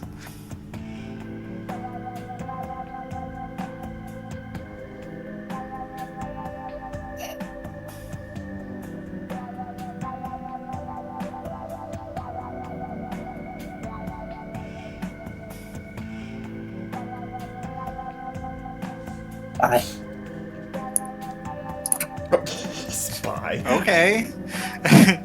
She turns and goes back to her phone. Moses gives her a shot. He's like, here you go. Hey, thanks, Big M. I don't like that name.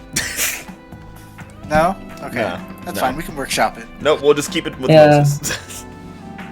Alana is just straight up leaving.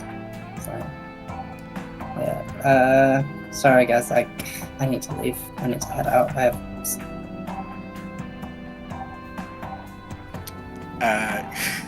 In order, Niles looks a little concerned, but Moses is standing right next to him and he's working.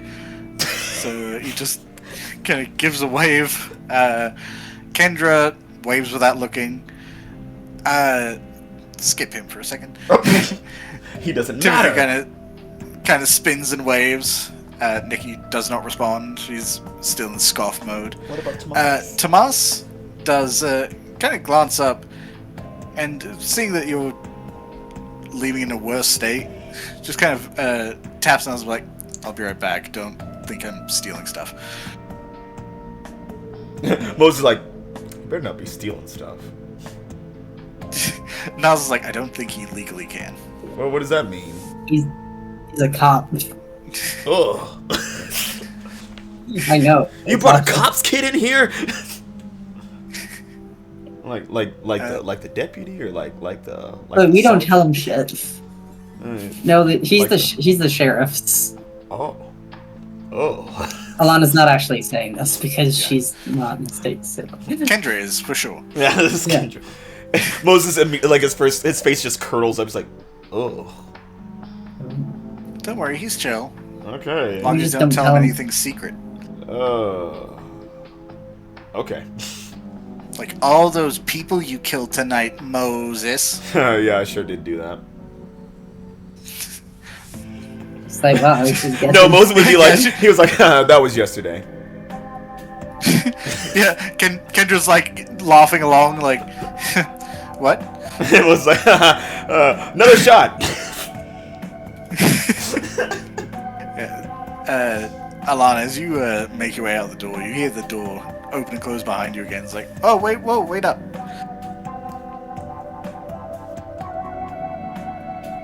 And Yeah. Tomas is kind of scurrying after you. Need something? Yeah, just... You okay?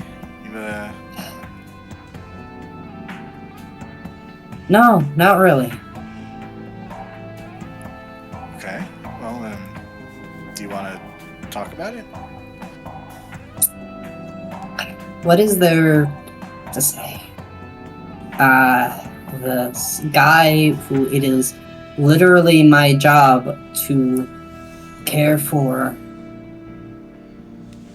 is going out of his mind with worry because his girlfriend went missing, and I just happened to stumble into her, and I don't...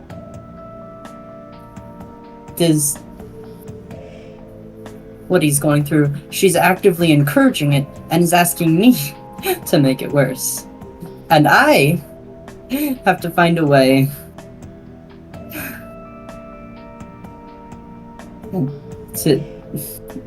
to resolve this shit without breaching any Masquerade stuff.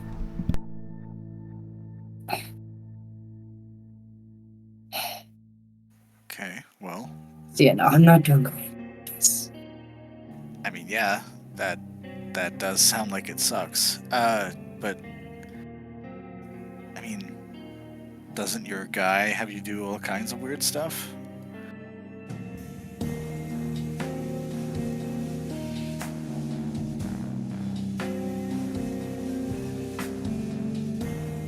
He mostly just asked me to, like, talk to people and shit. Wait, seriously?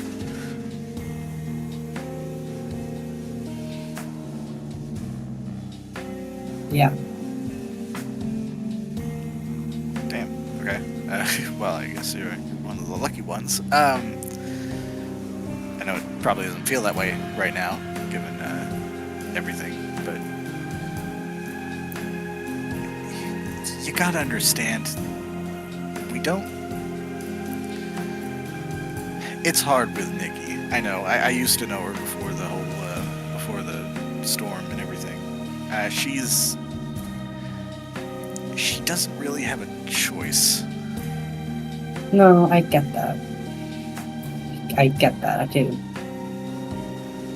I'm not trying to make them get back together or anything. I can see that that's not gonna happen.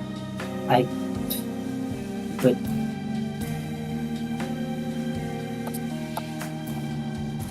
Try...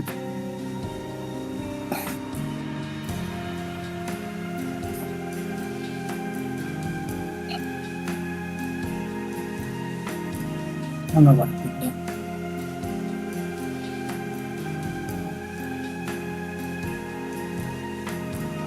Well, that at least makes a little more sense to me.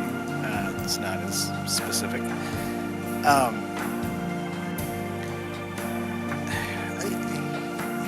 I don't know. I know it's hard to get along with some of these people sometimes, and especially with all our other responsibilities. It can be killer trying to get through the day and the night, but I just want to make sure you're not taking it too personally. I mean...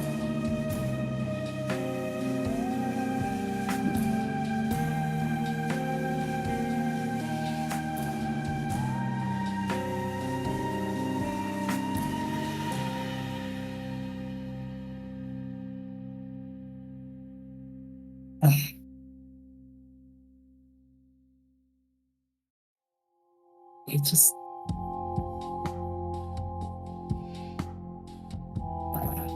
I guess I don't get it.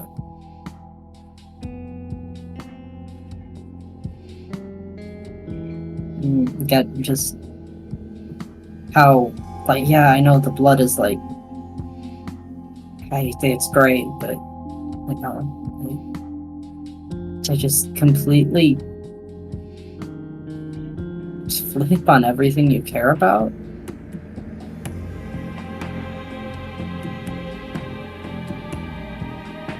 I don't think I understand.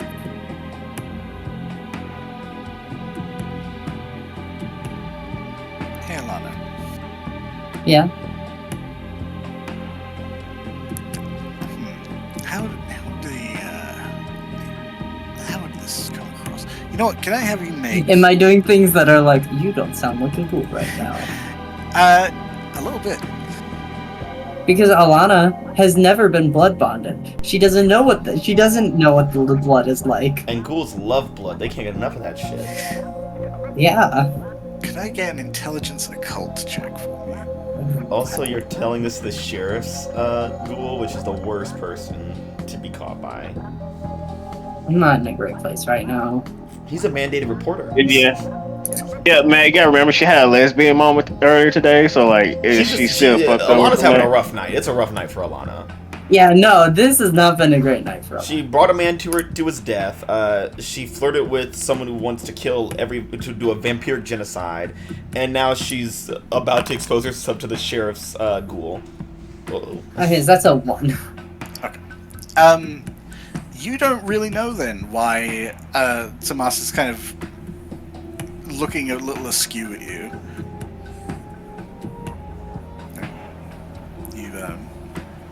You don't get it?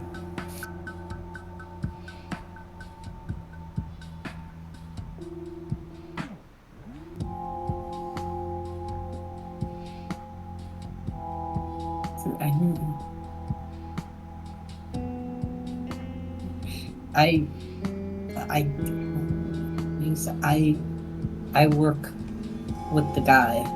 I work with this guy. Okay, I see what he's going through. My job is to try to help him manage it. She's asking me to try to actively make it worse. No, I don't. Well, sure, I mean, what Nikki's doing is fucked up. It's always been fucked up. Like, decades, it's been fucked up. But I mean, you must get it. I don't get how she can expect me to help her along with it.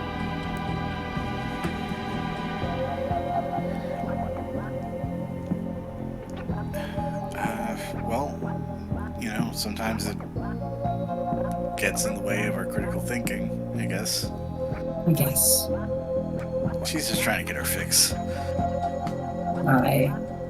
I understand, I just...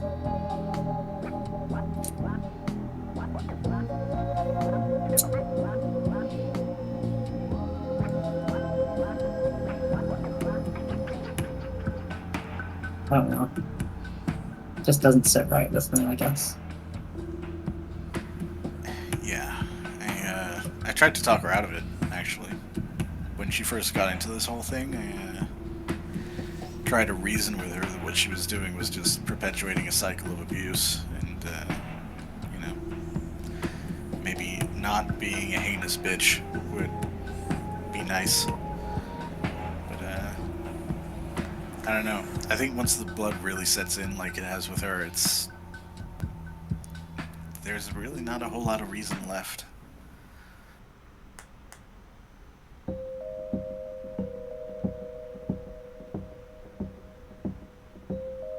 I just wanted to make sure you were okay. There are plenty of stories of, you know, people rushing off in the middle of the night and then disappearing, right? So I just want to make sure you're okay. Thanks. I'll be fine. Okay. Well, be safe, and you know, don't die. That's the idea. Just gives a quick nod. And then, as if he had something else to say, just pauses and then is like, nope. And then just turns around and walks back inside. Yeah, okay. Well, I'm going back to the Coterie domain to get my fucking car, and I'm going home. Why do you want to hang out with these guys? And look at her judging everybody. Wow. Look at this snitch. I'm not judging everyone. I have shit that I need to work out right now, and I can't do that. Like I said, I need to figure out how to fucking make... I need to fucking somehow convince Sebastian to give up looking for his girlfriend when that is the last thing on the planet he wants to do. I have to find a way to tell him that, yeah, she didn't just go on vacation, but also she's not coming back, and I have to find a way to do that without breaching the Masquerade.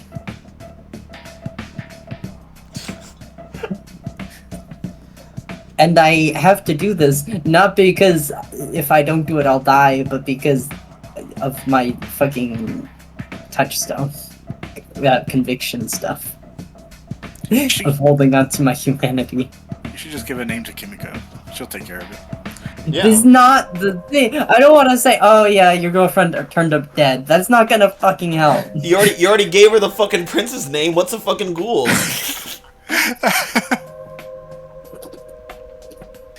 A ghoul is someone that she could actually kill if she tried hard enough. You can kill a ghoul And also- normally. You didn't even... Yeah, I know. Look, I'm saying that I don't necessarily want Kimiko to be killing anyone, but she's gonna do that shit anyways. Literally her job. That bitch can clock out. And- She doesn't have to do all that. I'm not sure you can. Once you're a hunter, I'm pretty sure you're stuck. Oh, that's just your job for life. Yeah, because if you don't follow the calling, you start getting messages from, like, otherworldly beings telling you to get the fuck back on it. Everything. Yeah, if you don't keep hunting people, God comes down and says, "Get off the fucking couch, lazy ass." Basically, yes. What the fuck? Look, I just want a vacation for a month, motherfucker. God, leave me alone. Imagine you're Well, fucking... this imagine... place where you're taking a vacation, there's a fucking werewolf murders. Deal with it. Imagine you're a fucking paladin and it's just like, hey, God, can I put my PTO in for next week? Nah, I'm gonna need you next week. It's like a solstice. It's an equinox. It's a fucking eclipse. I need you. It's like, fuck. We have like 5 other people who already asked off. It's You my can't daughter's be, like- birthday, and there's a fucking werewolf resurgence, okay? I'm sorry, I don't make the fucking rules. Yeah, the way it happens for hunters a lot is, like, if you try and just go about your normal day, usually you have to actively use second sight to perceive the supernatural, but sometimes the supernatural will jump scare you as just like, oh, you're next to the supernatural, did you know that? That you do now. Or it'll do, like, the classic haunting stuff, like blood will start writing on the wall telling you omens and messages. Yeah. So they're just- if you they're aren't just- acting, if you're not looking for it, it will look for you. They're just a bunch of Malkavians directed to a cause. Basically. Being a Malkavian, but without the vampiric durability. So who's everyone's sire here? I Dominator? feel so relatable now. I feel so I can relate to them. I also have to deal with Malkavian bullshit without vampiric durability. So Kendra is Luis's ghoul. Yes. Yeah, Luis Tomas is the sheriff's. is the sheriff's. Timothy, I don't remember which one, but he's one of the Toreadors. Yeah, he looks like it. The one. He's the Toreador Primogens. Oh, okay. Okay. Yeah. And then Vicky, we don't fucking know. Moses is kind of like just like laughing with everyone at the bar. He looks at Nick. He's like, "So, who's your Dominator again?" She looks like she's about to answer, and Niles is like, we say close friend here. Oh yeah.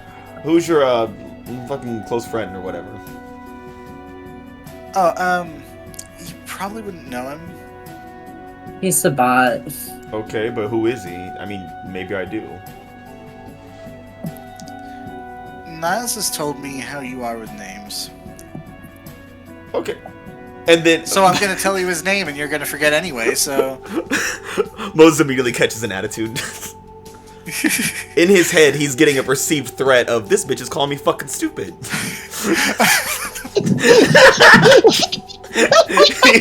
he is seeing a threat, perceived or real, of her insulting him in his own home. It doesn't count for Kendra because Kendra's just like that. Yeah, he expects it from Kendra. Yeah, she's Bruja. It's like, okay, so who's your fucking big daddy or whatever, bitch? His name's Artie. That's a square ass name. Fucking loser. You can tell she puts on the fake Valley Girl smile of someone that looks like they want to tear your throat out. It's like, don't talk about him like that. Oh, we got somebody in love with their fucking close friend. Don't see that every day. He pours another shot, pretends to, he like raises to his lips like instinctively like, oh yeah, that's right, and then he hands it to someone else. Timothy's hand just comes into frame. Timothy, the fucking recovering alcoholic, I'm just throwing liquor at him. Nigga's head kind of tilts to the side. It's like, you know, I think you should be more respectful of people that could tear your brain apart. Moses' eye twitches. Especially when it's already so soft. Let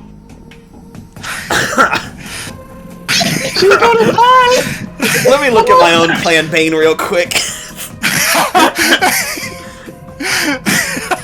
Is Niles not going to try to save his friend? Niles is going to the bomb shelter underneath the bar right now because he knows what's about to happen. Niles is currently overpouring a drink as it's like flowing over the glass. Niles like, clock it out. And Mo's like, damn. Hey, what'd you just say to me?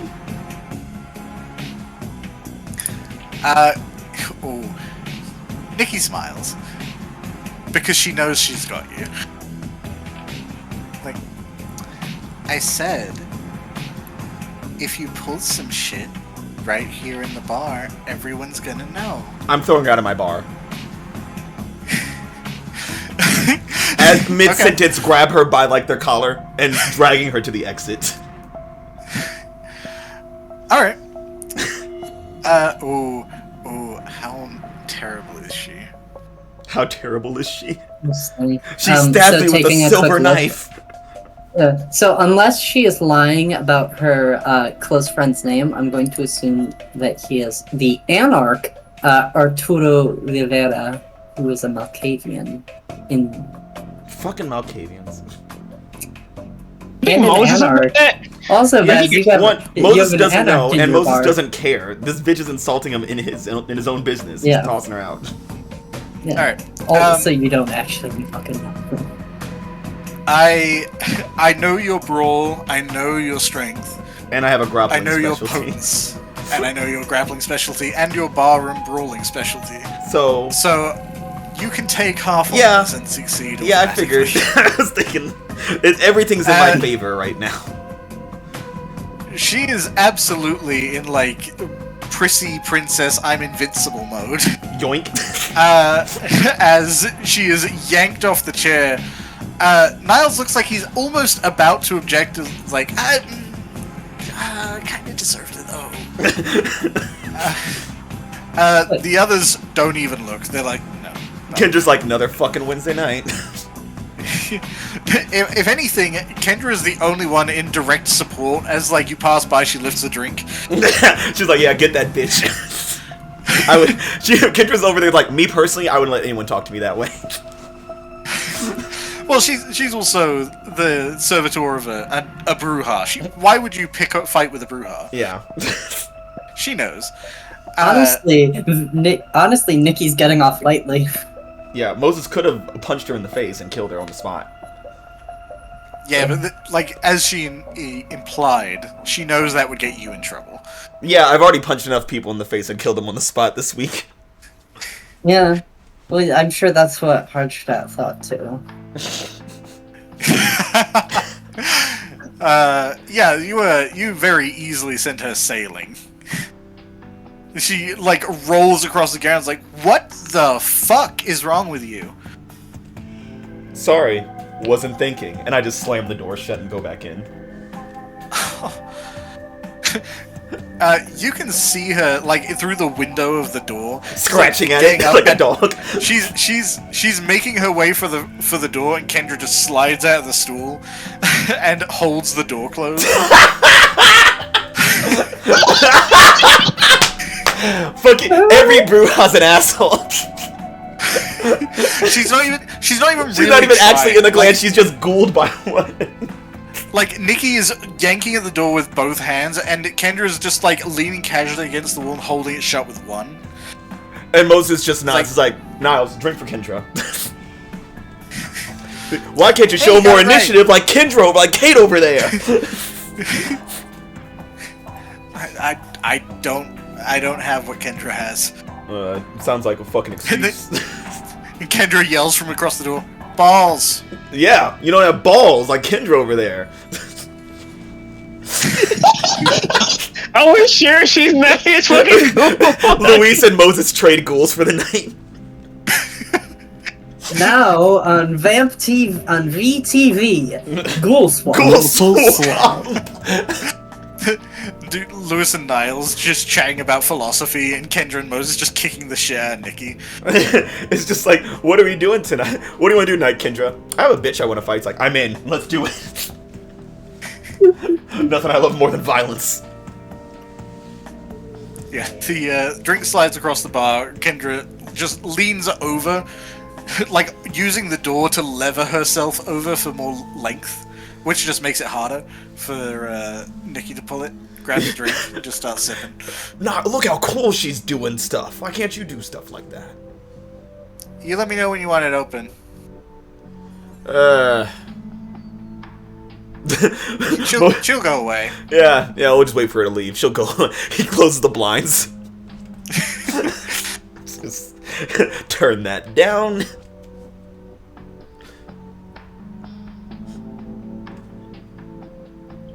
Niles is in the process of like cleaning up, I imagine a drink that spilled from Nikki having one before getting grabbed. He's got a mop out. He's like, God damn it. It's like, again, I didn't think it was anything personal against you, but I'm glad you're being so chill about all this.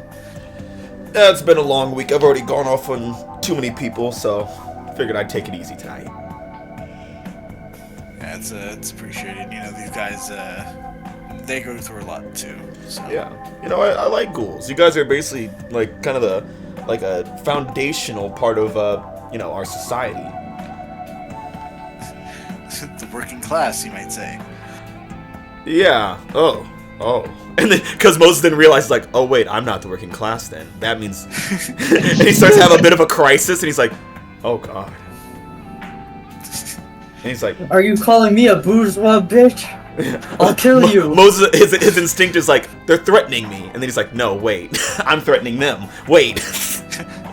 I'm the bourgeois. Oh no. As he's like thinking to himself, he gets like lost out. He puts a hand on Niles' shoulder. He's like, hey, remember, if there's anything that you need from me, I'm here.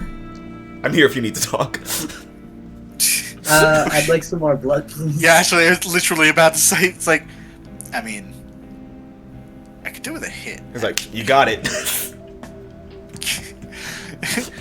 We'll be right back.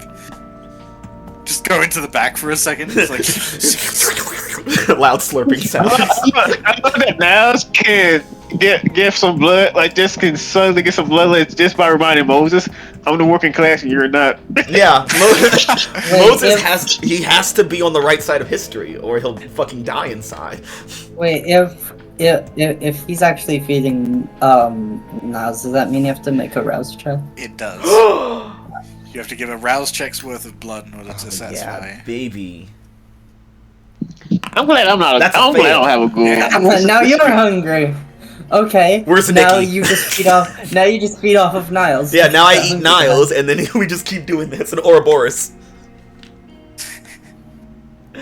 Yeah. He drinks directly from the wrist. That's the classical way, unless you have a preferred other method. He has to give me a nice little kiss. No, he drinks from me. You bite Just hit me with yourself. that bird, man. You bite your lip hard enough to draw blood. No, I have to like bite the God. inside of my cheek, so he has to do like open tongue. He's gotta work for it. Honestly, I would not put that past some vampires. That's a Toreador kind of thing right there. Absolutely. It's like, where do I get the blood from? Oh, it's in here. You gotta work for it, buddy. Yeah, he takes a sip, and a pretty big sip. A gulp. And he, like, his head flies back, takes a deep breath, and you can see his pupils dilate. Like, classic, just got my fix ghoul style. He's like, okay, back to work! And he's, like, kicks open the door, he's back behind the bar, and he starts spinning drinks. Moses thinks to himself like, when was the last time I fed him? Oh, baby, daddy's back! He's like sipping up and down the fucking bar. Man. He's like, I haven't been fed in 3 months. He's doing a fucking handspring and juggling. Yeah, honestly, seeing that amped up, Timothy, who's currently still sketching, just glances up like, I'm getting hungry now. No, he's like, I kind of. Moses thinks to himself like, I could give Timothy some of my blood. No, I don't know him. You start feeding all the ghouls in the end, they've just tied you down, got straws in you. Like, Moses like, Yeah, I'm you gotta saving be the working careful with class! Yeah, you gotta be careful with feeding your ghoul because otherwise they might start biting the hand that feeds them. Yeah. I kind of say I had to be careful with Abigail because she's a ghoul too. Yeah, she might actually fuck you up. Yeah, if Abigail realizes that she can get your blood without your consent, like, at least right now, she could potentially kick your ass. Yeah, Abigail not could ready probably for kick my ass. Whereas Niles could try to get my blood without my consent, but he knows the consequences are of challenging Moses at any point in time. yeah, but if all of them team up, Moses is gonna punch all of them in the face and they're all gonna die immediately. He can't kill us all! It's like, yeah, I can! there's only 4 of you. Moses grabs a bottle, cracks it open, and picks up a chair. He's like, bet. Alana, freaking, Alana just stands there. It was like, okay, I'm gonna just mesmerize you real quick. Don't worry. Oh no. Alright, you're gonna let all of us drink from you for as long as we want. That would probably trigger self-preservation. You gotta get Yeah, to I level figured. 5 for that. Yeah. Aha. Once you get Terminal Decree, you can start telling people to do whatever the fuck you want. Yeah. No, I'm not going that far. Yeah, Niles is clearly amped up. He's throwing drinks around the bar. Sometimes literally. And then running and catching it. As he's kind of flipping around, he's like, oh, shit, right, the paint guy, he left a message for you somewhere. Oh, You're fuck. around here. Is it written? And he's clearly looking for something physical, and then he perks up and is like, no, he told me. Oh my god, this man is the worst kind of addict. It's like, okay, what was it? He said to pucker your asshole. Moses blinks for a second, he's like, and he said that? No, he didn't say that. He didn't say that. No, he did. He was pretty pissed. For what? What did I fucking do to him? Fucking pussy ass. He said, hold on, and he, like, straightens himself up. Like, he's, like, fencing himself up, and in the process of this, Kendra kind of grabs a tissue and folds it up into, like, a bow tie looking thing. He's like, oh, yeah, thanks. She's so creative, I love her. She's great. He puts that against his neck and is like, I'm gonna fuck your boss up, because he fucked up my job. What? And Moses is just like, I fucked up his job. Yeah, apparently he was working on something for a long time. Some guy in 7th Ward. Some guy in the 7th. And Moses is like really thinking hard. He's like, some guy in the 7th ward. I don't know anybody in the fucking 7th ward. What the fuck is he talking about? Damn. Yeah. I was always on my fucking ass about something. He wasn't too specific about it, but it was something he was working on for like years. For years? What the fuck? Years of what? The 7th ward? Who the fuck goes to the 7th ward? Also, what the fuck? My asshole? What's he gonna do? Like, this is a weird ass thing to say. I think he implied he was gonna fuck you, but I think it was more of like the threatening kind, is not like the offering kind. I still am unsure of what I even did wrong. I don't know, dude. No, last time I was in the 7th ward was when I... Huh. No, that's not related. No, that's probably nothing. Nah, that's probably not it. Alright, well, I'm glad we figured out what it's not. But yeah, I don't know. He's fucking up his own ass about something. I don't know. I'll talk to Lola about it. Hey, he said something about being up your ass. That's all I'm saying. You know what? My foot's gonna be up your ass if you don't get those drinks out faster. he looks you dead in the eye and starts spinning a mixer over one hand. It's like... don't even need to try. Barely even have to breathe right now. This fucking circus of a bar. Fucking blood addict right here. Just high as fuck. I can't wait for Silas to come to the barrel house for the first time. He's just like, oh, what the fuck? Yeah, Niles is one of those blood addicts. It's like, he's really, really good when he's streamlined. If he's too close to the end of his rope, or he's just had a hit, he's useless. Yeah, he's what we call like a functional addict. Like, he's like one of the suburban moms who like does something really heavy, but like, you know, you would never know until she does it. Yeah, Niles would be like a wine aunt. He's perfectly fine if Thanksgiving comes around. This man's drunk off his ass. Yeah, but things just more fun. So yeah, it's great. Promotes it. Everyone loves it. When Moses first schooled him, you remind me of my aunt. Now it's like, oh, you belong to me now, slave. Welcome to Bruja. Yeah, so Niles continues about his work. The ghouls continue drinking heartily. They've taken quite a few drinks. You can tell it's probably not hitting them as hard, and it's pretty obvious why. Yeah. Though Kendra, if you stick around long enough, will notice Kendra's kind of going around to other people and challenging them to drinking competitions. Oh. And it's just to get like $20, but she always wins. Yeah, it feels right. She deserves this. It's good for her. She thinks so. Yeah. Moses supports Kendra. He doesn't. He sometimes doesn't remember her name, but he supports her, whoever she is. Fun one. Now it's fun, friend. Yeah. Friendship with Niles ended. Friendship with Kendra ended in fresh fashion. Well, and he also thinks that he also sometimes believes that Kendra is Niles' partner. So. That's true. Well, we'll see how long that takes to dispel. Yeah, never. Also, I mean, does Moses know? I think we've established before Niles is gay. Oh yeah, that's right. Like he's talked about why he doesn't get girls' drinks. Yeah, I think Moses always forgets it. Like he doesn't think about it. He doesn't see it. He doesn't ask and doesn't tell.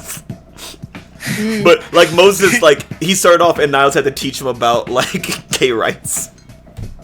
Yeah. He's like, wow, you're right. This is something I should stand up for. But he's like, he's really supportive, but he's bad at it, kind of thing. Yeah. He's like, yeah, you know what? It's great that you're dating a girl. Try new things. It's like, yeah, okay. It's okay. Everyone experiments out there. It happens. It's a good part about discovering yourself and your sexuality. So I think we are running a bit late, but I think this is a happy enough scene to end on. We've had Silas meeting his hunter. That was nice. And they became learned about. They teamed up. It was Yeah. great. Look, I learned about her. She learned I knew jack shit. Yeah. Yeah. She's like, I'm supposed to be fighting you. Why? Girl, I don't know. And you both learned that there's more to this than it seems. Yeah, politics. Yeah, lots of politics. The thing that Silas hates the most, politics. We successfully covered up a murder. You did. Yeah. You did successfully cover up a murder. Once you hear back from your contacts, you do. Like, obviously, Bernie was true to his word. He is a reliable contact. Yeah. The information is scoured. That situation is no longer a problem. You managed to avoid raising the ire of the Inquisition tonight. Fuck you, Inquisition. Yes. We did it. I mean, I can go back to the bayou. It does. And in fact, if, at least from her perspective, Teresa won't be sending any more wolves and birds and shit after you. Yay! Good. You can be in your bathroom and Well, for now.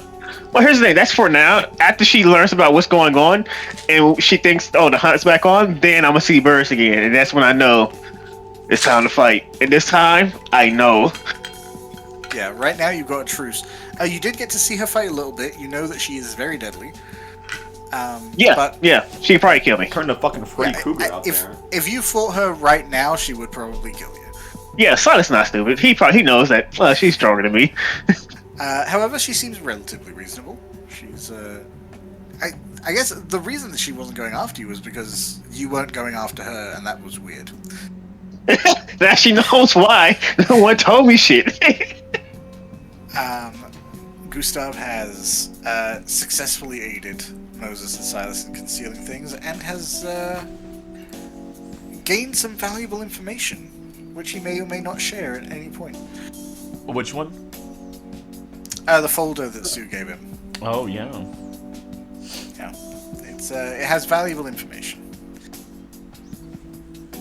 We have had Virgil mostly trying to avoid the ire of our local deputy sheriff, and succeeding quite well. Also learning that, well, someone's having trouble in the across the bridge. But that's none of our business. You gained some information about who might be behind the spiritual affair, or at least physical descriptions, which I don't believe would match anyone that you have met so far. Well, I mean, suit and coiffed hair, like, could be literally any venture, but Lola has been successful in meeting up with Maurice and essentially getting the lowdown on what that meant for him and what kind of difficulties there were. She also gained some insight, I think, into Alana, or at least, I think, worthy questions. What? Yeah, like that one. Yeah. I mean, I don't know if I got like full insight. It was more just like things happened, and Lo's just like, hey, hi, this lady that I thought was the most normal out of all of us is also kind of fucked up. Yeah. So that's great. A lot of suspicious things around Alana. Lola has been around long enough, I think, to know that, like, I mean, ghouls can't free them. So, I mean, although she's the ghoul of a Malkavian, so who the fuck knows? Yeah, it's just that's suspicious. And I'll have you know, weird. I didn't frenzy. I'll have you know. Yeah, there probably would have been Lola probably would have had more suspicions if she had frenzied. Yeah, she did almost steal your car, though. Yeah, that did happen. I mean, but people can be crazy, just like normally. Like ghouls can be like just weird people, I guess. Yeah, do you not know our group? Most of us are crazy. Yeah, like. And speaking of crazy, Alana has had a no good bad night. Yeah, nothing. No. You learned nothing but bad No news. good bad. Yeah, learned a lot, all of it bad. Even the good news was actually bad news in disguise. Yeah. Yeah, she might get the prince assassinated. She having the committed domestic the terrorism. promise, having the the promise friend. of someone saying that they can turn you back is pretty major news. It is, honestly. But also, she said she's gonna kill everyone who knows me. She so- also killed her sister and was kind of like joyous about it in a way, which is a little wild. So like, I mean, her not- sister was a vampire that was murdering people. So. not the most stable of people to get advice or help from, in my opinion. I mean, if you think about it, Madhouse, if someone you loved turned into a blood-sucking parasite monster thing that was out of their own control, and you know they wouldn't want to hurt people, wouldn't you be happy about killing them so that they don't hurt anyone else? No, I wouldn't be. I wouldn't say happy about it. No. Okay, well, Kimiko's different. I wouldn't say I would ever be happy about killing someone that I love, even if it was for their own benefit. I say Alana is sadly surrounded by crazy people. Like, even the ones that try to help her are fucking crazy. If Cash was trying to eat peanuts and whatnot tomorrow, I would still feel kind of bad if I had to choke him out to stop him from doing so. I would not be joyous about having to choke Cash out to prevent him from doing something dangerous. would not feel good about that, really. Yeah, you'd feel bad about choking him out, but how would you feel about putting a stake through his heart? Probably a little bit worse. A little better. Nope. Oh. Well, I guess we're on two different ends of the spectrum. Look, yeah, crime and not crime. The thing is, Alana does not really actually believe that Kimiko will be able to accomplish what she says she's going to.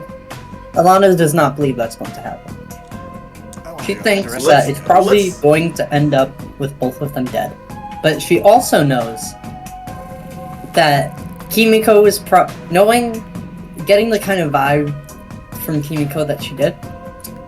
Kimiko is probably going to try to do this shit whether or not Alana actually agreed to it. Yeah. Well, we'll find Kimiko and as far as Alana goes, in the little fucking, she's essentially trying to exert what little control she actually has on the situation. Yeah. Well, she'll suffer at the end of the day, she doesn't crime. actually have control over anything in her life. Also, Vincent's a rat bitch bastard, and Lola needs to team up with Moses to kill him. Yeah. That bitch sided with the mob to fucking squeeze me out. Fuck you, dude. Fucking asshole.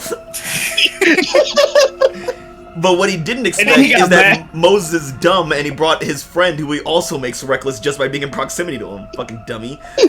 He didn't think you were gonna rip the dude in half. He thought wrong then, dumb fucker. Did he not know who Moses was? Yeah. He knew, well, no, he's used to dealing with Leona.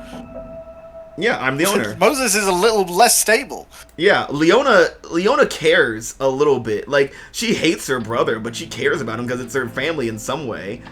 Moses doesn't give a shit. He doesn't have any family. Yeah, that's hard for a Ventrue to understand, because they're just like, well, Leona sided you, doesn't that make her like your mom or whatever? No, I hate Leona, she's a fucking asshole. She shows up every 6 months, praises Niles, and belittles me, and then leaves. To be fair, Leona also deals with problems different. Like, she's already shown she has Dominate, so she clearly will deal with a problem other than punching it. Leona, I don't think Vincent's figured that out yet. This month alone, Leona spent more time with Lola than she has with Moses. That's true. Just during the campaign, I think she has explicitly spent more time talking to Lola than she has looking in Moses' direction, thinking about the barrel house. Wonderful. You know what you need to do? You and your side need to come to meet me and mine every Sunday. We play cards. Yeah, is that still going to be happening now that Kayla, it seems, has thrown you under the bus? Oh, 100%. But now I can cheat. I'm going to cheat her more now. I can't do shit to her. She's stronger than me, but I can steal her money or whatever she bets. Vincent so fucking hard, and everyone's gonna cheer, and we're all gonna be happy about it. No one likes this man. Show me someone who likes Vincent. Lola. No. What? You like Vincent? Ew. No.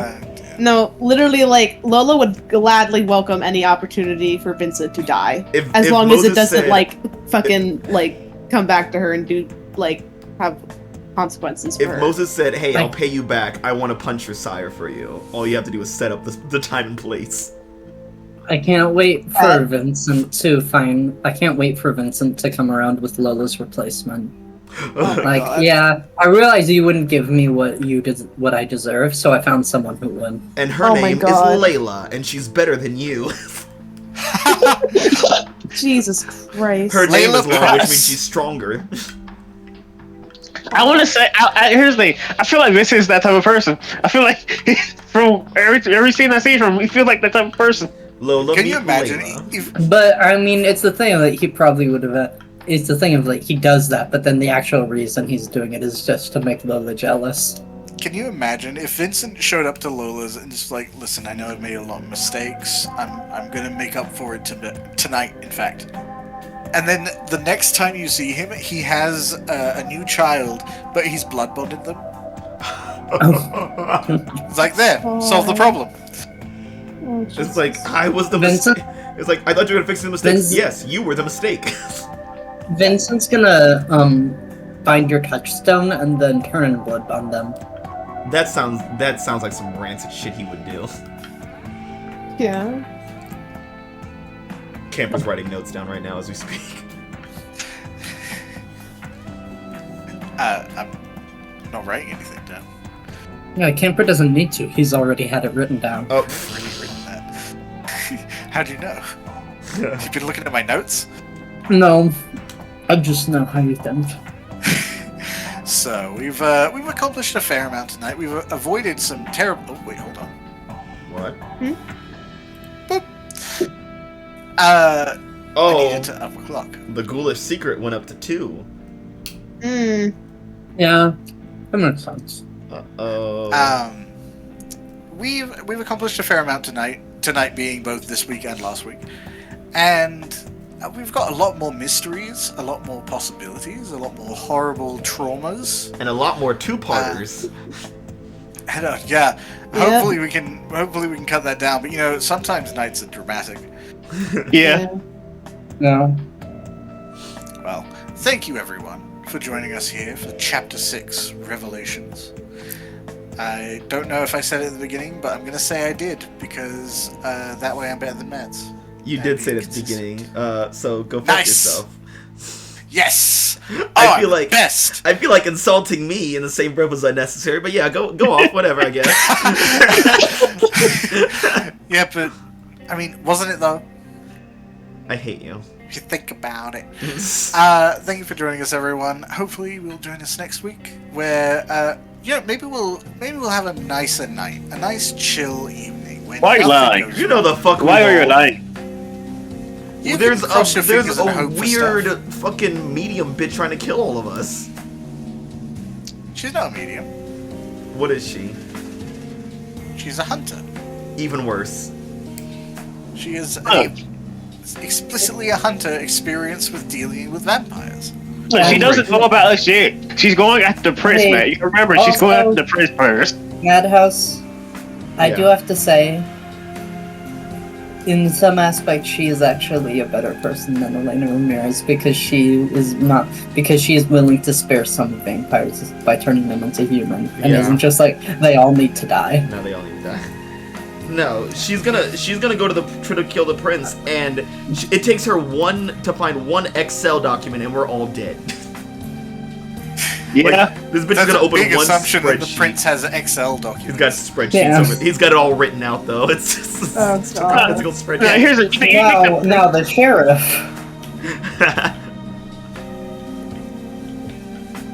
Look, the Camarilla doesn't really like technology. There's probably like sheaths and scrolls and shit somewhere though. The fact that our coterie uses our phones to communicate with each other pisses them off probably, and it makes them even madder that we yes. have a very defendable fortress of a house.